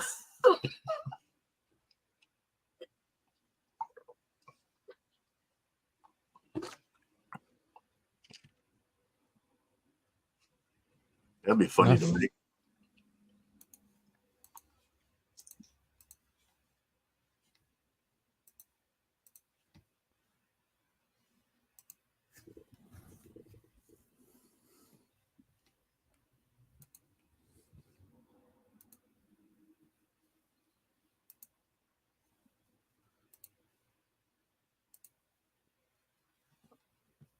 Very cool.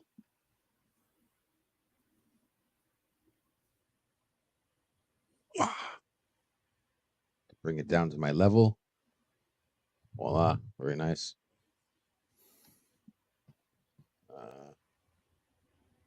Now, can I put stuff here? And it won't. Oh, nice. Okay, good. They won't interact. What are you going to draw first?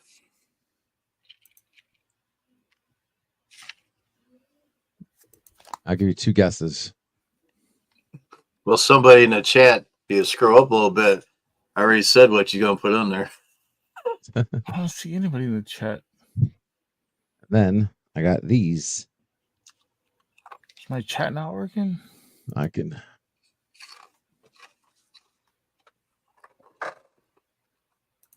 No.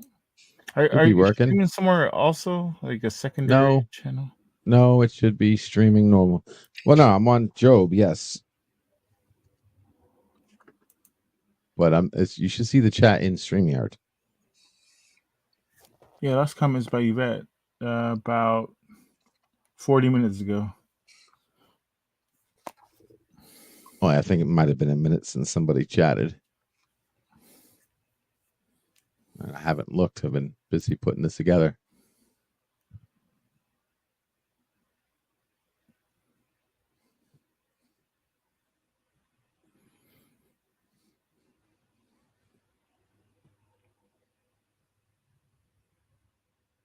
All right, now if I can do this, there we go. I can put sections. Okay, so all the yellows.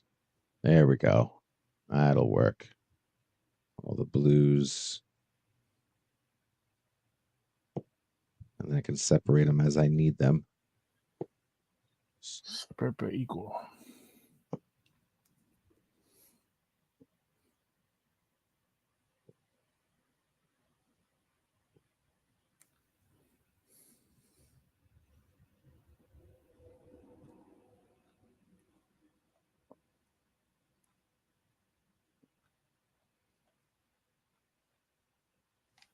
Go. Okay. Whew, perfect. Nice.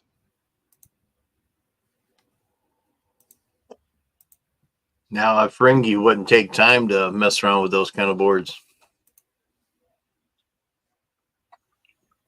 Been very helpful though. Well, you said Very you want to useful. play. You said you want to play a Ferengi. Oh, you don't think This Ferengi is screw Scott. uses boards like that for you like bet. financial reasons? And The screw Good, is inside the corner piece in between the frame and the board. I had to like fit it, and I found it. It was in there. I had to take a screw and like kind of like guide it up the rail, and I popped it out and found it. yeah, that comment is like 40 minutes old. Yeah, that's fine. That's when I was looking for the screw. I'm still sweating from that. Like I'm freaking sweating here. You can see the shine.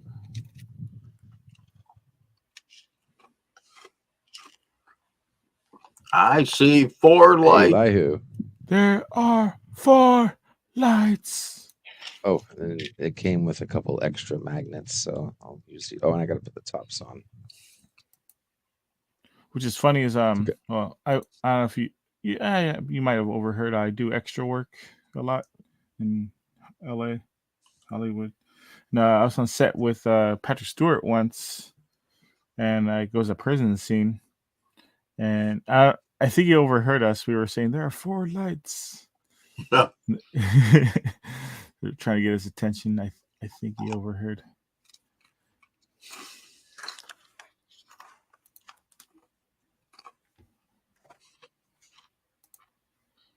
Okay, and then the top pieces here.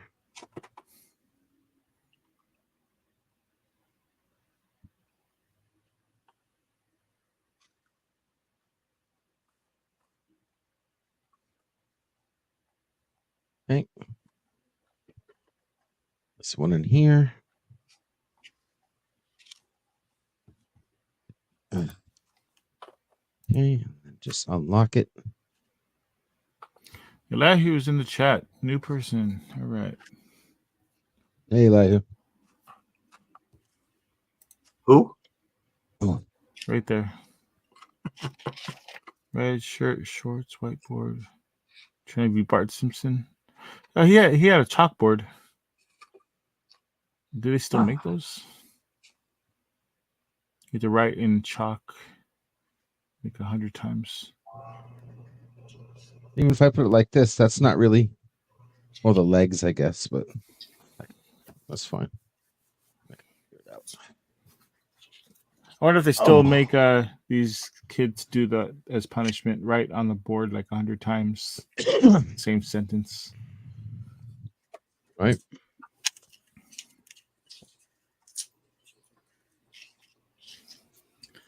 And I hated that so much. Like, I found like different ways to do it. Like, I'd write like one letter 100 times, and the next word 100 times, and then just doing the same sentence over and over.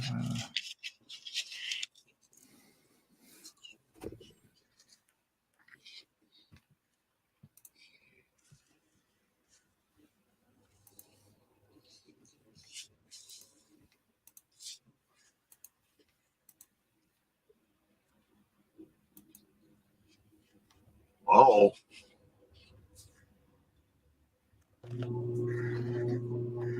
Getting a double whammy here.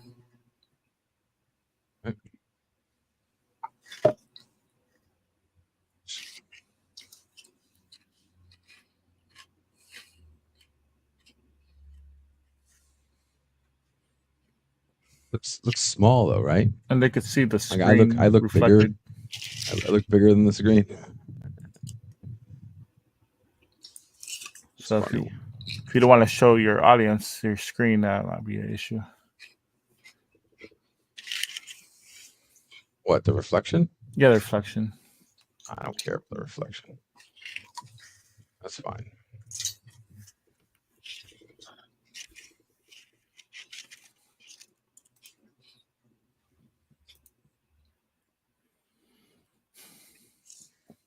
All right, mission accomplished. That only took how long? T minus what? How long was I putting that together for? If I didn't lose the screw, I would have been done. And then I found out I shouldn't have taken off the screw. Remember how the screws were in the whiteboard? That was because all you had to do was hook it. I didn't even need help. I just hook it into and then you screw it in. I was dumb. Stupid. You ding ding. I told you earlier to consult instructions.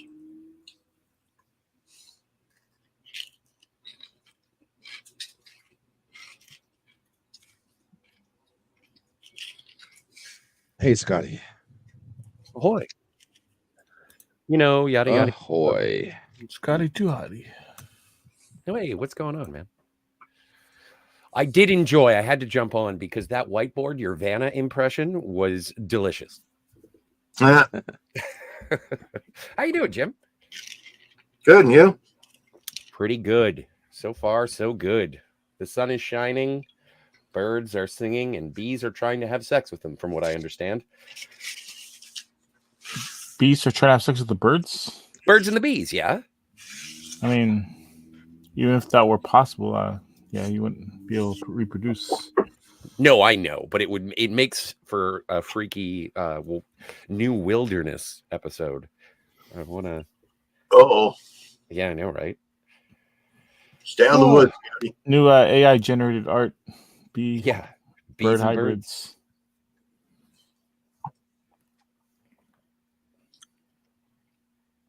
You end up beating Leisure Suit Larry? We did not beat Leisure Suit Larry. We did get about a third of the way through, maybe halfway through. But by the time 4:30 in the morning rolled around for me, I was like, you know what? Larry can sit down for a little bit. So, you've played the game before? Oh, yeah, dude. I think I was speaking with Yvette yesterday, and she was like, I had the box set of all of them, and so did I. And so it was really fun. Although, because it's sort of a reminder of playing the game, I was looking at the walkthrough while we were playing it, and Jill was in the private chat, and she was like, can you make it not so obvious that you're just reading the walkthrough? And I was like, no. I've already played and finished this game. I know what's going on. Yeah, I remember reading about this game for forever. I've never seen gameplay actually. I've seen. You never seen Larry Sweet Leisure? Larry Sweet Leisure. I never say it right. I always mess up the name. Larry Leisure Sweet whatever. I've seen pictures. It was basically video game porn back in the day. Yeah, I know the reputation. Is there actually just raunchy stuff in it? Just text? Yes. I mean, in the first one, there's not that much. In fact, they do go out of their way to there's a part where you have the coitus with a prostitute, and they obscure it and it says censored, but the censored bar sort of fluctuates as Larry's doing his 2-pump chump. But by the time you get to Leisure Suit Larry 7, there is a way that there's nudity, and it was very, very sexy. But my favorite part about Leisure Suit Larry 7 was that there's a mini game within it. And at the time, Where's Waldo was a big cultural impact. It had just been introduced.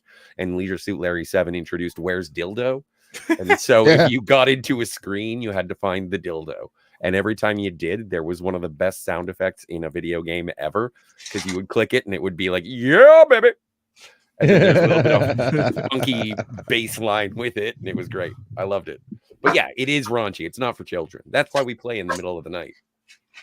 Just like we used to in the old days. Parents are asleep. We can play the dirty games.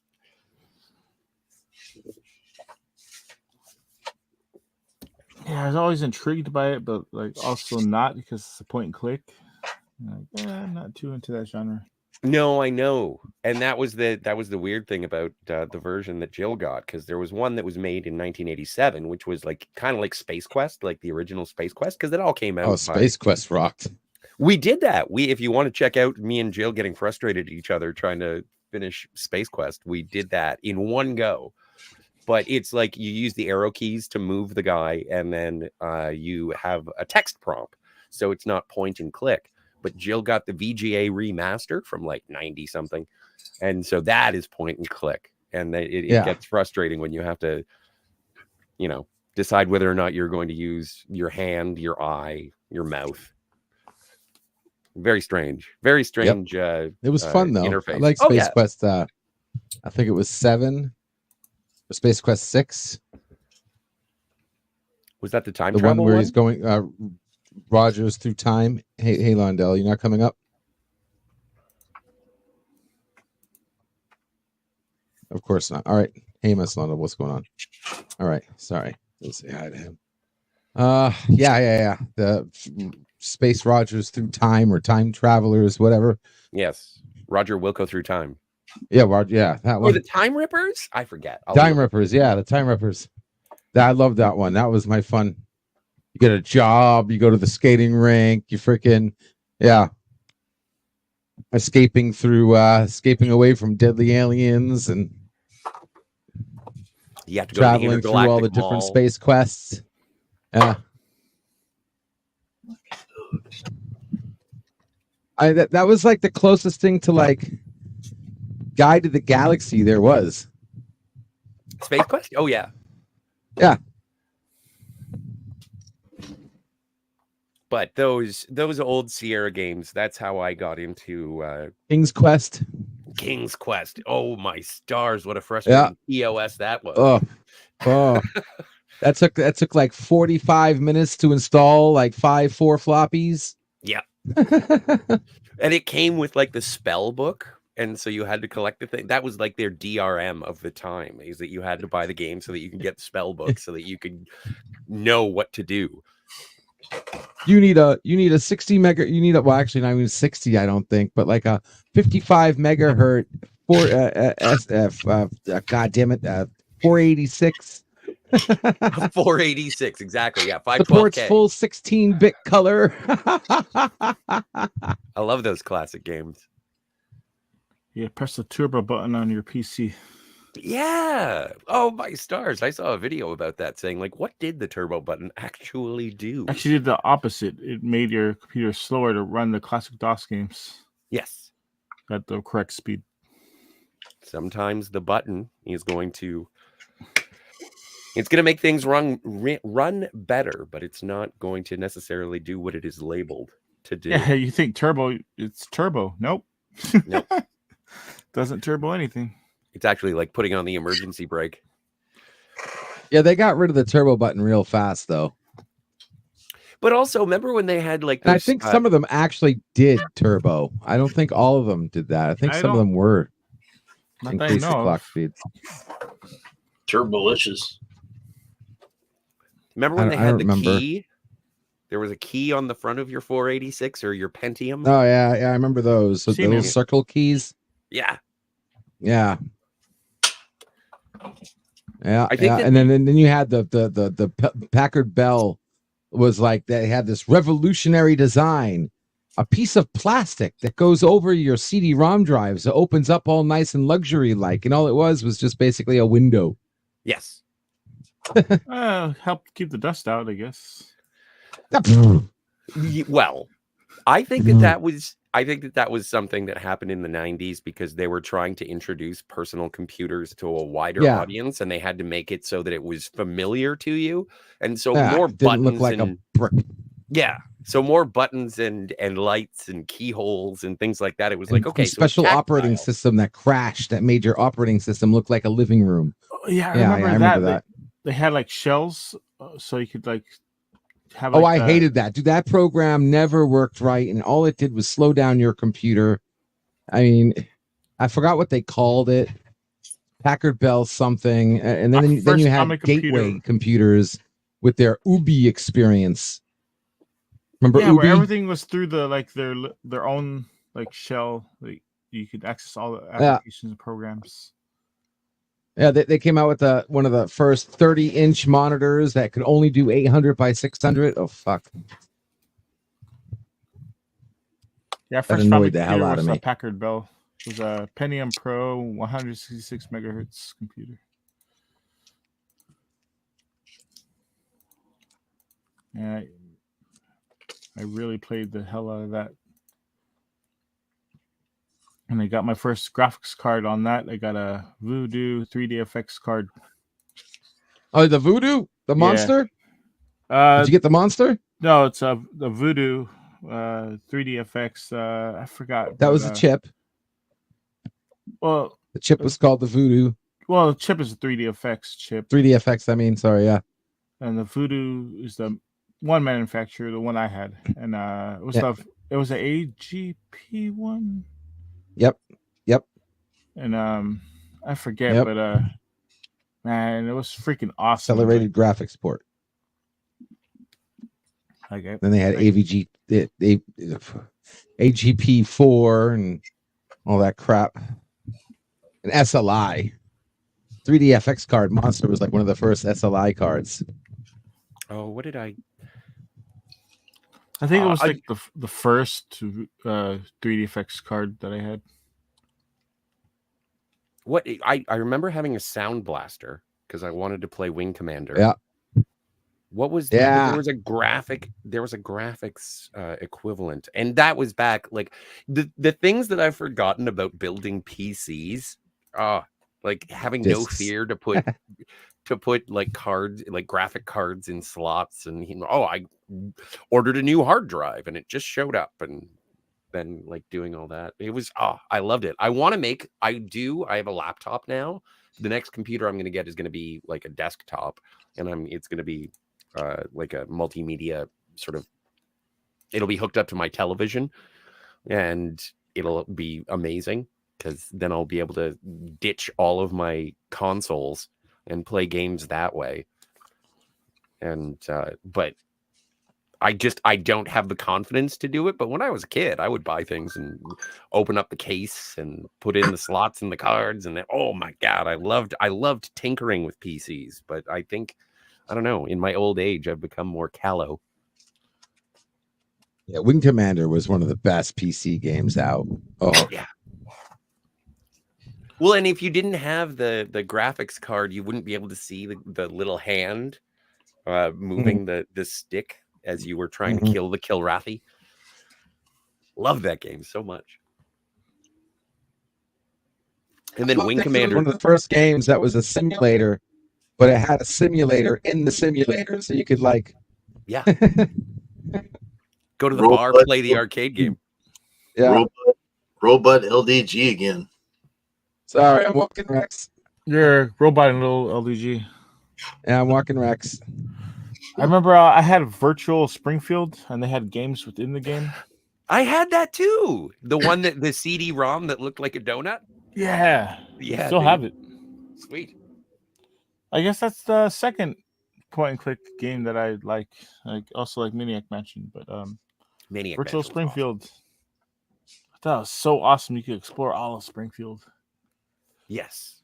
Well, I had the Star Trek The Next Generation USS Enterprise NCC 1701D technical manual. And I have a CD. I haven't played it though.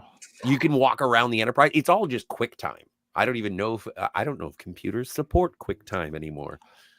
Why not? VLC? Yeah. Could be. But it was rad because you could go to everybody. Like you could even transport. Like you can go to the transporter room and then get beamed outside of the ship and walk around on the hull where Amanda Rogers and Q hung out in that one episode, True Q. Mm-hmm. Such a rad time, such a fun time. It's too bad that CBS has put the kibosh on all of that jazz because I know people have recreated the Enterprise D in Unreal, and then CBS was like, "No, that is too cool for us. Don't do that." And so it got sort of, pardon the swear, shit canned. But oh, you sore. I know, right? Well, they viewed it as competition. They had their own VR game for the PS4. Oh, really? Bridge something? Oh, I have it. Bridge, yes. Bridge Commander. Yeah, that was fun. But you didn't get to leave the bridge. That was the problem. That's why fans were like, I just want to walk around. No, you can't. Can you? Wait, let me see. Okay. I thought you explored the whole ship. I could be wrong. I don't know. I haven't played it. I've seen it's called Bridge Crew. Yes. I've seen Trek Yards. Captain Foley from Trek Yards has played it on occasion. Mr. Londell's Groovy Movies in the chat. Hey, Mr. Londell. It says, then along came Command and Conquer series. I never played Command and Conquer, but the same studio made a Dune game that was pretty much Command and Conquer, and that's what I played. I think that was my first introduction to Dune, was Harvest Spice, defend from the Harkonnens.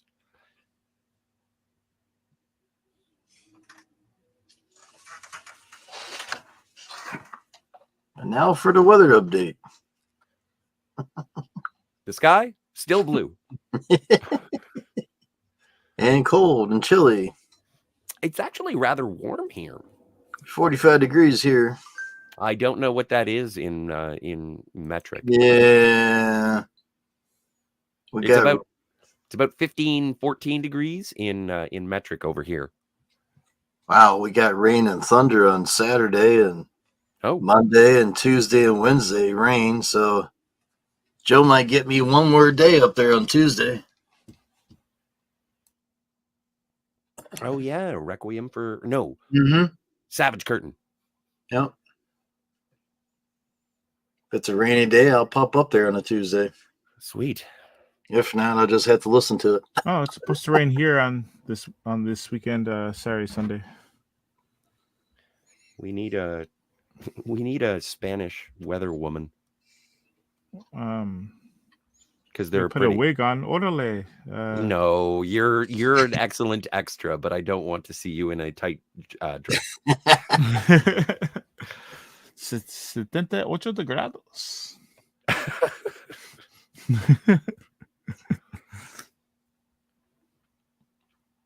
Oh my. Yeah, they have sexier weather women in Mexico. Yes. Well, and that's how sex sells. That's why Scotty likes it. Yeah. I don't know what they're saying. Yeah. But I understand the pictures. There you go.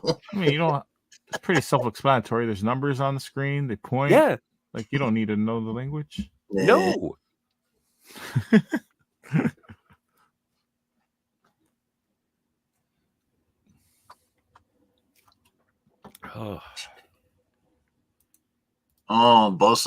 The Admiral's back.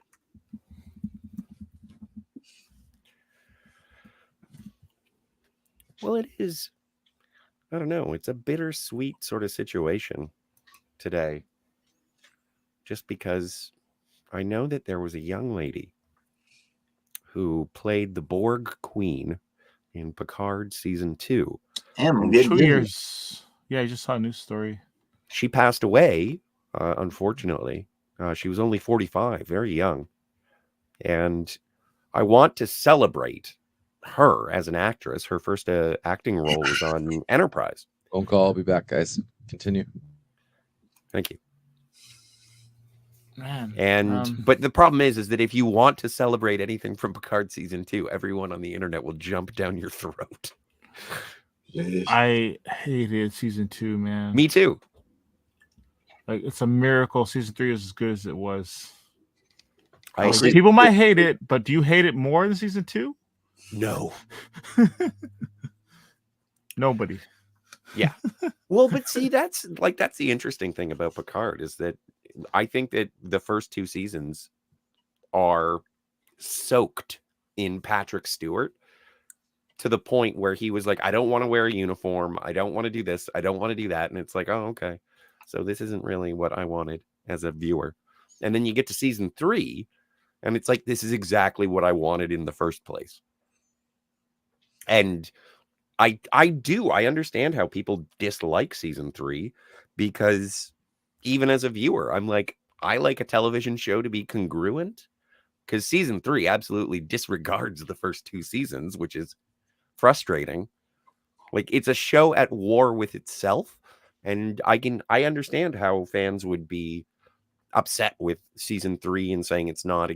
It's just a bait and switch, but in a positive way. Like the negative reviews on season 3, whatever floats your boat. I'm not here to. Most of what I hear is just, oh, it's only member berries, and the rest is just shit. I still. It gives me the nostalgia tingles, and if that's jangly keys, I'm fine with it. He's tingling over. I am. Damn it, Scotty. You even get Q at the end too. Like that I think that post credit. That was good. I thought you're dead. Oh, you humans thinking so linearly.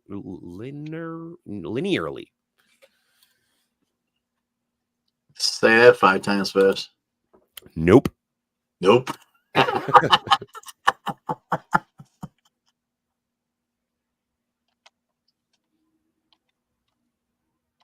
But I dig it. I like season 3. My sister got me the DVD box set of all of it, all of Picard. And I watched season 1 and I was like, this isn't good, but I'll allow it.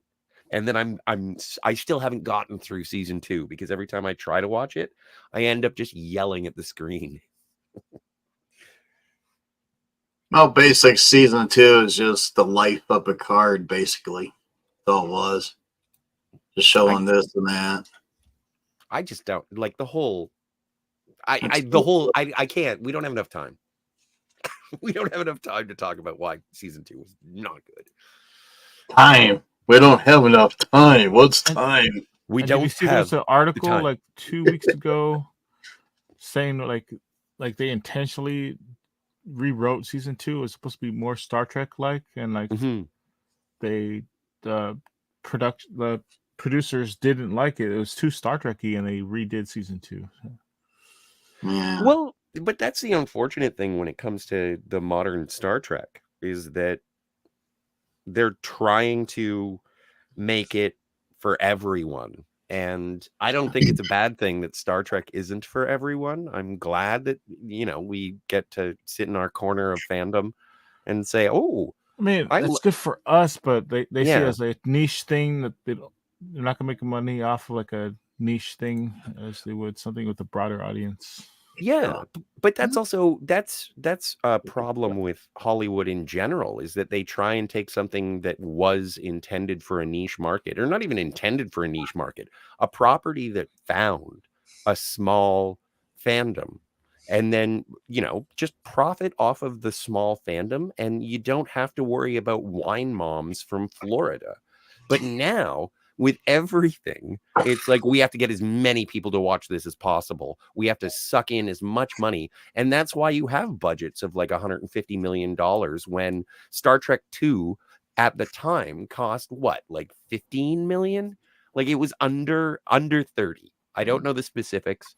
But it's like, why don't you make smaller movies for a specific audience so that you know that they'll come back, instead of trying to make something that was for a specific audience to release it to the general public. And then when it fails, it's like, oh, everything sucks. Everything's terrible. It's like, well, you could have made a smaller movie and made your money back, maybe doubled it, instead of saying, I want the entire moon now, bring it. And it's like, you don't get the whole moon. I don't know. I was bored. Oh, there we go. Does that work? Oh, I like that. I like things that move. Yeah, that's nice. That way you're not bored with it. I found a place for these non-magnetic markers that they gave me for my magnetic board. Sweet. Does that work, or is that gonna? Oh nope, that's not gonna work. This reminds me, I have a whiteboard that I'm supposed to put up. Oh, jeez. Or do these attach? Some of these attach. They don't attach. No, they don't attach. Remember when they used to have the markers that you could like stick and make like one long marker with they would go for front to end. Yep. I still have those the smelly markers. You like smell them. They smell like different fruits and stuff. Oh yeah, those were like, weren't those like deadly? Oh, they got you high for sure. Well, that's what Scotty did. He sits there. Yep. Give me an orange. Sat there sniffing purple marker. Yeah, the grape wasn't too good. Give me the peach. Ugh, peach. Sounds like a Mario. Peaches, peaches, peaches. There we go. Okay. Nice. Oh, Very nice. damn, I gotta be careful. Why in the name of sweet Georgia Brown does my dad have a copy of the Lindsay Lohan Freaky Friday? Yeah, it's working nice. Freaky Friday? I saw it in theaters, actually, I think. How was it? Is it any good? I haven't seen it. Yeah, it's fun. Jamie Lee Curtis makes it good. Damn it. Oh, is that what these are for? No. Damn it, man. They gave me non-magnetic. I'm trying to figure a way to. Hey, Scotty, I got a I question bought those for you. separately. What's up? What do you think of LDG being an admiral? Well, it is the internet. I don't respect anybody's rank. It's all self-imposed. Well, he was talking about joining Commodore Productions. He don't have a uniform, but I do have a video down below. But I had this admiral's uniform tailored, and tailor guys inflated it like a freaking balloon on me. Oh, well, okay. We can teach you about tact later, but like, was this the Star Trek: The Motion Picture Admiral uniform? Yeah, no one has seen this video yet. It's in his basement. I'm in. I would love him to be a motion picture admiral. Just for the costuming, for sure. I would love to. I do. I am. If you'd like to see, I've been assimilated, but there we go. So yeah, no, I fully support anybody wearing this handsome. Yeah. Well, I played 2 admirals myself, Bullshank and Shepard. Yeah. Yeah, but I don't think that you're actually an admiral. I don't mean to be rude, because I realized after I said that, I was like, I don't respect anybody's rank on the internet. And you're a captain, an admiral, a commodore. You got all the ranks. I'm everything. I am not. Just don't call me late for dinner. There you go. Right there is my admiral's uniform right there. Green and white. There you go. See? Yep. Everybody looks good in that. I'm changing the badge out to an upgrade. What would I would really like? There are 2 Star Trek uniforms, 3 that I would really like in real life. Obviously, the Wrath of Khan. Actually, you know what? There are so many Star Trek uniforms that I want in real life. Wrath of Khan, obviously, because it's the best. I would love to have the motion picture admiral, even the short sleeve one. That would be dope. The suede jacket that Picard has in season 5 of Next Generation. Nice one. Scotty's and Kirk in the movies, where it's sort of like the casual one. I think it's also suede. Yeah. Well, here's a link to that article. It's talking about Picard. Oh, yes.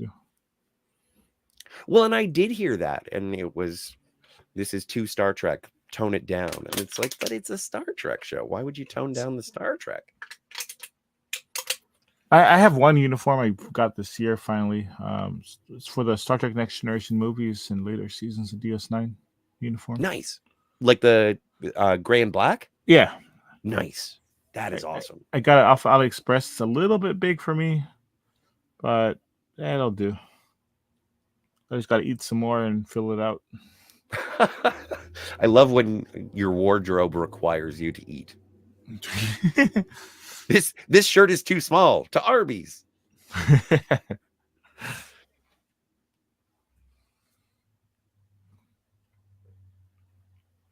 If you'll excuse me for one moment, gentlemen, I do have to.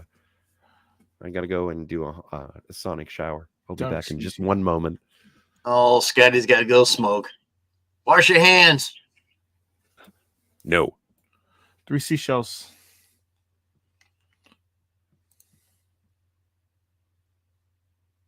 He likes his doobie sticking on his fingers.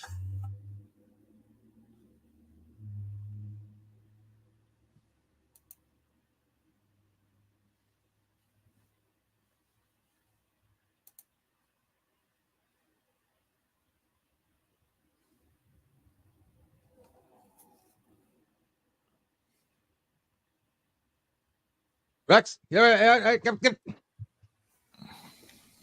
What? Kitty litter box. It's not a freaking lunch bowl. My dog likes to eat from the kitty litter box. Oh, the Dougie likes that crunchy. The Dougie likes the crunchy stuff. Yeah. Yeah. Okay. Sprinkle cat turds.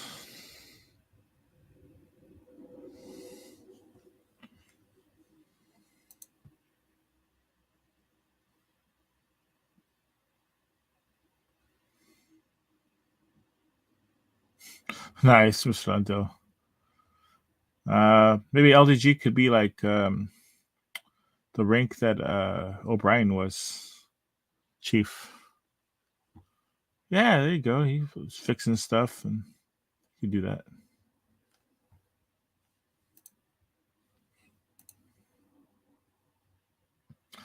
Yeah, motion picture uniforms, I think they're the worst. Unless you count season 1, Star Trek Next Generation, the scants. No. Yeah. I'd rather wear the motion picture uniform than the scant from season 1 of Next Generation.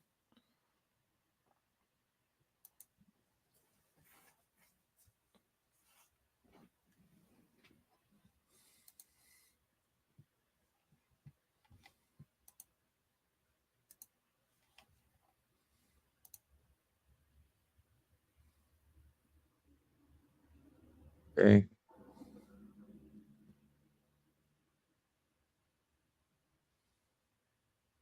All right. I think we're good. Rex sounds suicidal. Yeah, right. Tell me about it.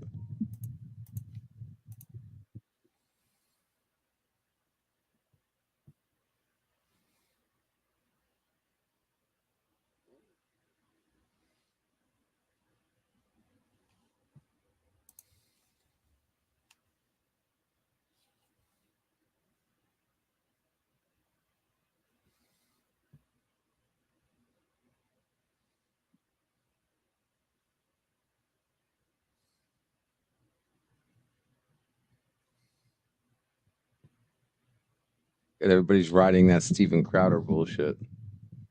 Come on, people. Oh, the lawsuit. I've been hearing about it. Yeah. It's all bullshit, if you ask me. She wants more money because he's suing her.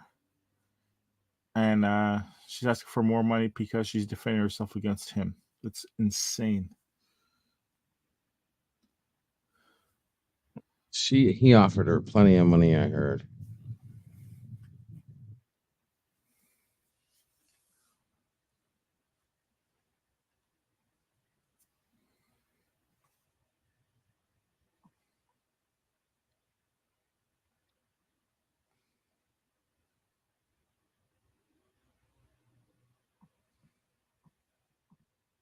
Excuse me. So what's new with you, Scotty? What's going on, man? I think he stepped away for a second. Oh, you stepped away for a second. What about you, Phil? No acting work yet. I worked a Queensryche concert on Tuesday. If you're into 80s metal. Yeah. And I worked as like an usher, telling people where to go, where to sit.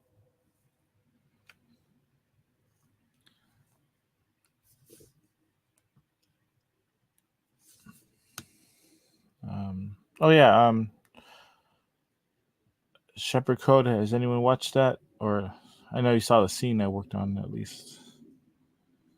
So check that out on Tubi TV. Shepherd Code.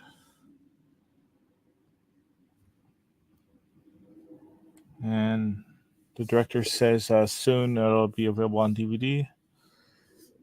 Hopefully Blu-ray, but I don't think he wants to put it on Blu-ray for some reason. Really costs too much. Mm-hmm.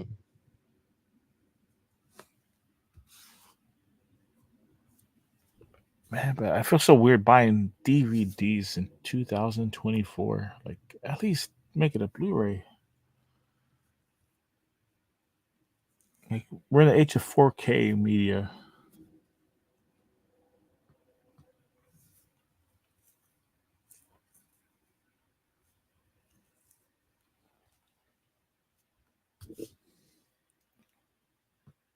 Oh, and I saw that 4-part miniseries, Quiet on the Set. Has anyone seen that? That was something about like behind the scenes stuff that happened on Nickelodeon shows. Pretty dark.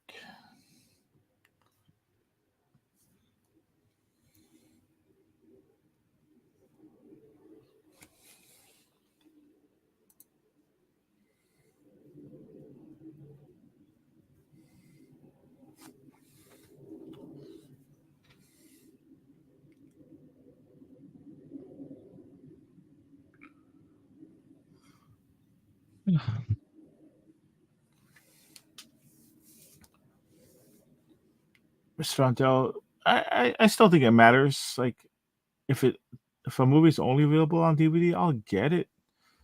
But I'd much rather prefer Blu-ray, especially if you have a 4K, like 42-inch or 50-inch TV.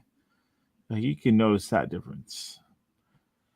Well, it's so funny, just because like I've always been, I want the movie no matter what the quality. So there are movies that I have on DVD, and I know that there are Blu-rays and all the hubbub that's happening right now with the James Cameron 4Ks, and I'm sure they look great, but I want the movie. So I don't really. I've watched DVDs, and I've thought to myself, this would be a lot clearer and better if I had the Blu-ray. But after about like once that thought pops into my head and then goes away, I'm still enjoying the movie. Yeah, but like I Hello, I'm you can back. still enjoy it, but hey, Bird, I like more Hey. detail. I was watching some video, and unfortunately, a lot of DVDs were kind of poorly created, and people who bought them now are finding out that they literally are falling apart. And oh, like disc rot kind of thing. yeah, disc rot. Certain So- manufacturers are worse than others. Like Warner Brothers has a bad Exactly. reputation. So the guy was saying he had dozens of DVDs that he went and checked, and they were all bad. He thought, they would be great, but he was sitting fine. They were stored fine. They weren't in light. They weren't in wetness. They were just stored as you would think. And Oh, wait a second. Yeah. Wait. So wait. Thank you So for bringing physical this up. So media you're trying physical was media was actually already bad. Yes. It was just he thought he had it, but it was all dead. It was all I useless. told you. He had They to go can't touch- download the movie. So for some people out there who say they can't touch your physical media, they already did. But that's just a physical It wasn't degradation. only Warner Brothers. Yeah, they knew this. They knew It's disc rot. mostly They did Warner it on Brothers. purpose. Oh, They made the disc so they wouldn't manufactured last forever. manufactured obsolescence. Yeah.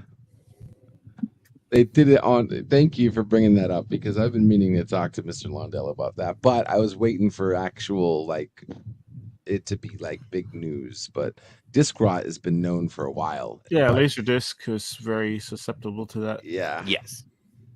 But that's why you had different quality of blank discs that when you used to buy. You have the higher quality that has less disc rot, and then you had the lower quality, which just you could just dissipate. They just destroy themselves. Well, it's Turn into funny. dust. That's one reason I would say to upgrade. If you have an old DVD, if you upgrade to a newer like Blu-ray or 4K, not only they are more resilient, like it's newer, Mhm. so it'll last you an extra amount of time. Yeah. Like, yeah. If Well, you have just like it's like vinyl, right? Vinyl's physical media, but the act of playing vinyl literally destroys vinyl, unless you have one of those special players that there do is it without it. a new record player that uses lasers to read the Yeah. vinyl. The But those are really grooves. expensive, like $1,000. So do you think these companies weren't thinking ahead when they did that? Of course they're thinking ahead. These companies think before they piss. I mean, your average you guys Ruskie give these doesn't go to the companies way bathroom too without much. a plan. They can't touch your physical media yet, and they don't need to. They know your physical media is going to go to dust. Well, what was it? Somebody was talking about collectibles of some sort. A friend of mine was saying, and it's like, oh, just hold on to it until it goes into a landfill. And it's like, well, everything you own, you're holding on to until it goes into a landfill. Like you are just a temporary caretaker until the plastic goes into a pile. Literally today, I was going through stuff with Mamo Prey that I had, and we're saving things, and we're making the decisions, and like I had ordered off eBay before I had gotten sick packages of old Roman coins. Ooh. It was like Ooh, you were that's supposed nice. to you got the coins. The coins were literally sold for bulk junk value.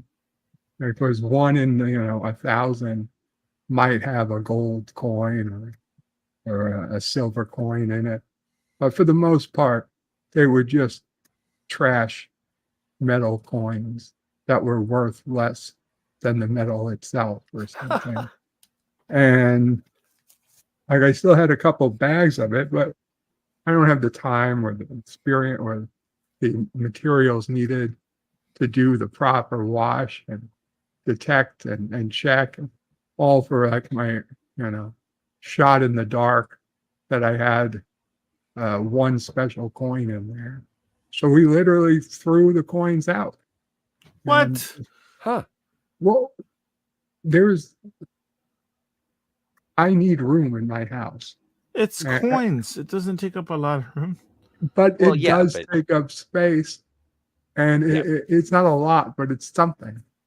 Yeah. And if they don't work at a Pepsi machine, if I made an excuse for everything I wanted but didn't have an immediate use for, I would never get rid of anything.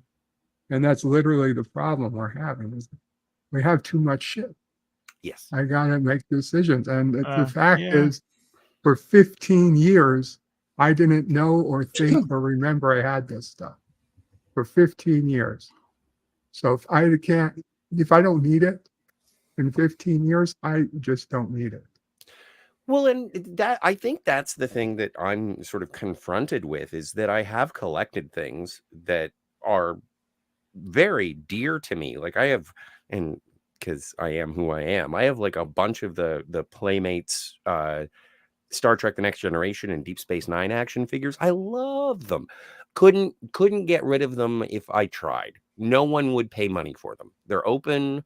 They are literally my toys. No one would get them. But I have boxes and boxes of comic books. I'm sure that some of them are worth money. I don't know where to begin on how to unload them, and I don't want them to be trash. Like, I remember there was the last apartment that I moved into. The guy who was moving out had boxes and boxes of hockey cards, and was like, "I'm going to throw these out." And I was like, "No, I'll hold on to them. I'll try and sell them. Hockey cards are valuable in Canada." And then I started looking at them, and I was like, "I don't know who any of these people are. I don't know what's valuable. I don't know." And so it went total trash. But Mr. Londell's Groovy Movies says, I have DVDs from 20 years ago, and they're still good. Disc rot is an anomaly. I agree. I think that it was much more prevalent when it was laser discs. But once DVDs and Blu-rays came out, it was a much more resilient format.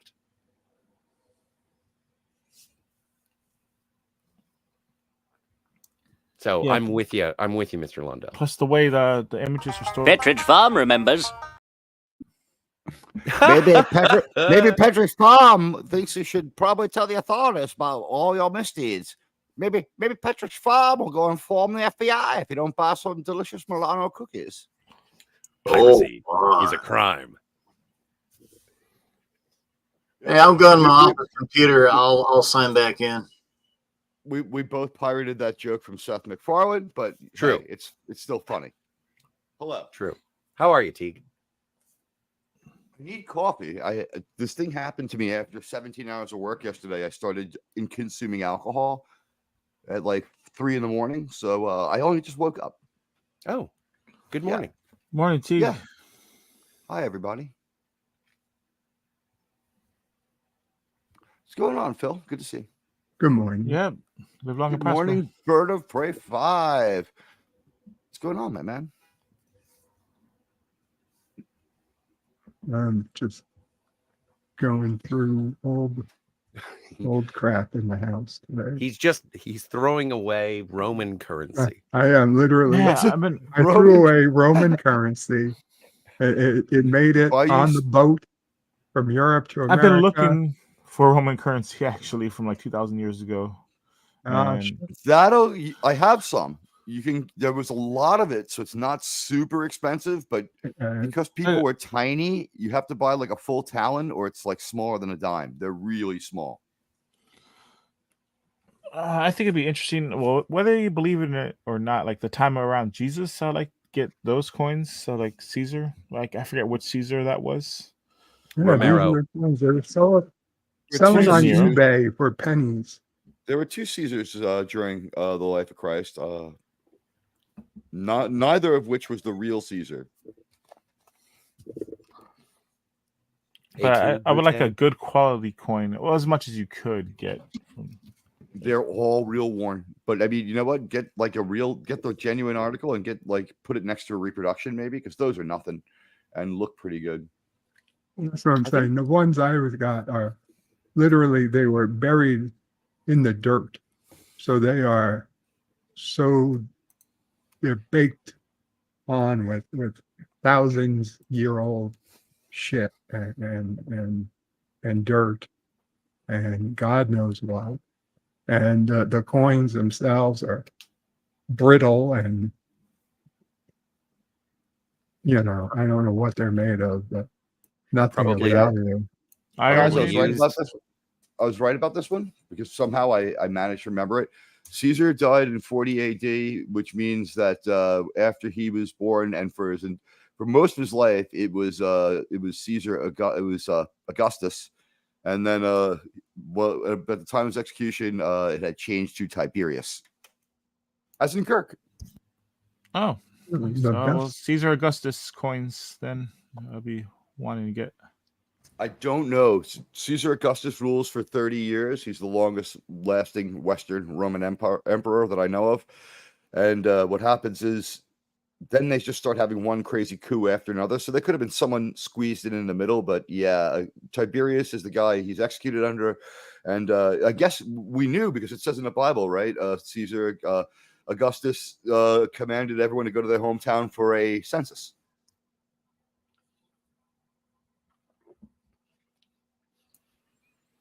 All right. I'm sadly not familiar with Roman history, except for the fact that I know a guy who threw out a bunch of coins. Well, according to the internet, all guys think about the Roman Empire. Yeah, no, I'm more of a Klingon Empire guy myself.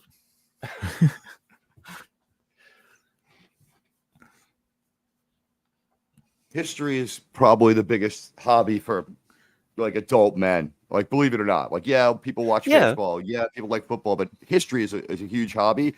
And once you get done with Hilter and the Yahtzees, you kind of like, all right, what's equally interesting but not as horrifying? You're like, 2,000 years of Rome never got as bad as 13 years of them. Let's read about that. And it's kind of very interesting, to be honest. And there's a lot of material. Well, and I agree, but absolutely, in terms of intellectual pursuits, history is admirable.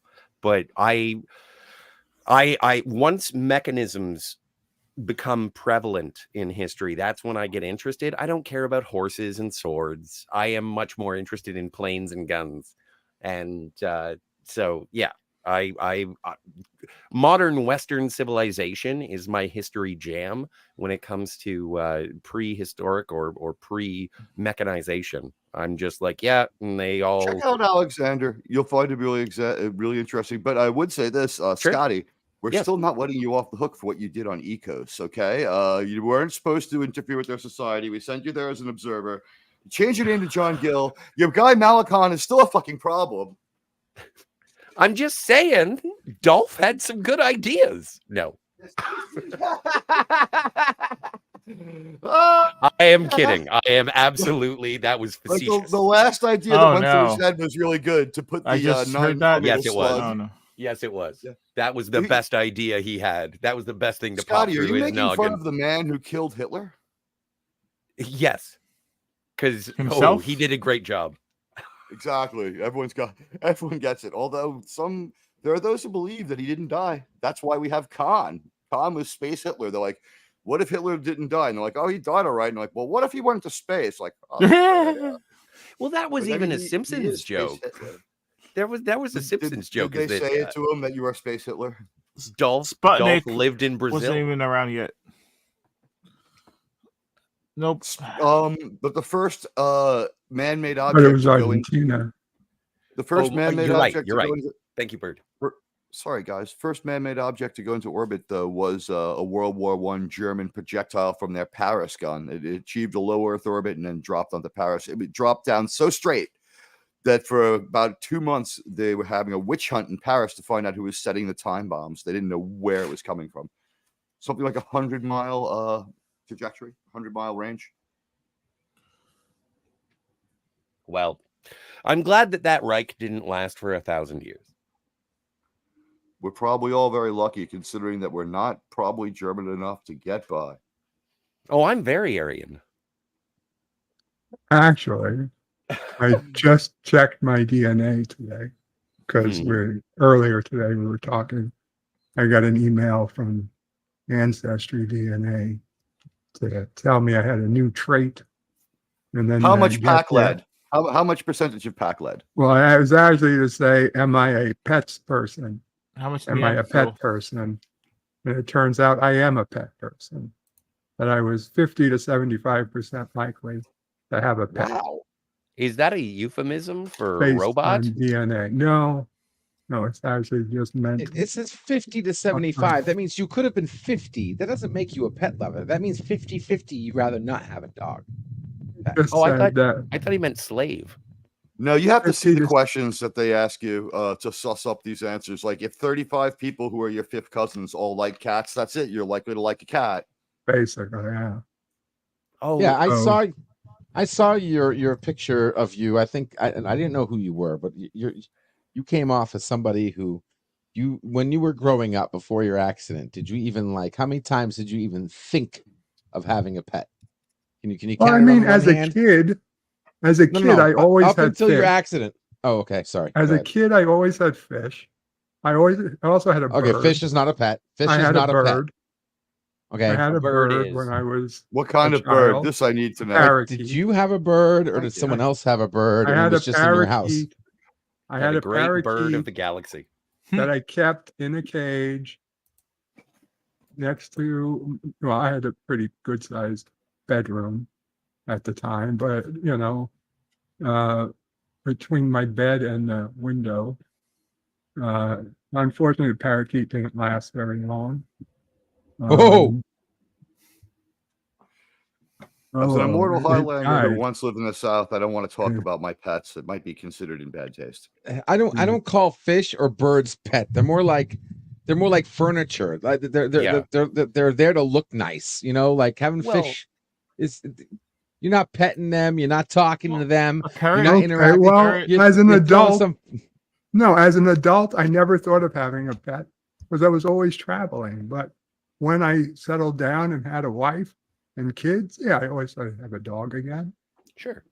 And when it was in the long-term plans, but I never got close to being married, so I never got close having a I pet. wanted to get married so I could have a pet, but it just never worked out. So now I have no pet. I was married for a while and we had a dog, but it just didn't work out. Wasn't crazy about the dog, so I got rid of them both. Yeah, the whole marriage thing. like- I was enticed by the idea of hot and cold running sex, and then hopefully maybe I would get a turtle or Sex, something. what's that? Marriage and sex? I mean, when did these two things go hand in hand? Why would you get married if you couldn't have the touching? You know what? In my species, we reach a certain age where dating free range becomes a little bit difficult. So You and your we choose one. Yeah, For yeah, a green exactly. card, maybe. I don't know. You know what? I did try to parlay my green card for a date last night at the Irish bar because everyone there is beautiful and not a citizen. And Yeah, I was offered once. I was offered one of those deals to marry somebody for like a big chunk of money. they're not And by gonna pay big you, chunk, I mean barely anything, but 12 something. to someone from Nicaragua, like $3,000. It's like this is 15 years pay. He'll do it. He was hot. Wait, did you say he? Yeah, I told you not to tell anybody. She. I said he with an S in front of it. Yeah, okay. Yeah, no, I legitimately was not sure what you said. I'm like, I know that I'm pretty sure I knew what way you went, but I was like, wait, you said she, right? Well, no, just for the record, you actually don't know where I go, but just for the record, I said she that particular time. I said I thought. Yes, I don't assume my do not sexuality. know. Yeah. I'm sorry, I didn't mean to assume your Well, pronouns. if it's just for the money, like, would it matter too much? You're not going to be doing them. He's, as they say, that way for pay. Well, the honeymoon deserves an HJ. God, I would hope my parents did a little better than that in their honeymoon. I hope they went all the way and had sex. Let's hope. Well, dude, you're here. Well, yeah. They obviously did. They're not my unless parents. Unless they had turkey baster. Well, I'm adopted. That's true. I would have been here anyway. I apologize. I would have been here anyway. Oh, don't worry about it. It's kind of commonplace. It's actually comforting to me that people don't make a lot out of it because you know what? Then people would think twice about adopting people and no one would have the kind of great experience I had. Well, we can agree that you were born. It's been said. I come from one of those points of light in the sky you call the stars. E plub nista. Has no relation to the conversation that we're having, but it was the quickest Kirk reference I could come up with. Quite honestly, I can't believe that was supposed to be the second pilot. Gene Roddenberry was a genius, but he needed other people to be like, Gene, great idea. We're going with, the salt vampire. Fucking just calm down, bro. Let's go. Yeah, he needs some filter. Teague, have you seen, actually anybody, have you guys seen Pretty Maids All in a Row? I was at the bar last night. I told you. No, I know, but the movie, the one that was written by Gene Roddenberry, the sex comedy about Rock Hudson banging cheerleaders.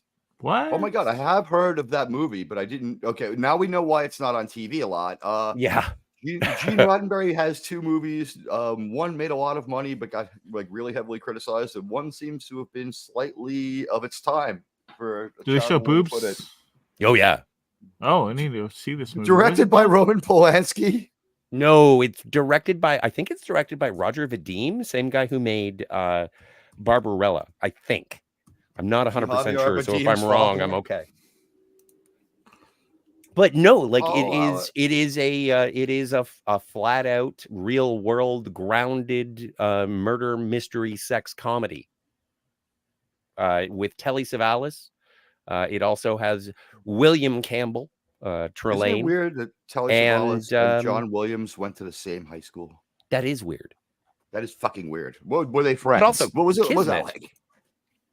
I guess so. It's except that he only makes it into a Gene Roddenberry roundabout production. But well, I guess what's the name of the movie again? Pretty Maids All in a Row. Okay. Which I have heard of. That's a familiar title. I think what happened was sometime during the 80s, they're like, yeah, we're not going to show this movie anymore. It's a little too a little too cringe. But I have to check it out. I've got the DVD. It's great. No disc rod, Mr. Lundell. Is there a director's commentary where it's just like, Hold on while I grab a hit of this joint. All right. This movie was kind of like I wanted to work with a lot of hot women, so I came up with this idea. Essentially, that's what it was. It's got Angie Dickinson. It's Telly Savalas, Rock Hudson. It is about sexual awakening. But also with murder. So no, I would recommend it highly. I'm trying to think of how safe Angie Dickinson was from Rock, but that's a different story. Yeah. She's fine in that film. Julio Iglesias certainly thought so. She's fine. I'm not familiar with the Iglesias catalog, but they live together. Oh, nice. Perhaps even slept. It's been said.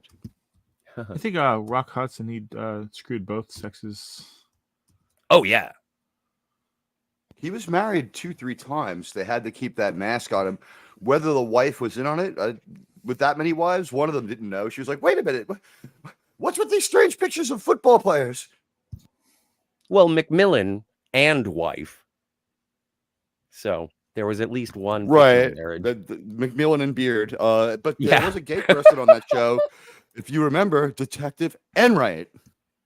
Was that Alan Shuck? John Shuck. He was whoever, like they had like 2 other people in their milieu. I believe the housekeeper was someone we'd see again. Yes. I don't think it's Norma from Valerie, which is a spinoff of Mary Tyler Moore. I don't think it's her, but it could be. And Macmillan and wife is basically Heart to Heart. It's the same show. Yes. But John Shuck was like the sergeant sidekick to Rock Hudson. He had like dark curly hair, right? And he was always kind of like a little Klingon Barney ambassador. I don't remember him in that role, but we do sometimes make up Klingons. I do remember he had like the second, like his like number one guy. It was just like, gee, boss, I was cruising at the alternate lifestyle bar last night, and a few ideas came by me. He's like, oh, Enright, you cut up. I know you've got a wife somewhere. Just I like was at me. the Blue None of Oyster. none of those would ever be gay. Now let's solve this murder. Now let's chug. What?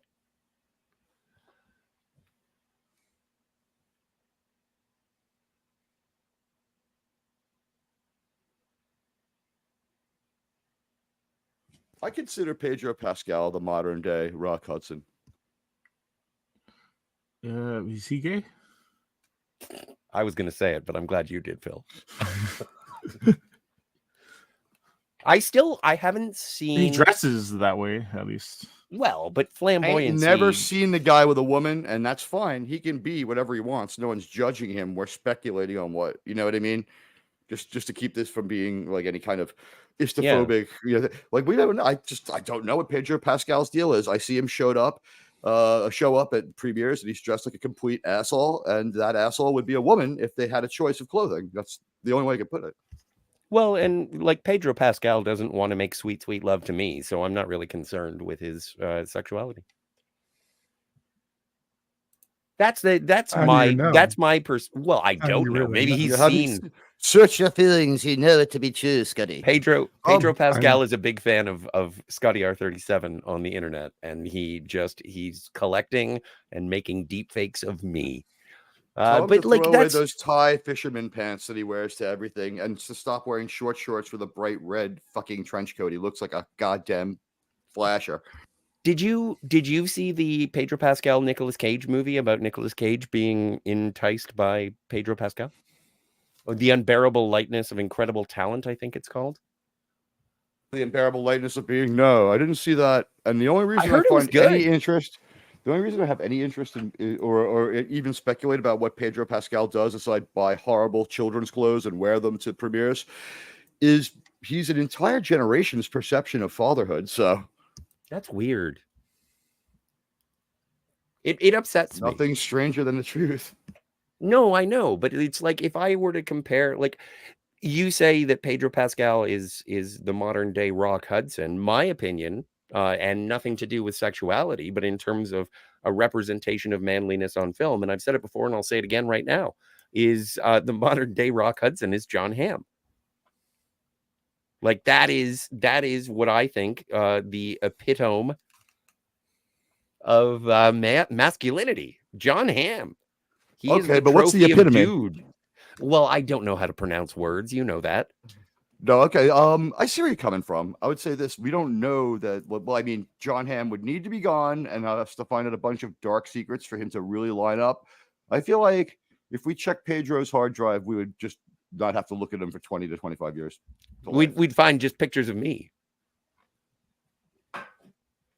But those pictures would be from the early 1970s. Like, I think he's weird that way. Well, I wasn't born, so it would be weird for him to have like sonograms. It's a zygote porn. What do you want from me?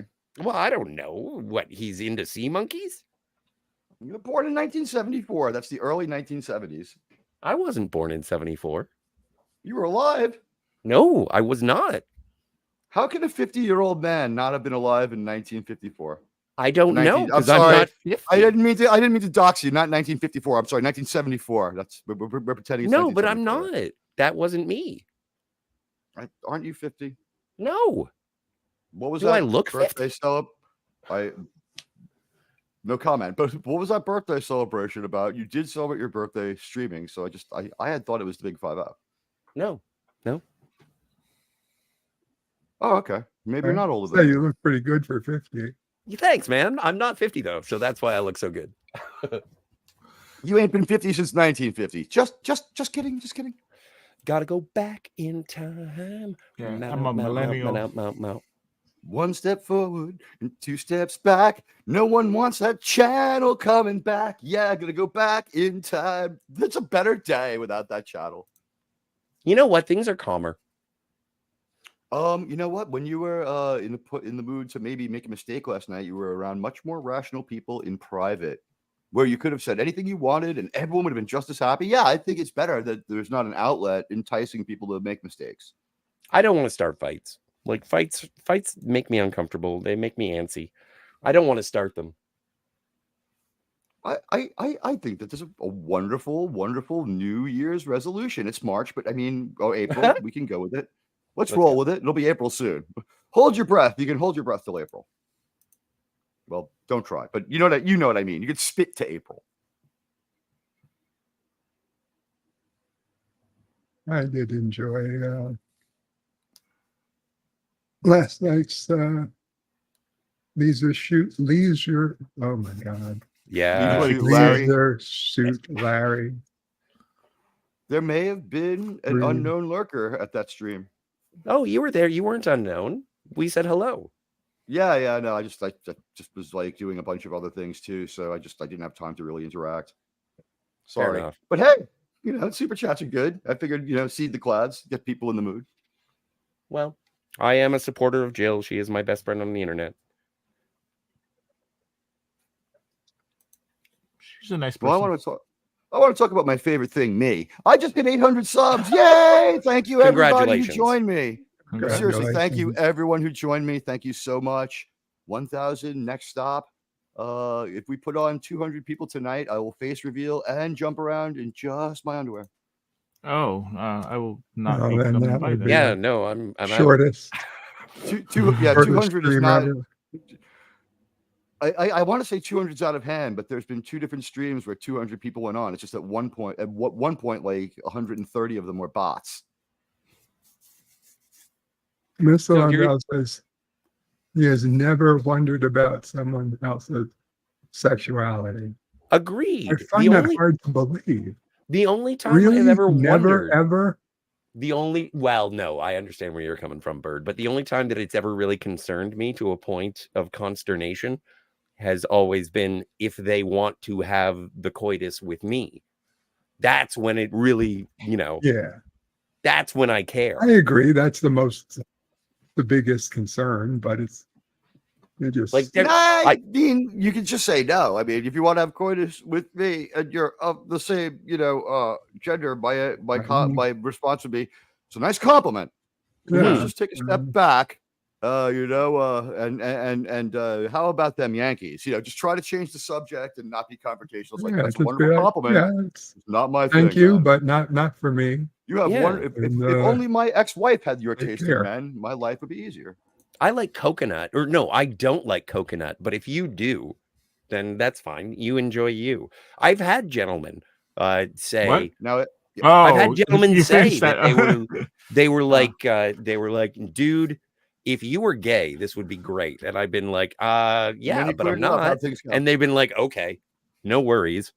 Like I've never been That assaulted. is one thing I will I've never say. had an aggressive homosexual attempt to talon me. You're They've right all about just been that like, one. hey, you're cute. I And I'm gotta like, say, yes, I am. I gotta say, for one time we agree. Like I live in New York. Bird lives in New York. There are like 30 million people on a weekday compressed into a 20 square mile area. You're gonna run to everybody. 8 million people never leave, right? So yeah, we've met a bunch of them. And I think that what we call gaydar works both ways. They're like, it's like this guy's straight, just you know what I mean? Like they can feel it. Like for the most part, they've never been offensive or come on Like to me. I've had The a first bunch come of on doesn't count. It's if you're persistent after you know that I don't dig that. That's when it becomes offensive. I've had a bunch of people use it as a derogatory to say that I may be a homosexual, and I don't take it as a derogative because I wouldn't have sex with the people who were insulting me anyway, or they thought it was an insult. But all of the people who have identified me as a hetero have been homo. They've been like, if you were gay, the world would be better. And I was like, I am very happy. Thank you. But no, I don't drive stick. You're not having children. What difference does it make what you like? Either way, I'm still accepting applications for love, preferably the female persuasion. That would be my jam. This way, in 20 years, most of us and our sick ideas will be just a memory anyway. Yeah, in 100 years, Philip, who's take gonna good care? care of yourself. You might still be around. Excuse me for just one moment, gentlemen. I have to go and wash my hands. That conversation a little exciting.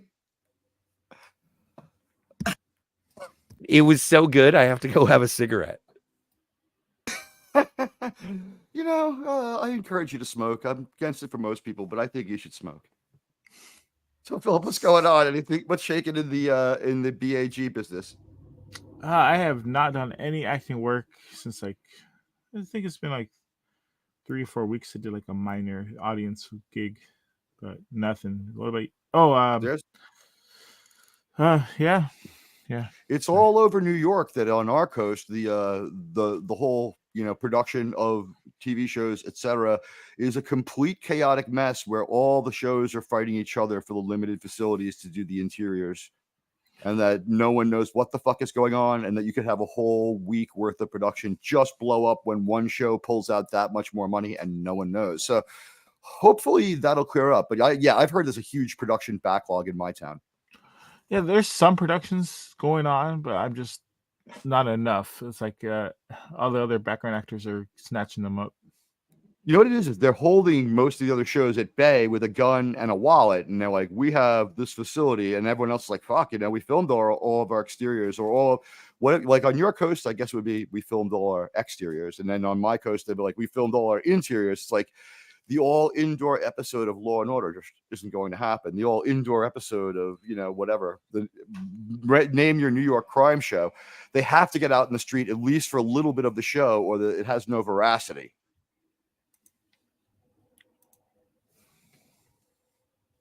So right now there's it's a mess. There's, like you said, there's a bunch of shows. And I think what we're going to do is some people are going to have to blow off their seasons. Some people, I believe the Law and Order people are going with 15 episodes this year instead of the usual, 22? So they're blowing off a third of their season. And I don't know what's up with Star Trek. It's coming back. It doesn't matter. Strikes don't affect a show that really doesn't exist. That was made, 3 years ago. I am not looking forward to any Star Trek. It's all going to be crap, I think. All of it. Yep. You're even more critical of it than I am. Like, you don't even like Star Trek, Picard season 3. I think you commented. The thing is, we put Picard season 3 up against like a Star Trek test. Like, is this good Star Trek? And what we found out was like, you can't really call it that because, for instance, when Deanna, and this is late in the show, but it's like this throughout. When Deanna turns to Riker. And after Riker does the only masculine thing in the entire run of the series, he tries to punch the fucking founder who's going to beat up his wife. And he's like, you fucking piece of shit. And it's like the Riker we remember, except he gets fucking floored and thrown to the ground in like two moves. So he just easily handled by the changeling. So while he's crying and spitting out his teeth, his wife tells him she cheated on him with a changeling because she couldn't tell. And I'm like, I thought Betazoids couldn't read changelings and that she could specifically read a little piece of Riker's mind because he's her Imzadi. But that's just me and my brain making the story that Mr. Metalis gave us as a gift into a joke. His name wasn't brought up by anyone who said, let's reboot Star Trek. It's like, well, who would you want to have do it? And they're like, well, people who used to write it. I'm like, name some names. His name, no one. A lot of people don't hate it, but I think a lot of people are coming to their senses or spent the money to like it. I think whoever, well, Terra Metalis and like the crew, like they had good intentions. I think they were fans. They just weren't like as well versed in Star Trek. Like a lore doctor, like if you, me, Scotty, Bird of Prey 5, I don't know about LDG, but we could all sit there and just simply be like, you know, we looked at your script and here's your problem. You know, Riker would never be able to, a changeling could never pass himself off as a Betazoid's husband because of their, you know, their psychological whatever, because of their telepathic bond, limited though real. You know what I mean? Like, you don't have to be able to know that know what's going on to pick up the phone in the old days and hear the dial tone. You know what I mean? It's like when Riker approaches, there's some kind of dial tone. She would even know if it was Tom Riker. She would know the difference. Tom Riker's not her Imzadi. Will Riker is. So the idea that she could be held hostage in that house that was filled with weapons and a security system that would, you know, take out like Al Qaeda in minutes for days. It was just they made that whole story up just to make him look bad, just to do the woke thing, just to make him a loser. So he loses his fight, and his wife's like, "Yeah, well, I cheat on you anyway," and he laughs. What the fuck? That was a joke? Yeah, that's not funny. The one person on our show who resolved that they were going to like Picard season 3, whether it was good or not, and that person's no longer with the show for lack of objectivity. But they said that they thought she was held prisoner at Phaser Point and, you know, raped. My response was, in that house?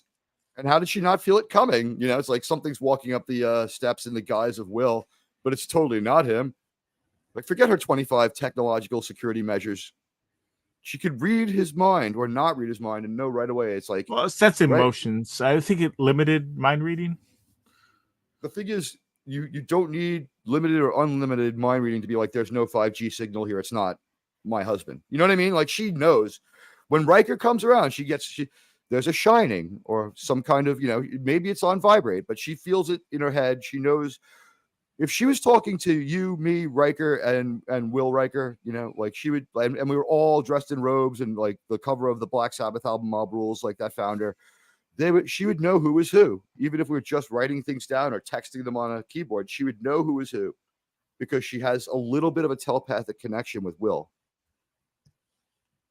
And they can't read a founder or changeling rather at all. Majel Barrett says this in like episode 3 of DS9.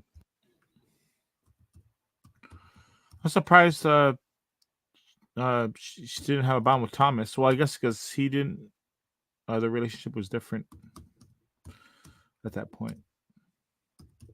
But you know, they were Imzadis for a while. I think that's revocable, right? And then 2, I don't think the real Imzadi thing happens till after the ceremony on the deck of the holographic 19th century Enterprise in Star Trek Generations. And one of the few moments of that movie I like. I think that whatever happens that makes him her Imzadi gets finalized. You know, the 5G connection is like permanent after that. But if anyone thinks anything differently or has another episode that says different, I'd love to hear it.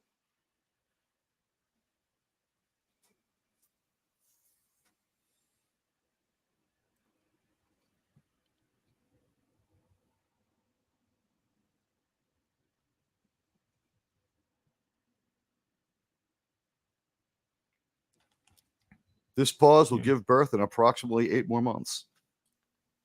Can't wait. Oh, look, he's back. The Fly 2. Ooh, It was almost worth it to see Daphne Zuniga and Eric Stoltz tried, but he probably should have worked a little harder. Oh, that's The Fly 1. That's the good Fly. He's talking about there's a little remembered 1991 sequel with Eric Stoltz and Daphne Zuniga, where for all intents and purposes, I suppose they go into the near future because he goes from being a kid to a late teen in like moments off screen.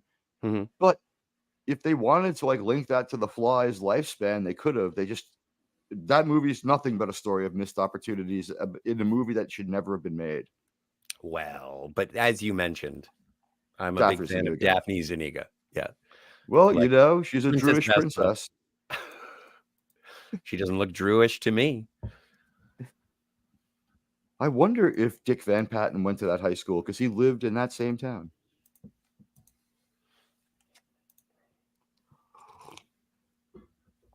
The Baldwins kind of skew this in the favor of the people from there, but I guess Bird can probably validate there are more celebrities from Long Island than from any other part of the world. Well, and that's part of the reason why I had to jump on as well, is because, and thank you for balance it reminding out. me. No, because LDG has the whiteboard, and I wanted to bring up "Always Be Closing." A, B, I was C, going to ask if you had A, if you were always going to say B, had a, B. I thought you were going to say, the winner gets a set of steak knives. That's a great movie. It is. You know what? Any movie where he plays an unlikable character is intact. It's where he's the hero where it's a little bit shaky now, and it has to depend on whatever amount of skill he had. And how good could he be if his wife had a fake accent and he didn't notice it until the papers told him? I still think Alec Baldwin is my favored Jack Ryan. I like Alec Baldwin as Jack Ryan better than I like Harrison Ford. When I saw Harrison Ford was in the second movie, what went through my mind is this movie didn't need Harrison Ford. This franchise didn't need Harrison Ford. Harrison Ford should be doing something else. This was fine with Alec Baldwin. Exactly. Mm-hmm. And I was like, get rid of the Admiral and make it Ramius from now on. Make him the advisor because that's your movie dynamic, at least coming out of movie one. I realized that the Admiral was there, but And I like Alec Baldwin's The Shadow. That is a guilty pleasure of mine. Who's the chick in that? Is it Kim Basinger? No, Penelope Ann Miller. Oh, what a terrible choice. She's pretty, but not sexy. Well, no, but she in The Shadow, she's pretty sexy. And she was also in Carlito's Way as well. She had quite a run. She could act, and she was a cute redhead. She drops off the face of the earth. I don't know if she married a rich guy, retired, or something happened to her. So I don't want to make a light of it. But just like around 1993, Penelope Ann Miller just stops being a thing that you ever hear. Well, and I in terms of my affections for Hollywood actresses, I think it went from Penelope Ann Miller to Gretchen Mol. And it was around the same time. And I really enjoyed Gretchen Mol in Rounders, which that was a good movie. Yeah.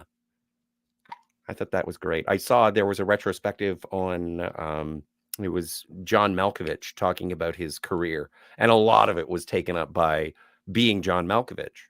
But he does talk about Rounders and on paper, his Russian accent. Think about, well, I'm sorry to interrupt the Rounder story, but just think about being John Malkovich. He's an actor playing a person who's playing an actor who's playing an actor that happens to be John Malkovich.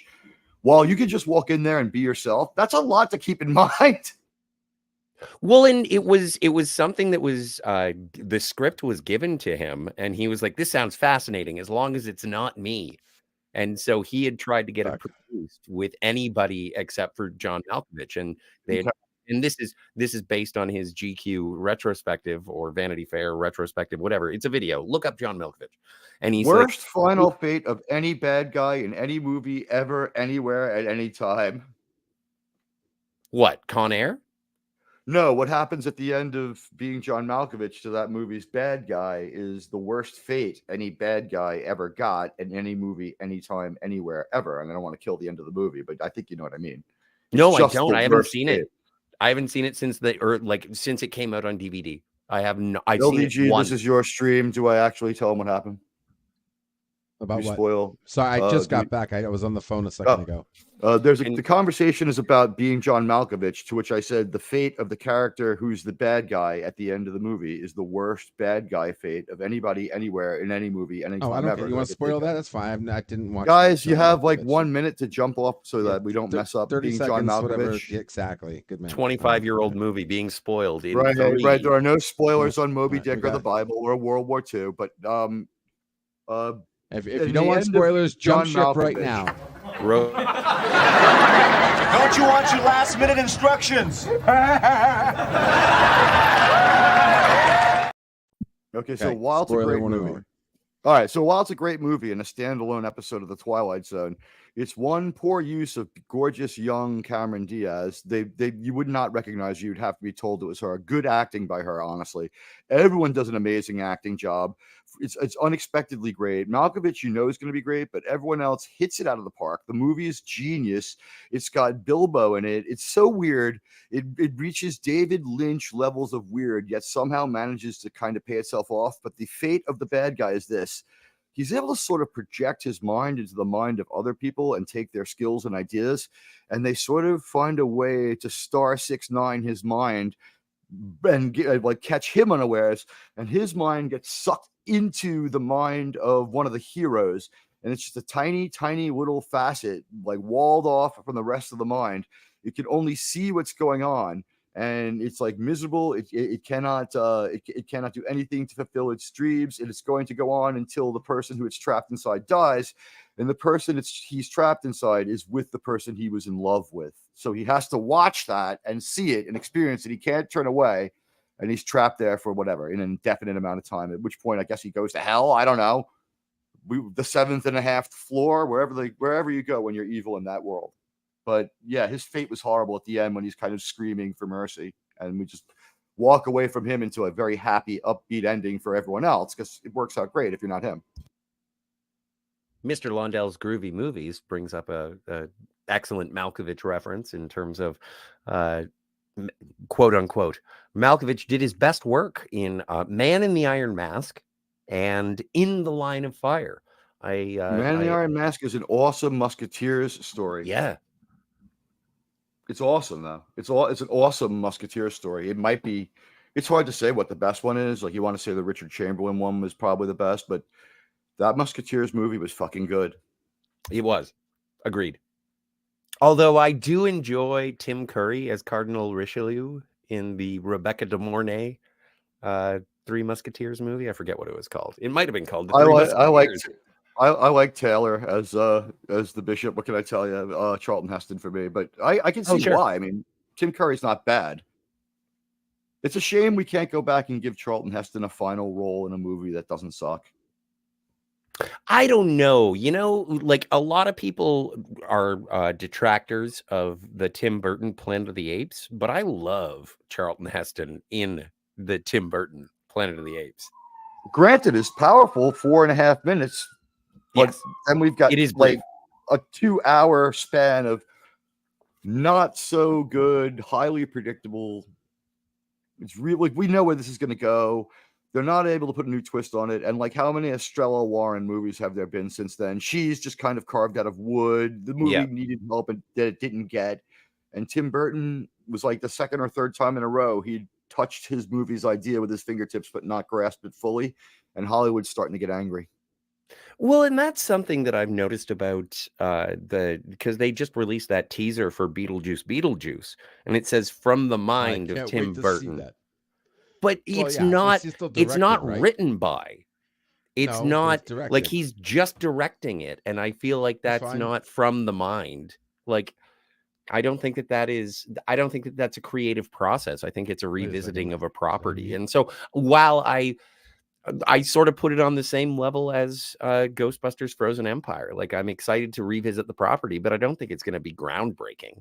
I don't think it's going to. Mind means that's obvious what that means. It's a polite way of saying not written by, but original creator. Well, but even like maybe I'm, even though it's still misleading, because from the mind should mean that this written movie and directed is no. I mean, from the mind of means from the mind of, right? We could say the next Bond movie will What's be like from the mind of?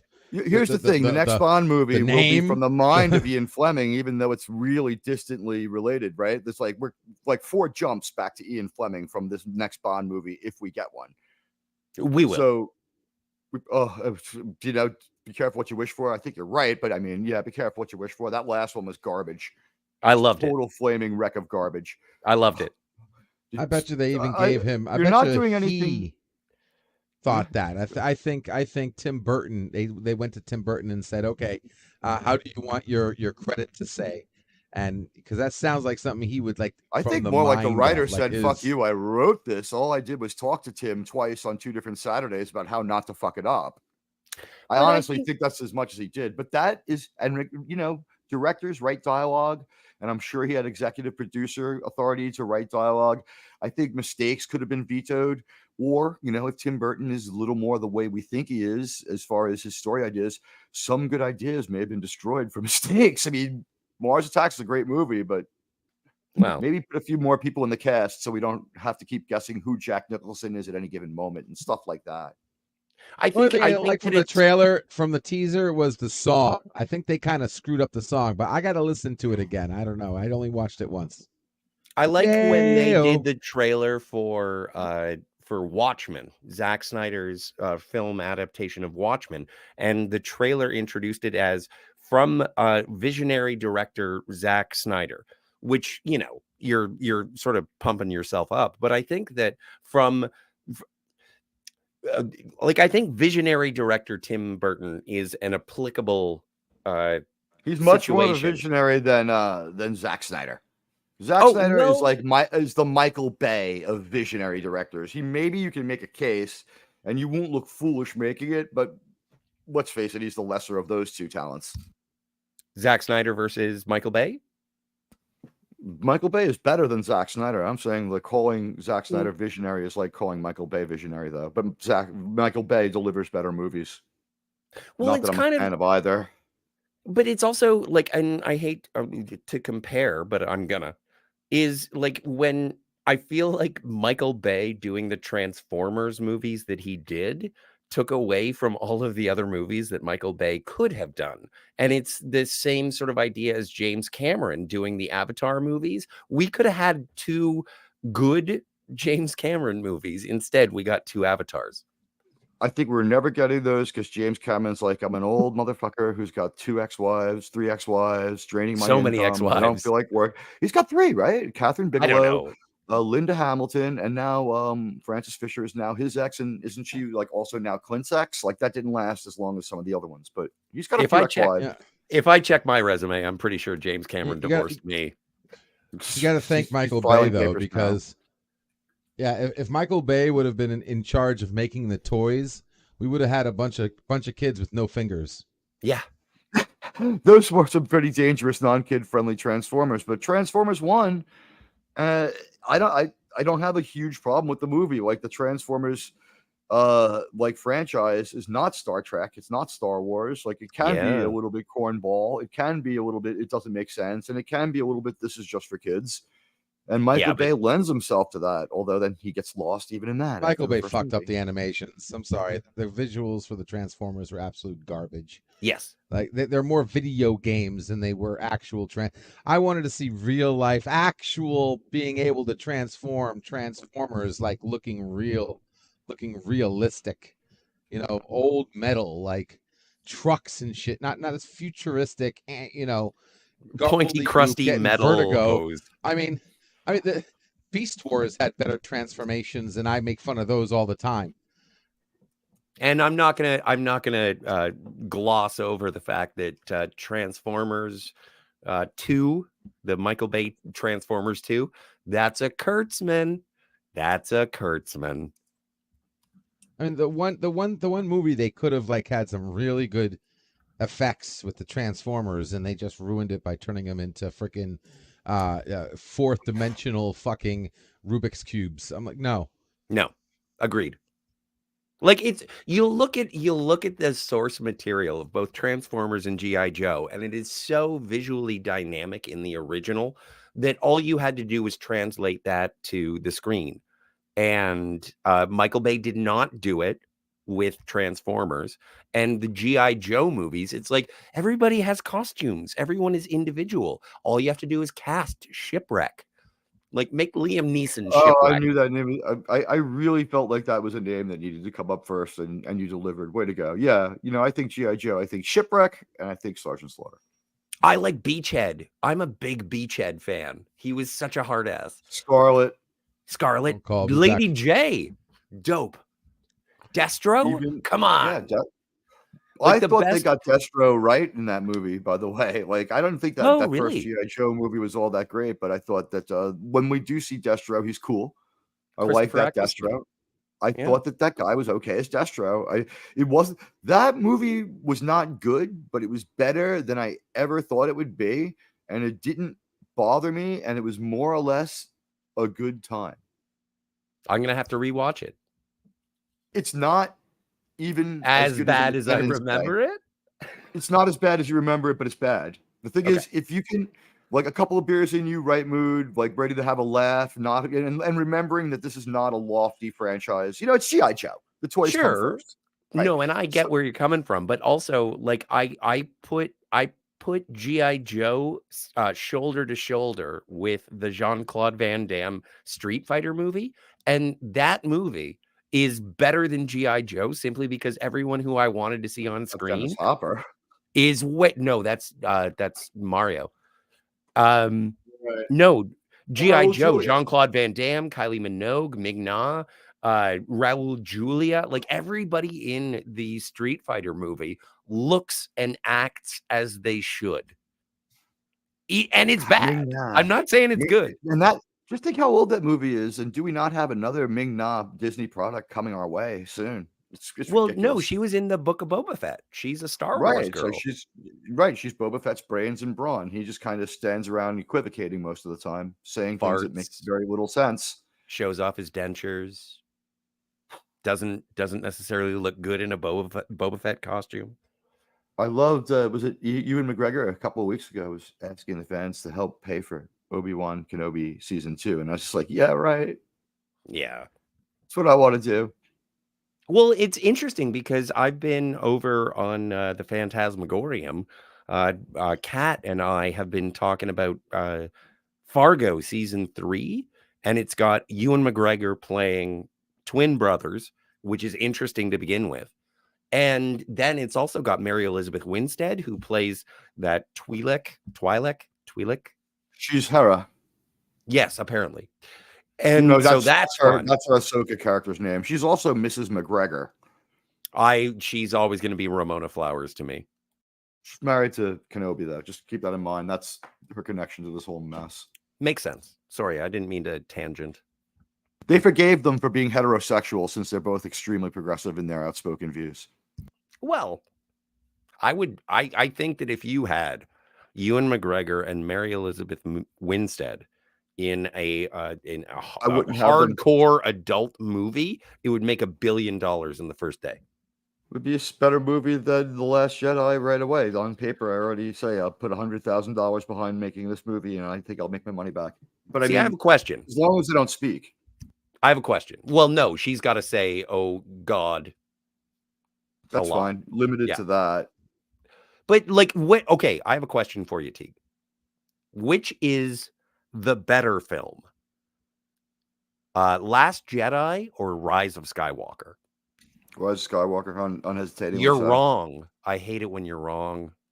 It's a subjective question, so no one can be wrong. I'm not attacking. I apologize. I will. I will remove my rook.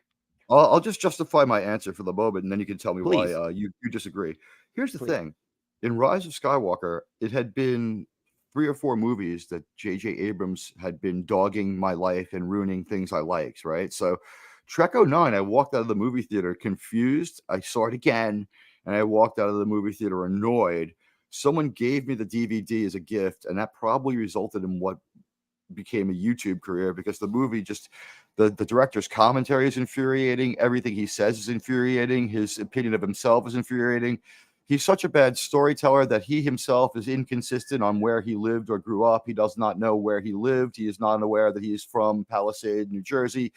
because when he says he went to the Bronx to go to high school, he says he had to switch coasts.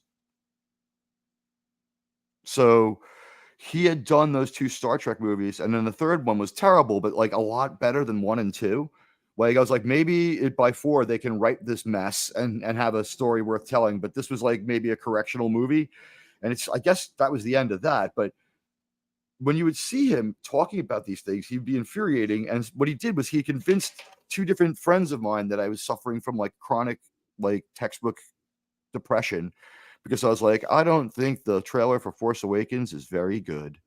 And people were like, you need to see the movie to get over your problem with it. And then like they left depressed, and I was like vindicated. So I was like, that helped. You're right. I feel great.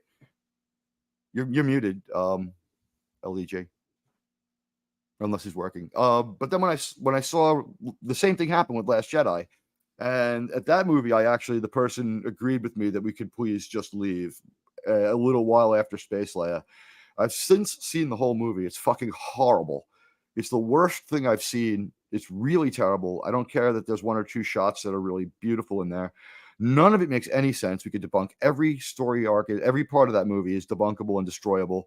Uber driver Chewie, there's a better case to be made that Luke and Chewie used to have a relationship and they don't speak anymore than anything else in that stupid fucking movie. Because when Chewie speaks to Luke, Luke looks to Rey for translation. And then when he sneaks on the Falcon, he doesn't speak to Chewie. So make of that what you will.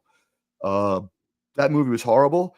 Then seeing Solo next, Goodwill was broken. I walked out of Solo about a third of the way through. I didn't even make it past like the Mud Trooper thing and meeting Chewie. That was it. I left. It was the worst movie I've ever seen. I've seen the rest since. And yeah, no, The Last Jedi, Rise of Skywalker was vindicating. It was like for about 7-8 years, this douchebag has been fucking up TV and movies, and now everyone thinks he's a douchebag too. It was like seeing Rocky Horror. I was laughing. When they said somehow Palpatine has returned, everyone in the movie was like, what the fucking it? And I'm like laughing. It was like Max Cady at that movie. It was like Cape Fear. No one else knew what was going on, and I'm just laughing. And it's complete vindication at Rise of Skywalker. I love that movie. I can't disagree with you. I do think that The Last Jedi broke Star Wars finally. That was the moment. It broke me. It broke Star Wars, but it was a movie. It was a movie that broke Star Wars. The Last Jedi, in my opinion, is a clip show of things that we want to do to re-ingratiate ourselves with an audience, and it failed even worse. While Ruin Johnson did poop. Might I invoke Blade Runner memeries? You're talking about a movie made of memeries. That movie was just memes. Yeah, but I like. Okay, so let's stick with Star Wars. I do think that The Last Jedi sucks, but I think that the Rise of Skywalker isn't even capable as a film on its own. But you're talking about like strafing. It's a montage of things that people are supposed to want, and no one wanted them. It's terrible. It's like strafing Nagasaki. What's the point? Well, why does everyone have to bring up World War II whenever we're talking about entertainment? We were good. We went with the Pacific Theater. We didn't reference Mustache Man. Charlie Chaplin? Precisely. The Great Dictator, whoever you want to call him. I do want to call him that. It's like strafing Nagasaki, quite honestly. You've got complete and total destruction. Why bother strafing? You're just going to give your pilots radiation poisoning. I'm taken aback just because you have very strong opinions in this regard, as do I.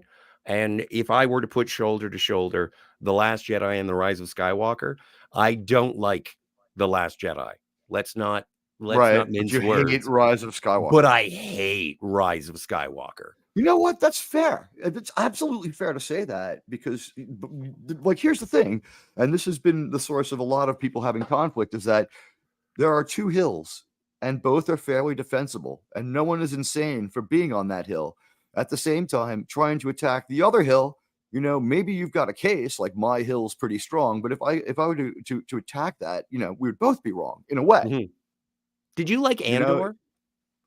Any story that took that long to go anywhere can't be good. Any story where I didn't realize it was over and there's another episode I still haven't seen and won't subject myself to can't be good. So I didn't hate it, but I haven't seen it, but I've heard it's really good. I heard it was one of the. It's not really good. It's good.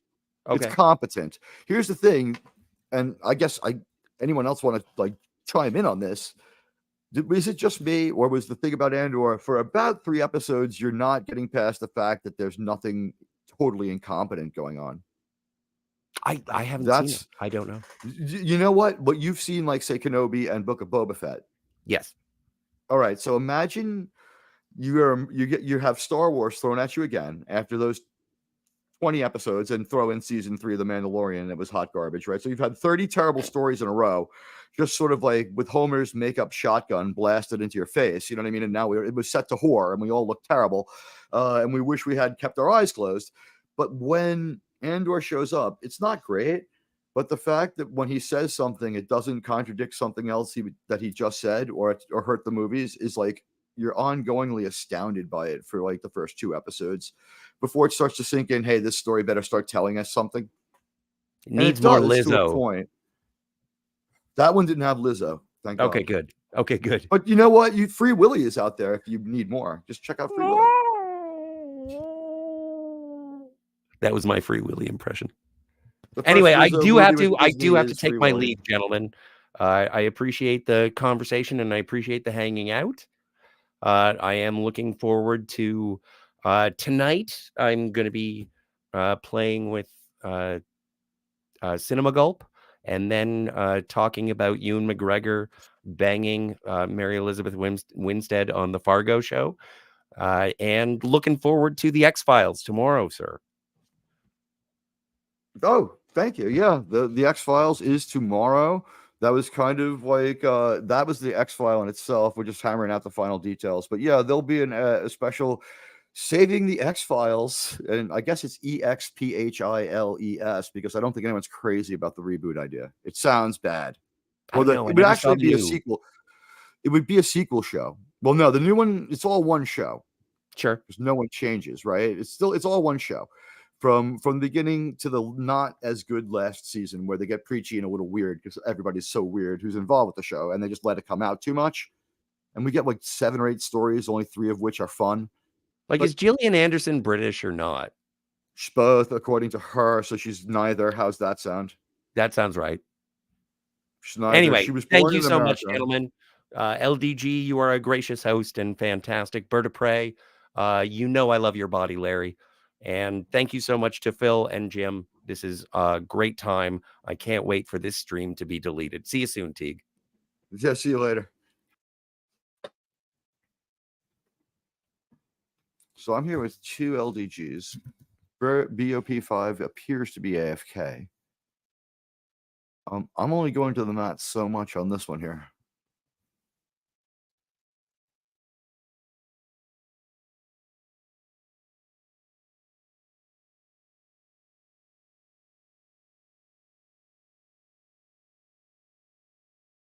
Let's take a look at the chats. We have comments, and Mr. Londell's Groovy Movie says G.I. Joe and Transformers should have remained cartoons after 1 movie each.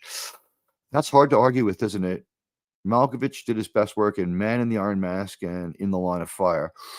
Line of Fire is him and Clint, and he keeps making ad hoc methods and traps and complicated, like really like they're not quite Rube Goldberg machines. They're still ingenious, but he's trying to kill like a character we can only call President of 1992 because obviously it's a fictional president, but that is a good movie and he does do really good work. I don't disagree with that.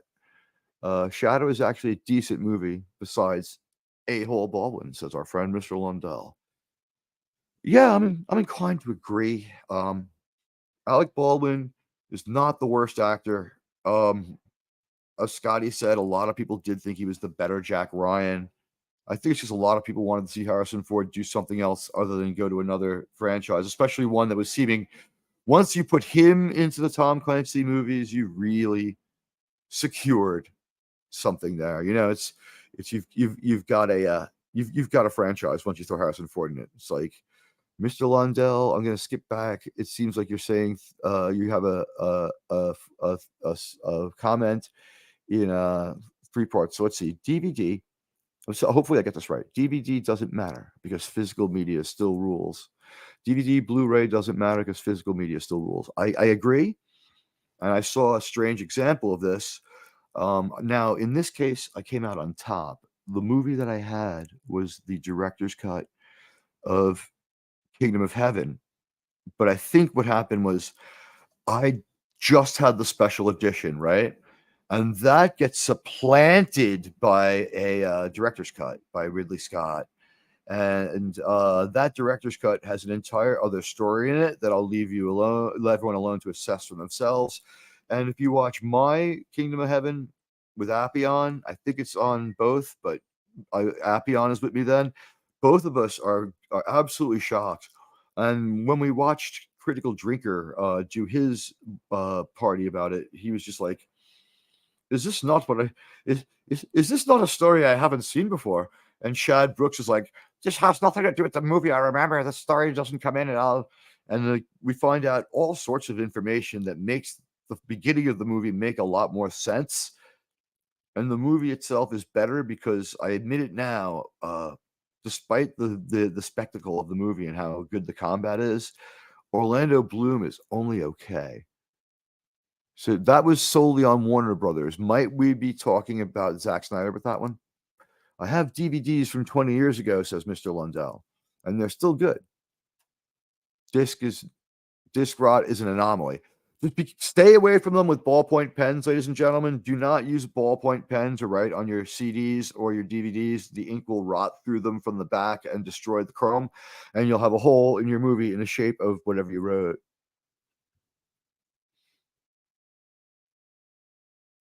I, for one, have never wondered about anyone else's sexuality, says Mr. Lundell. Huh. I've got to say, I've been confronted with people who I only really questioned it because of the role we found them cast in. The role seems to have a lot to do with whether or not I question or care about it. In McMillan and Wife, we see an amorous couple with a tough guy husband, and like real life Rock Hudson is somewhat at odds with those things. We don't know how much because unfortunately he didn't live in a way that we can validate it. He's the easiest guy to make something up about and the hardest guy to validate something about because he wasn't completely truthful and may be open to the accusation that he lived a double life, as some would say.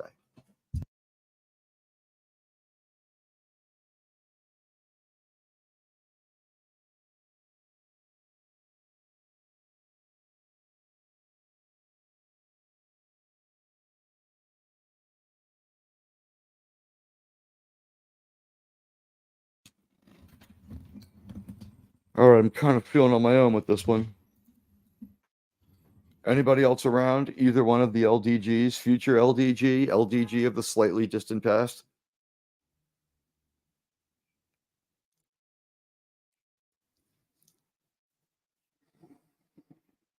Top 5, you around?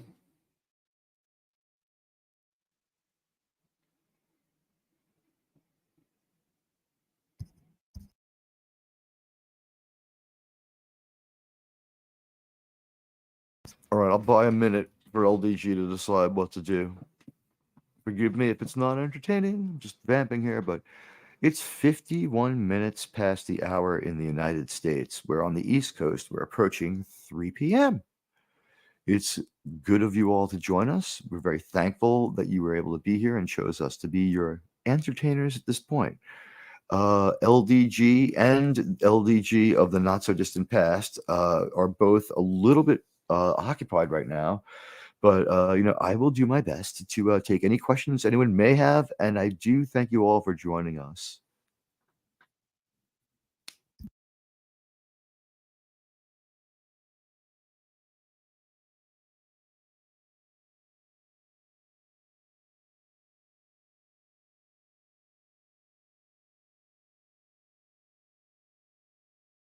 All right, really short of doing play-by-play on LDG's reaction to his computer screen where we know he's doing other things. I really don't know what I could contribute here.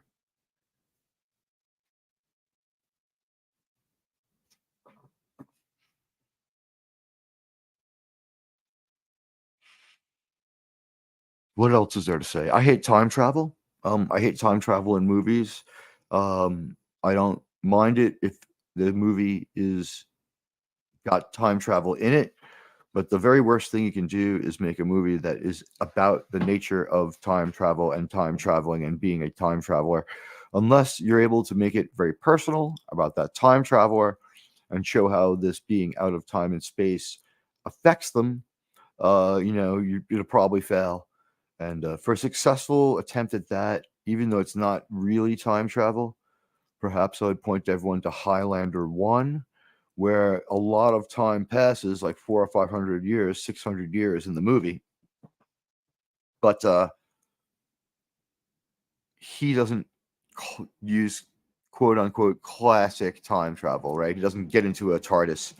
He simply goes from 1 minute to the next, and he's around hundreds of years later because he's simply immortal. That time travel movie is able to work in most time travel stuff, aside from him going back to intervene on things that he himself did.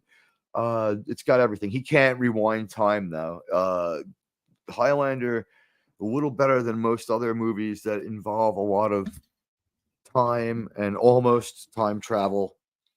It's interesting, but they don't throw any scientific problems at you. They throw what ends up being sort of like a really MacGuffin-esque sort of individual in the Highlander, but there was sort of it was well explained enough. There's these people who are they're like us, but they're just a little bit different, and they have this salmon-like spawning instinct, and they all want to get together in the new world to try to achieve a prize by which they either can or choose not to intervene with the destiny of larger humanity, which is Highlander 1. And then Highlander 2 are off the rails.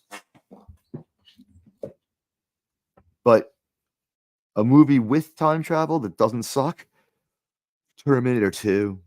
It's the best time travel movie because the time travel just happens and we're past it, and then we have a really good movie. So time travel, as far as movies, appearing in a flash of light and just being there naked in a hole in the ground that's perfectly round, and having that like Dragon Ball shield for the first moment you're back, that worked. Like no one walked out of that movie.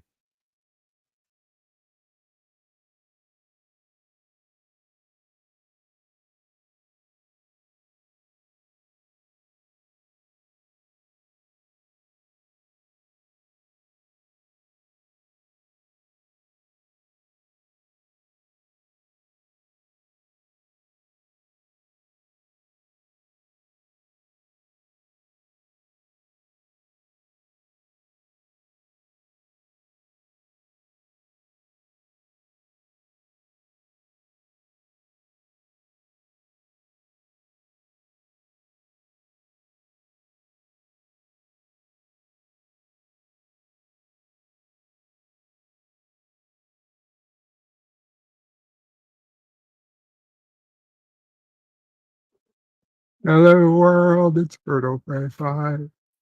Cupla. It would seem. I'm back. Oh, sorry, guys. Thanks for holding the fort, guys. Just unmuted. I knew if I didn't speak long enough, the flashbang of my stupidity would slowly dissipate and cooler heads would show up to the microphones. Hi, guys. Thanks I saw you talk and appreciate you holding the fort. I couldn't hear anything because when the phone calls, I just mute the tab. I just did myself and I did my best. I tried to read the comments we've gotten, and I don't have the YouTube browser up, so I don't know where we're at YouTube wise. But I thank anyone who hung in there with it. Yeah, no, absolutely. I do appreciate it. Do me a favor, as long as we don't get this, we're fine. As long as we still have our as long as the stream's still going, we're good. Can I have the link so I can see the stream and jump in the chat? Just throw it in the private chat for me. Yeah, sure. Copy. Thank you. There you go. It's my Job channel.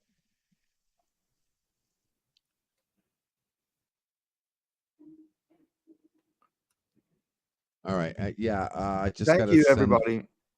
one quick message. Thanks for hanging in.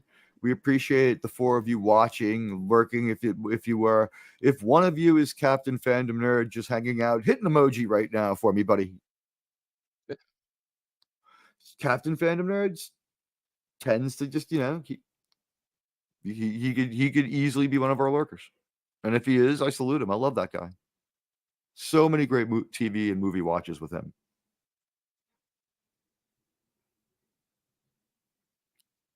He taught me how to speak Midwestern.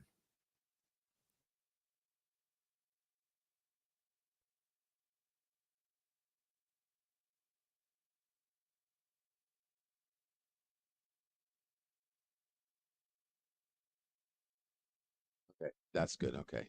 Oh, thank God. Sorry, when my employee goes on lunch, he goes on lunch, and Right. then all the phone calls come. Yeah, all my phone calls come to me, and it was one phone call after we have it. I have it set up where there's a hold, so if I'm talking and I hang up the phone, someone's on hold, it'll ring me like back to back to like nonstop. The phone just won't stop if there are people on hold. Well, in my state, you're supposed to get 75 minutes of breaks a day, right? Lunch is an hour and a 15-minute break in the I morning give him an for hour. coffee. I give him a half an hour, and I give him 60 minutes for 15 lunch. Okay, you give him 2. I give him I give him 30 minutes for lunch, and I give him 2 15s. And he likes to take it all at once, so he gets the full hour. And I'm like, hey, if that's what you want to do, that's what you want to do. I mean, it kind of sucks for me because it's like a whole hour where I got to start answering the phone, but it's not that bad. I mean, he works he works the 4 hours before and the 4 hours after, so it's fine. I'm cool with it. I guess if anyone's out there, thank anyone who joined my channel. I can't believe I got to 800. It doesn't like citation needed. Whenever you hit a milestone, it still goes up and down 1 or 2 subscribers. As soon as you hit like 150, your population of people who listen to you is enough that people just quit YouTube, or people get thrown off YouTube, or people just, quit your channel. It happens. So, citation needed till you hit about 10 more, but I'm happy. I don't care if it goes down to $7.99 again. It's really really. I got a feeling you're gonna like it a lot better in the near future here. Because, and by the way, when freethenet.org goes live, I hope you register. Membership's free, but we're gonna start promoting YouTube channels off of YouTube in order to get people to find you. So I'm hoping what I'm going to be doing is going to help out everybody in unique ways and get your numbers up without having to A, pay for it, or B, sell your ass to the devil. Works for me. So, but we'll see. I can't wait. A few more months. Time's ticking, man. I just can't believe it. I can't believe it happened, and I can't thank people enough. It's humbling. It's really, really humbling. They like me. They really like me. They really like me. It's real. My subscribers, they're real. They're real. Talking to 53,000 people worth of subscriberhood here with Bird and LDG. So like, I'm just like, I've got 800 people. They really like me. And it's like, isn't that adorable? But no, you know what? You guys like Bird, hats off to you and LDG for building such great numbers and the engagement that you get. And maybe one day I'll make it to your level, but one step at a time. And I would do the same show for one person as I do for whoever shows up. Yeah, as much as I appreciate the thanks, my quote unquote subscribers have not yet been recognized by the community. So I recognize them right now. I salute everyone who joined LDG. You made a capitalistic business venture, and our methodology is different, but I salute you for you had the courage of your convictions, sir. Your ad was highly effective. You had a lot of people seeing it your way. There's nothing wrong with showing your idea to a lot of people and asking them whether or not they like it. That's capitalism. Congratulations. Hats off. Yeah, like I said, once if I can make use of it and actually get a live stream with 50,000 people watching, I think then I will have the you know, I'll have the respect or the whatever you call it, the when people acknowledge you, acknowledgement that I would like to have, but we're getting there. We'll see. And the thing that gets me is that people underestimate the type of YouTubers out there, and they think everybody has to be a live stream watcher, or everybody has to be a like button clicker or a subscribe clicker, and it's not the way YouTube is. There are millions of people who watch on a whim, who stay anonymous, that don't want to click the like button, that don't want to freaking, you know, they're picky about their content. They only want to watch certain things, and that's it. They don't even care if it's, you know what I mean, if it's something they don't want to watch. And I hate to say it, but I think, you know, deep down we're the same way, and we just don't want to recognize it. I mean, there are channels I like you and I like you. I like what you do, but there's sometimes you do a channel and I'm like, okay, I don't want to watch that. You know what I mean? We're all the same way. There's some Myself, content you don't want to of watch. course. Anyone, there are days, and everybody. there's days where I'm not that good, right? I have a lot of shows. There's like a show where I'm better than I've ever been before, probably out there, right? And then there's one where I'll never be quite that bad again. But what you usually get is somewhere in the middle, and the high is trending higher, and hopefully the basement is now somewhere closer to the first floor. So when I crash and burn, I'm only crashing and burning on the first floor. I'm always going to have times where I crash and burn because I don't do this, in a closet, to myself. I willingly take on the scrutiny of the world. Hey, we got some comments. Kronos, good morning, sir. Greetings, programs. Hello, Bird. Hello, Londell. Better Hey, Kronos. than communism. Prove me wrong. It could be an animus. You know what? What's worse than communism? Ethism. Hey, Kronos, it's good to see you, man. Always a pleasure. Kronos is a lot of fun, and he's here. Hey, Pickles, he says. What up, Kronos? How you doing, bud? And I apologize to our listeners that sometimes Kronos. I apologize that I guess I'm like I have become the de facto sort of like weird droid that lives in the door of Jabba's palace. I just come out and like say a few incomprehensible things in Huttese, but I guess for the moment I'm the one greeting people as much as possible so that other people can get about their day, but we can still have this stream. So I apologize. I used to do this like 16 hours a day, Teague. Like I miss I honestly, I do miss the waiting room. I miss the waiting room. I think what you do is great. I love that you have a place where we can This go. is what I used to do all day. Together. Every day. Stream. You can come on, talk. You can take over the stream. You can do whatever. I'm working. I'm doing my thing. We're here. Well, to be clear here, between the streams. In the stream between the streams, let's just be clear here. Someone left, and then no one else was around, so I did my best here. So I wasn't trying to be too takeovery. It just circumstances ended up with it. It may appear that way. It was a soft. And I had a badass intro.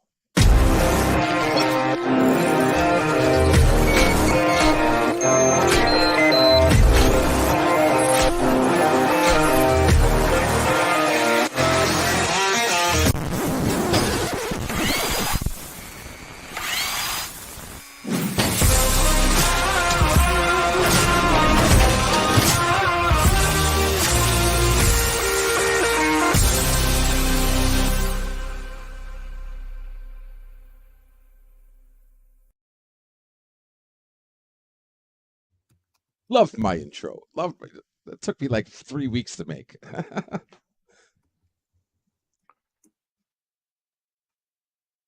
I thought it was good. Hello? Yeah, no, I That's too loud. This is it was actually 5x5 in my headphones, but as we've all found out, that and roboting, it doesn't translate to what people hear, because I've listened back to my streams where I thought I was roboting or other people were roboting, and it transmitted fine.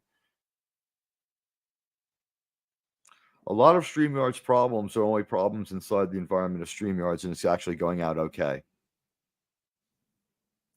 Yeah, well, we know StreamYard's full of bugs. It's filled with bugs.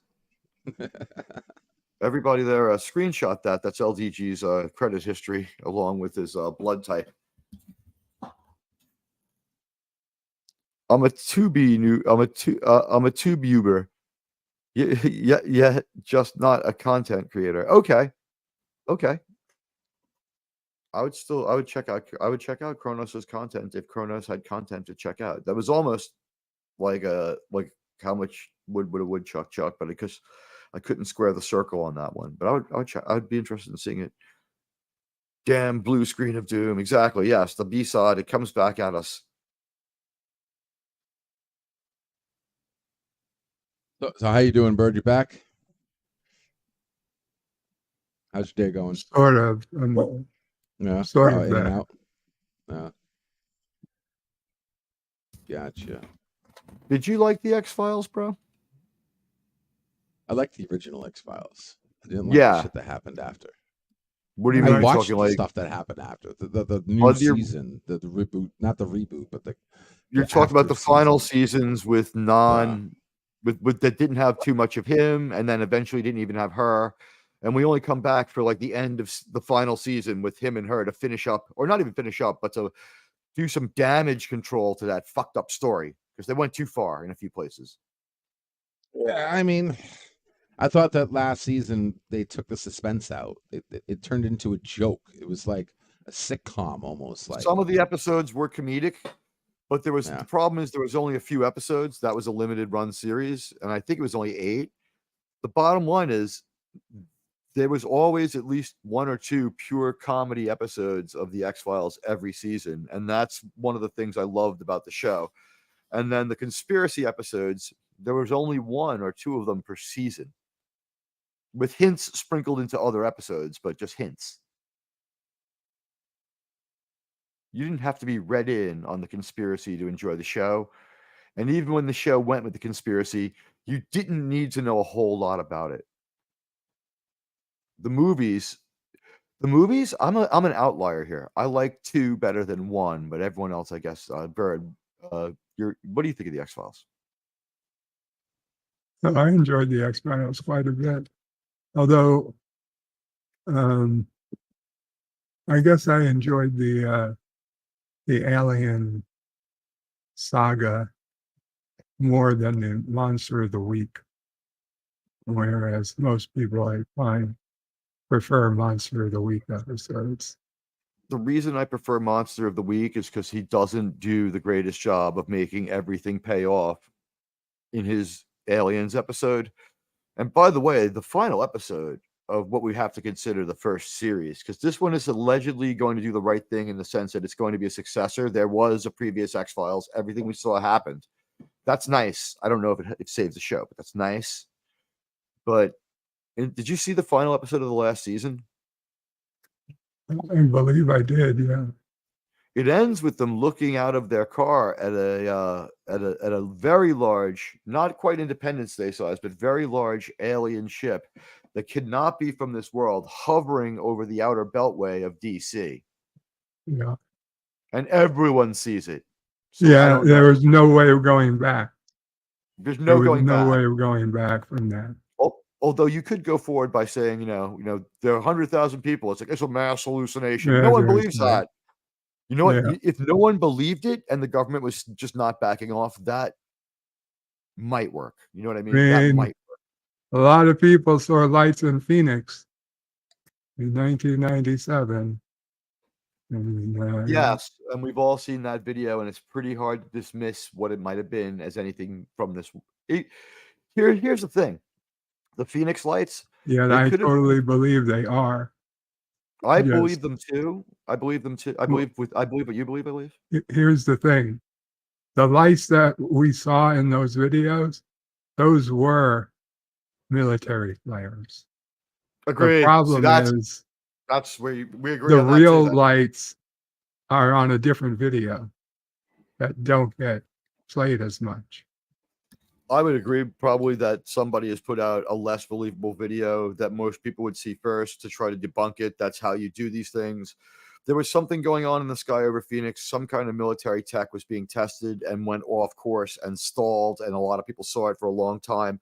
Or someone was ready to just, kind of ruffle the feathers of the national consciousness and see how long it took to go away. And that story lasted only 2 or 3 days. But it was about 1991, 1992, and then there was another incident. There's a couple incidents. The cigar-shaped ones and the rectangular ones. I don't know if it's the same thing. The But it Phoenix happened. lights, so that was the delta. It's a triangle. It was a triangle. Okay, you know what? The ones that were rectangular. I'm sorry. The ones that were like a giant rhombus or a giant square. Those were in Europe a few years earlier, but very similar in character otherwise. And something was up with that whole thing.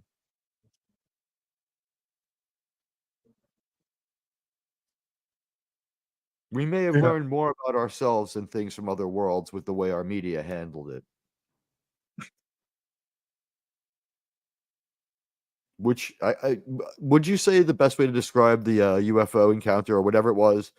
And it is a UFO. It was an object that flew that was unidentified, and it was, so it was an unidentified flying object. So without speculating as to its nature, there was a very prolonged UFO sighting that a lot of people saw, and the media, Barry, would you say they treated it kind of like a hurricane that was never going to hit land? It was like, ha, ha, ha, there's a storm out there, but hey, moving on. It's going to be 78 big degrees in the city, pretty much.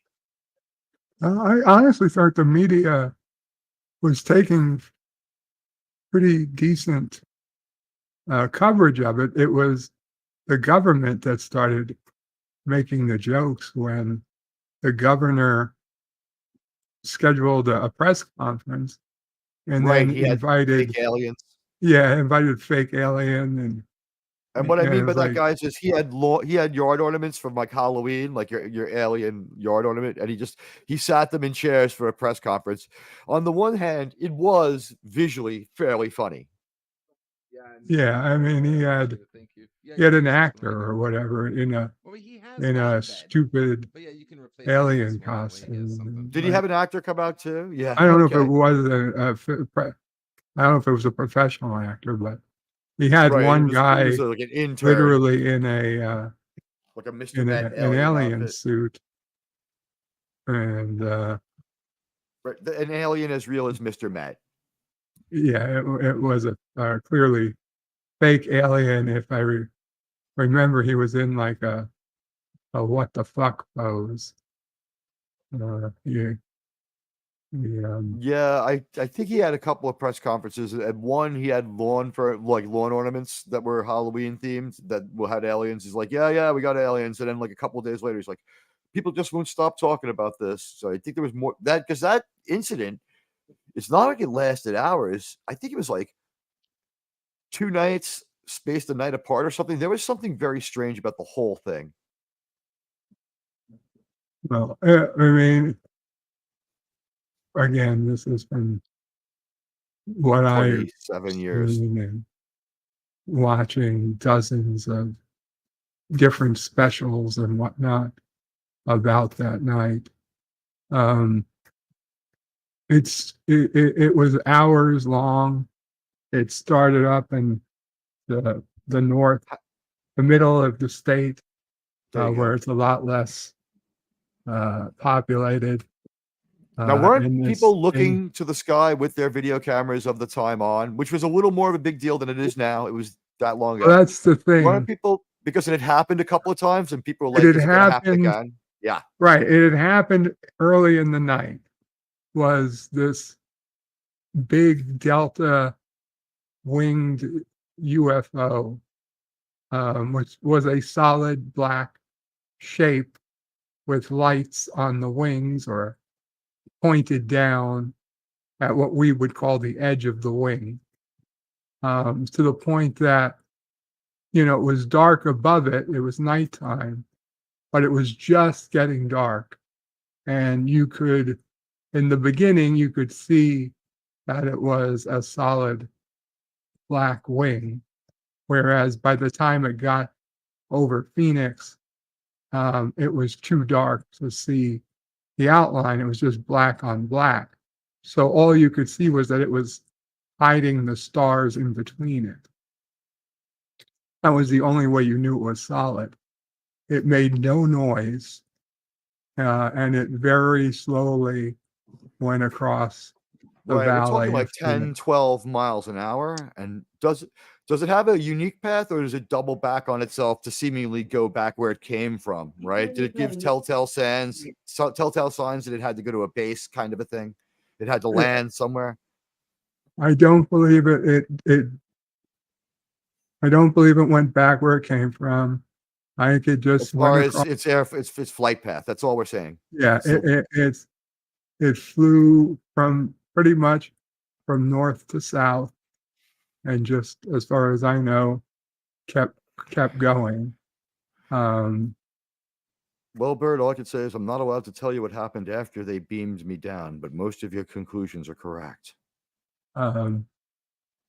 Anyway, what was interesting was that was what I call the actual ship, and that came through Phoenix between like 8 to 9 p.m.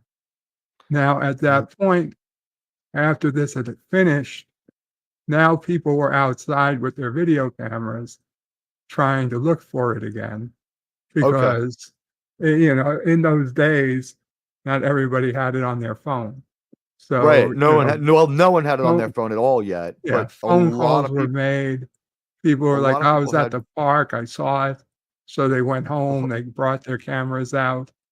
the And pretty okay then, home video camera had just become hand holdable. That's I guess yeah, what people need to know, and affordable. It had been perfected like 7 or 8 years earlier, and it was affordable for like 4 or 5 years. And that's when we start finding out things that we all denied, like that the police never beat anyone up. Like we saw that Rodney King thing. You know what I mean? well, Like this is that's where the even genius, earlier. this is where what I think was actually pretty genius part of the military was that once they knew that this had happened and everybody was out there with their video cameras, that's when the military, I think, ordered the flares to be dropped. So then around 10 o'clock that night, these flares were dropped behind the mountains. So you see these flares, everybody takes their video cameras, and all of a sudden you've got everybody and their mother with this footage of 7 or 8 lights, and they go down slowly behind the mountain. And when you go back to that same spot and aim the camera in the same direction during the day, and you video as to what it was being recorded, you can see the mountains in the background, but you can't see the mountains at night. So literally, if you line everything up, exactly where the lights seem to go out is as they go behind the mountain. That will give you scale on the ship, is what you're saying. Yeah, and it also confirms that, what looks like a ship, what looks like 7 lights all together was in fact 7 small ships in tandem. well, not ships, It 7 doesn't seem to have flares. been that. Yeah, Oh, it was independent that I agree. flares. That I agree with. I thought Right. I thought we were addressing the nature of some people say there was no one ship, but you covered the fact that it very much seems to be that way. Very much seems to be that way. Everybody who there were no says, stars being seen between they the points of promise light. that. Yeah. So what they do is they say, oh, those were clearly military flares, and they were military flares. But what they don't say is that that wasn't what everybody saw the first time. Here's the thing I want. Sorry, Bird, finish your thought. I apologize. Son. The main thing is that, there were military flares. And so if you go back and you watch the footage and you say, you know what, those do look like flares, it's very possible that they are flares. And what you are seeing is the flare footage. But what you're not seeing is the footage that much fewer people have taken the hour before. The twilight hour of the actual ship, where you right, get to because where the fact that it's one object seems to be indisputable, because it's still unidentified. We don't know, right? But yeah, it seems indisputable that it's Right. one object. In the And it earlier was footage, coming over with no noise. So and unless you here's the happen to be watching, looking up at the time, you wouldn't then know. you go into your house. It would probably take you, if you had a video camera at the time, 2 minutes.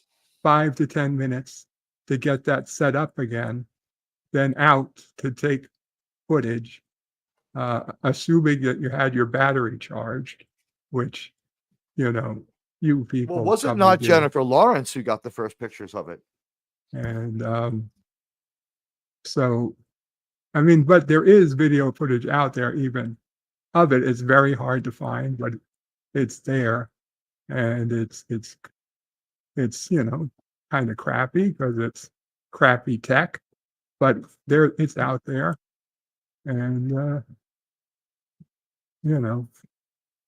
they have it on video, and it's hard. You just got to find it. There was one really good video documentary called "I Know What I Saw," and it really does the Phoenix Lights justice. To be fair, just to give some context, Bird and I remember this because we lived through it. But some people, in case you don't know, there was a giant. It was an extremely large object over Phoenix in 1998 or 7. As 97. Bird was saying, 97, as Bird was saying, it acted relatively detached. It didn't react to us on the ground at all, but it did drop some flares, which gave us an idea of how big it is. A lot of people saw it, and by the last half hour of this 3 to 4 hour incident, no less than 2, like it was on the news, right? So it's like live, like news camera footage of the last of it, where it's just points in the sky. And what I guess needs to be said here is a lot of things were not done. There was no interdiction by the National Guard the Air National Guard. There was no approach by American military fighters. There was no deployment of military on the ground. There was no general alert given out to police departments from the government or from the federal or state level that I know of, and they just kind of laughed at the whole thing, and then it was over, and then they proceeded to mock it until people walked away. So you would be you would be forgiven for mistaking this for being wild speculation, but the American people saw something. It was on live TV for at least a little while in some places, and then they refused to acknowledge it was true and scoffed really hard at it.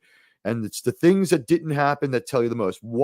How do you not scramble a couple of U.S. planes just to fly around it to show that we're there? We have control of our own air. This was American airspace. So if it wasn't the military, certainly we would never let Russia do this. We would have shot that thing the fuck out of the sky if we didn't know what it was.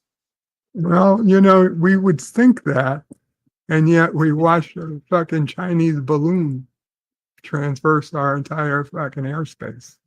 I don't know why they didn't hit that shit with True, an but EMP. you know what? They probably did EMP it without talking about it because it was unguided. It was a possible hazard to people on the ground. And I don't like old ballsack who runs the country like any more than anyone else, but I just will say the people in the military who said you got to wait for it to get away from the country to shoot this freaking thing down. Who knows what it is? We'll recover it out of the ocean. They're probably right, unless you want to design a bat wing to grapple and grab it. And there's been one since then, I'm pretty sure. I don't know. I'm saying I would bet there's been one since then. We may have just shot it down over the Alaskan coast and it never got here. Had it filled with COVID-20, thinking we were going to blow it up over our own atmosphere. Whatever, right? It was honestly shooting it down at sea was much better than shooting it down over our homeland. But they knew that shit was coming way before it came, though. I mean, I don't know what way. The Americans tracking everything that's going around this planet. I don't know how trackable it is, but I will say this: we knew they were doing it, and we've known for a really long time. And what I would say is it wasn't the first one, though, either. Like it's not the first one, and then there's been one. There's a pipeline. They've got a spy balloon building factory that releases one into the wild every couple of months, and they go where they go because they don't have supersonic jets that can fly over and above anti-aircraft fire like we used to have. They haven't reached our 60s level of tech yet, or mid 50s level of tech yet, in a way that they can rely on. They don't have spy planes, so they release these fucking balloons. As much as it's offensive, we should at least, remember this is an enormous show of their technological lack of prowess. Yeah, I'm surprised they haven't tried some crazy shit like just putting some satellites up in space and then one day, like lasers just immediately irradiate like every known target in America all at once at the same time with no warning.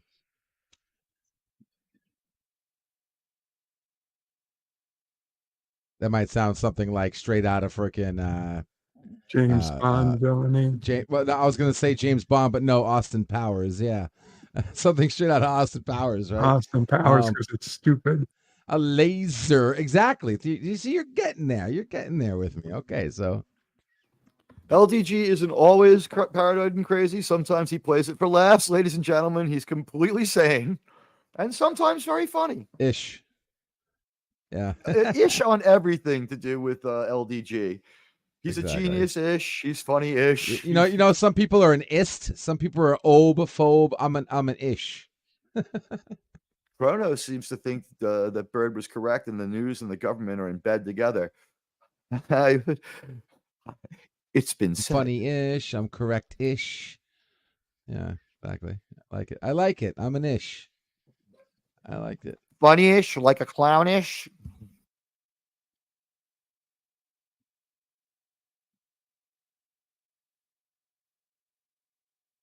Clouds moving fast today. Where are they headed? Where's north again? East, west, north, south. They're headed south. What do we even call this combination of panel? Like the welcome, good morning and good afternoon from the East Coast panel, right? It was our one unifying thing. We're all from the East Coast, right? Well, it's funny how we're on the East Coast, but we're West civilization. Oh, I understand what you mean. Yes, we are on the eastern coast of the western of a western country. Yeah. But then again, think about this: how weird is it that technically Australia is in Asia?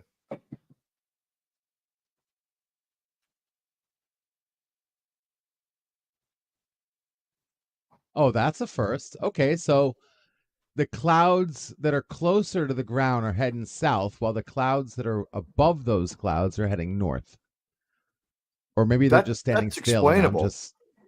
That's explainable. Yeah, no, I can see that. Yeah. And by the way, anyone who wants to call those UFO incidents explainable, they are.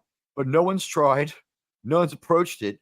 They've stayed away from it, which means that it was probably something along the lines of what we thought, and whatever tech they were testing out, probably antiquated by now. But what the hell happened, we'll never know.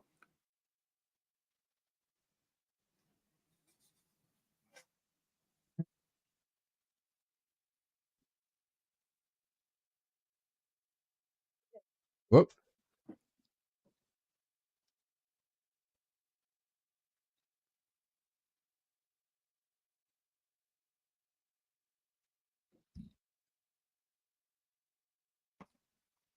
We like to let the podcast, the stream breathe here a little bit from time to time.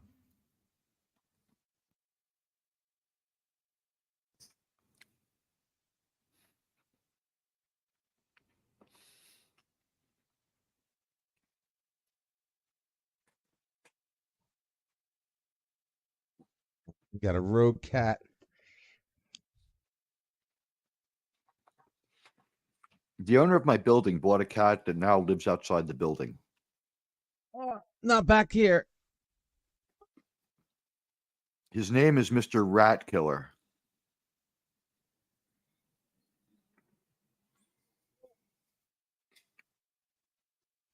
I gave him some milk, because he has to live outside. Might as well help him out a little bit.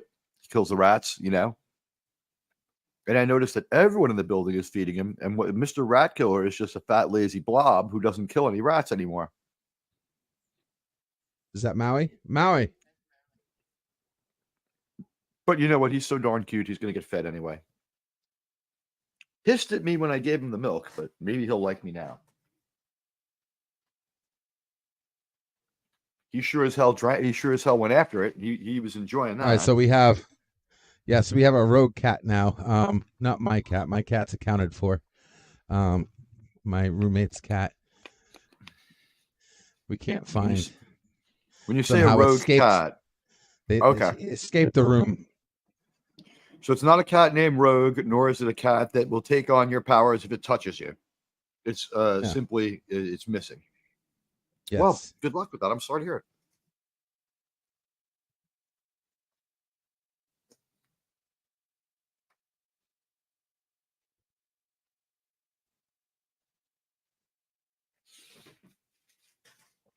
Now, you live in Florida. Have you taken that upon yourself as a license to have an alligator pit to drop your enemies into? Not yet. Still on the drawing board.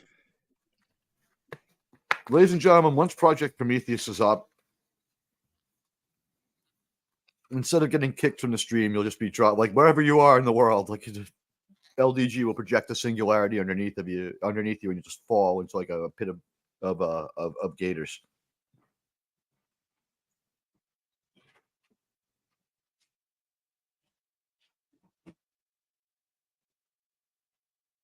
If you could attack people through the screen physically, if you were able to use your computer the way they do in like a little bit in the movie Videodrome with the other tech, if you could attack someone through your computer, which would you prefer? Opening a singularity underneath them in which they drop into a pit of gators, or force lightning out of the computer keyboard and screen?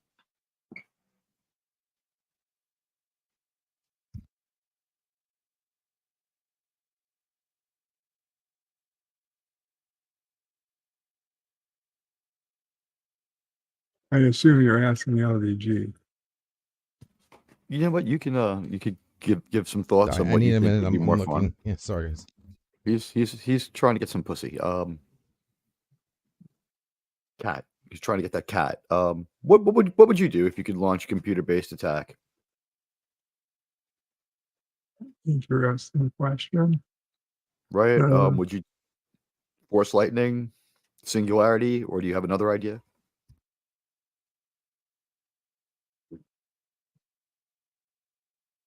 I guess what's force lightning would be an option. Like, yeah, good old-fashioned Palpatine style force lightning, like where you could just like whoever's like effing with you when they try to use their phone or any sort of tech, you're the ghost in the machine, or whatever, the specter inside the machine. Well, I'd be like yeah, I'd send the feedback. Like Miles O'Brien has to fake, like when they robbed a bank of Bolius or whatever, in the episode where he gets in with the Orion Syndicate. People have a jack on their skin. They jack into a system, and the bank sends a zap over it, basically to kill somebody who's using it to break So into their if computer they're in the system. mainframe, if they're jacked into the main too, or can you get them at large? Yeah, I'd send a zap. So if LDG needs to put his microchip in his brain to make Prometheus work, I'd send the kill switch. I had to ask him that question the other day, and I couldn't believe that he was like, there was very little hesitation. It was like as soon as it took him to unmute, he's like, "Yep, sure." Yeah. We'll have a long talk with him before we allow him to do that, ladies and gentlemen. Bird, pretty level-headed. Well, if he wants to do it, more power to him. I'm just not. Right. We would probably inform him that we were worried that might not be. Let's see a few other people running around with it first who are okay. That would be my advice. Yeah, right. When we have people like who can't walk, all of a sudden walking, and people who can't hearing and stuff. Yeah, come on, let's go. Hey, Rex. Yeah, no, Bird and I stand against any kind of healing or restorative use of technology. That would be augmenting, which is against Federation policy. Now, of course, we want people. That's a different thing. Like, just if we could find a way to like jump around someone's damaged optic nerve and feed the image to their brain anyway, that obviously, if you've already lost something. And this is, and by the way, they'll prove it. They'll find a chimp that can't see. They'll do the surgery, and then they'll like see if it flinches. It's very easy to see if something can see or not.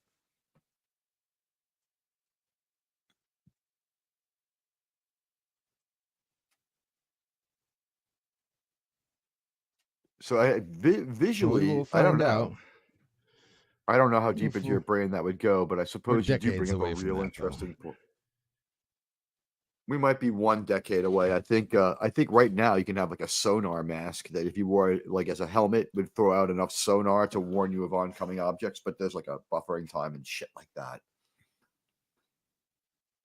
We're at the threshold of some interesting new technologies that will enable more people.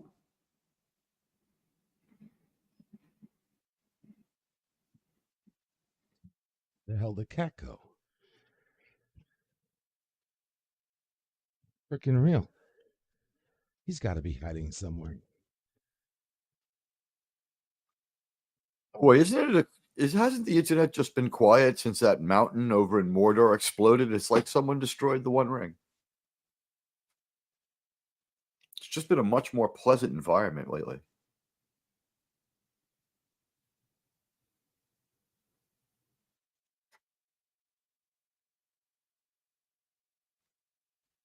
Find him? Still no? Where the heck had he been gone? So LDG is building a new America treason. That's what I'm afraid of, unfortunately. No, not you. Sorry, I'm talking to someone else. Answer is on here. You can.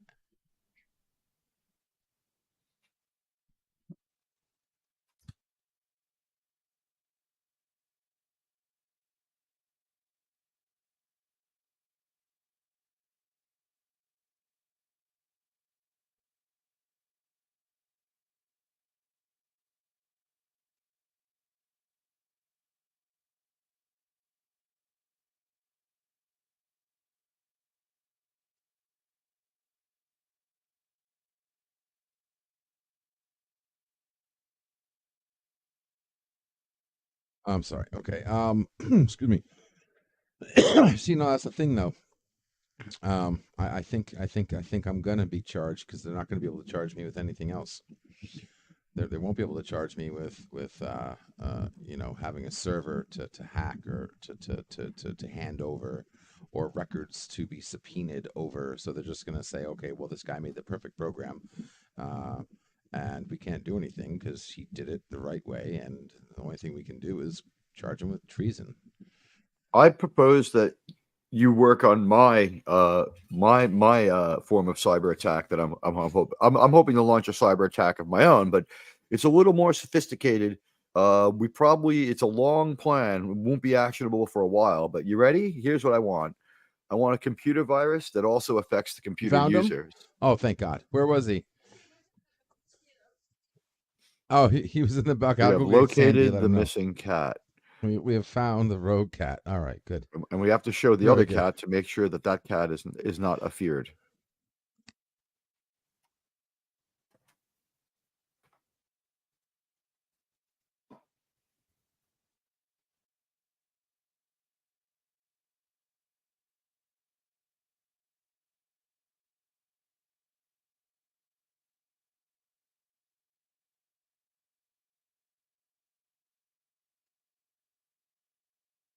All right.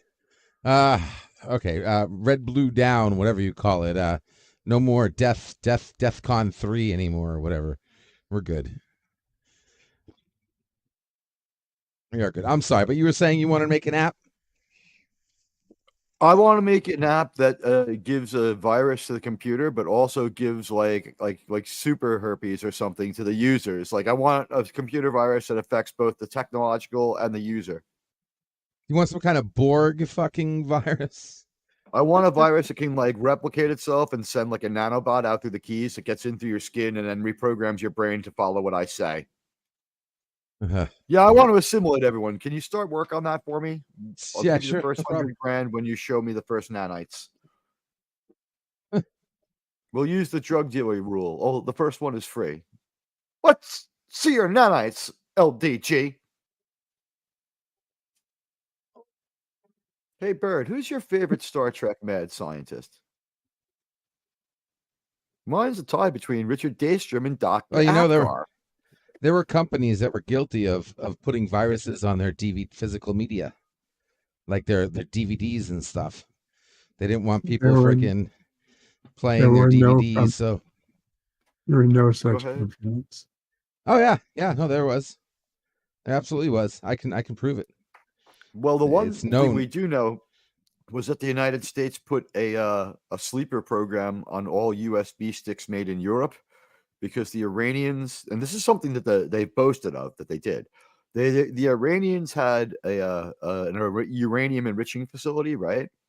And so rather than attack it, we said, let's give this 6 months and see what happens. And what we did was we installed the sleeper program on every USB stick made in Europe for like a whole year, figuring that they would use them at their facility, right? And it would only react with what they had. And what it did was it fucked up the refinement, which if it gets messed up even a little, you've got useless stuff. So we were able to make the centrifuges keep changing speed, so they broke. That's something validated, but that was about 2011. So there's a precedent.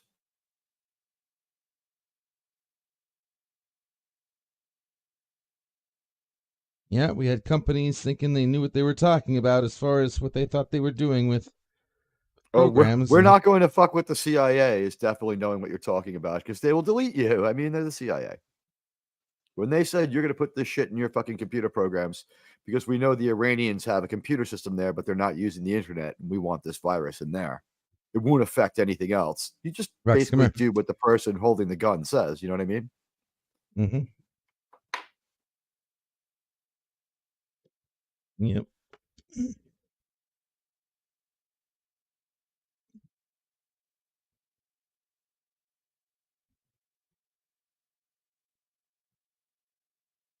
LDG, do you live in a commune? There seem to be a good deal of people there.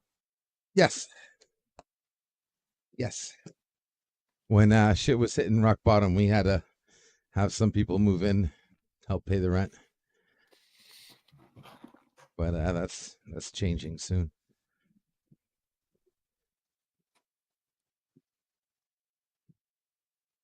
Come on, let's go. So let's go inside. At least you seem to be able to coexist with all of them. Well, we know them. Right. We babysitted their kids. They're family friends.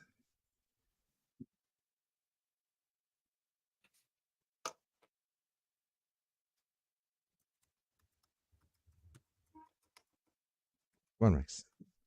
Let's go. I gotta get back to work. Let's go. Move it. Move it. Move it. Move it. Move it.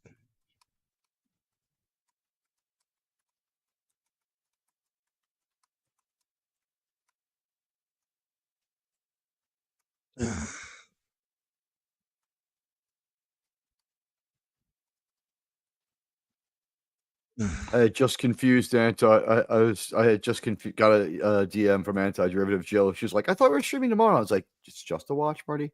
I'm loading Chekhov's gun for us.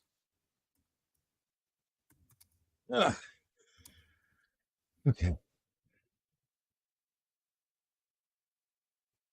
All right, that's done. Next. Rex, please, you gotta go inside, buddy. And hey, whoever joined the channel while I've been here chatting with my good friends, thank you too. I don't know what's going on, but I like it. What's that? I went to sleep at 799. I woke up at 800, which was nice, but of course, always seems tentative when you hit that milestone, you know. Because I had like 797 and it dropped down to 94 and it was back up to 98 and down to 95. YouTube, the troubles of us small YouTubers wouldn't concern someone such as yourself, LDG, with your speaking for tens of thousands of people. But at the same time, if you have less than 1,000 people, there's sort of this weird 2 to 3 people, 2 to 3 accounts. I write at least one off to a troll. You know what I mean? I have like at least one troll. Welcome to the internet. I have at least one troll, and then the other ones, it seems like before they let you keep it, they give it to you, take it back, and then throw it to you again on the small level when you can see 1 or 2 coming in.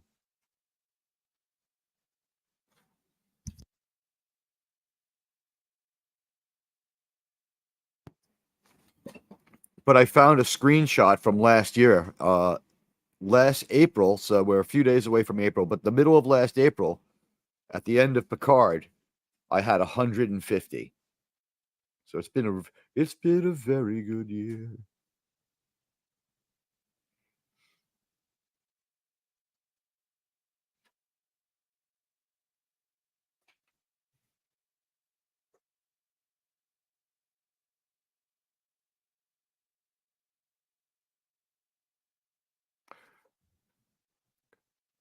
Bird of Prey, if you're by the mic, I'm curious, are you going to take a look at Section 31 horseshit movie?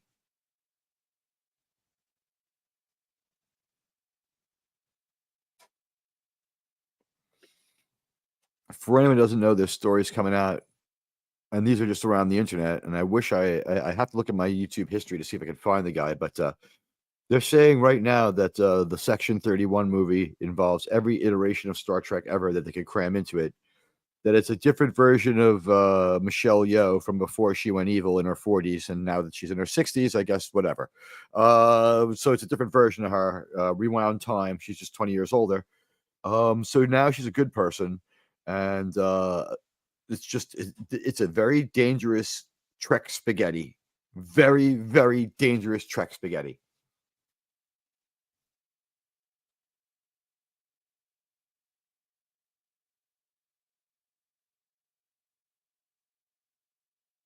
Oh, excuse me. Help us, Landrew. Bird, are you going to watch Section 31? Yeah, I'm gonna watch. I'm gonna watch it. It's a movie, right? They're making a movie. I think it's going to be a streaming event with like 1 episode in the movies. But the thing is, they're already so broke, and she's so not into it, and they have so little money to make her want to do it, that she's mostly going to be doubled in voicing herself over. And then when we see her face while she's talking, will be the only time she's there.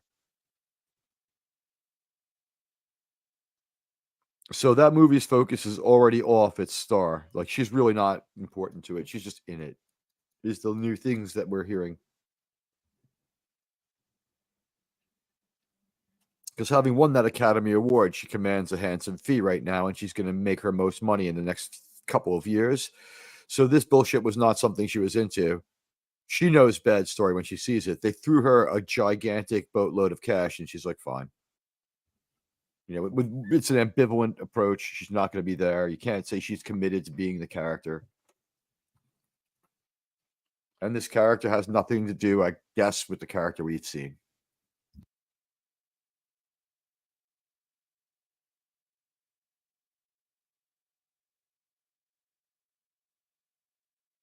Yeah, I mean, if it's got George Yu in it, man, I'm definitely gonna be watching it.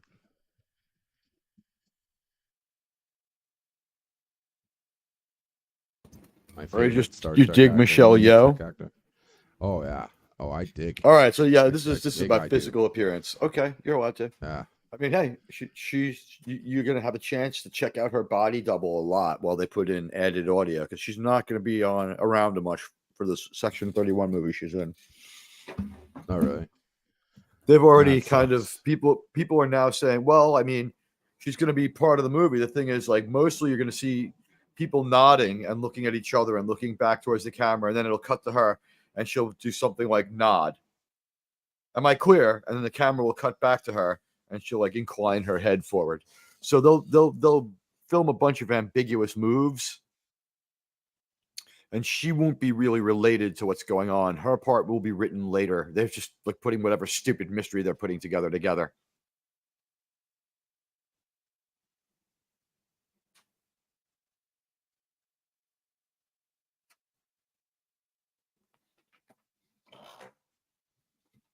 But they could pull something fucked up like have Zoe Saldana in it, and therefore satisfy their Trek movie obligation and keep the rights.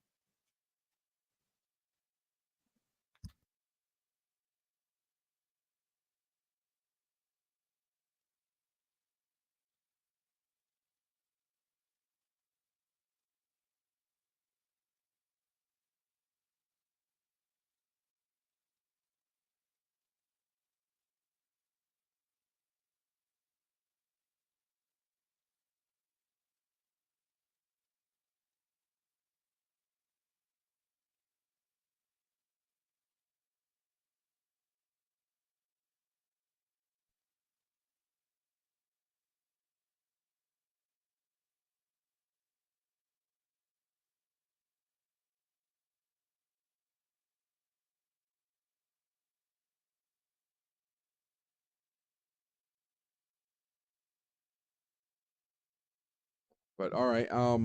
Anywho, nobody's actually watching, so um, we ran a good run today. So I do want to appreciate everybody. Teague coming by and Bird. I think I'm going to switch it over to the 7 underground and go hours, hang out. Lord. Yeah. Oh yeah. And we were just getting started, but it's Thursday. I want to get some more things done for tomorrow night, and so I actually have some time to hang out and chill. So I'm going to get to it. But I'll be hanging out in the underground for anybody who wants to chill. freethenet.org/underground. Teague, just in case there's somebody else there, or if they watch it in the replay. What do you got going on? You guys can check out my channel tonight. We're going to be watching the pilot episode of the X-Files, and if there's enough people around during that discussion afterwards, I will find out what the title of the episode from the final season is that relates to the first episode, because they bring them back like 2 episodes before the appearance of the UFO. So I'm going to watch those tonight, one or at least, maybe both, depending upon how it goes and how I feel. And then tomorrow we'll be streaming X-Files pilot commentary and analysis with Anti-Derivative Jill. And of course, at some point, I'm sure it will circle back to Star Trek. So I'll be around. Please follow me. I'm your buddy, Admiral Teague. I have the performance-enhancing drug of stupidity and insanity to power me on in my endeavors. There you go. Appreciate It's a heady everybody. mix. Take care. Thanks, guys. Be good. Have fun, guys. Adios.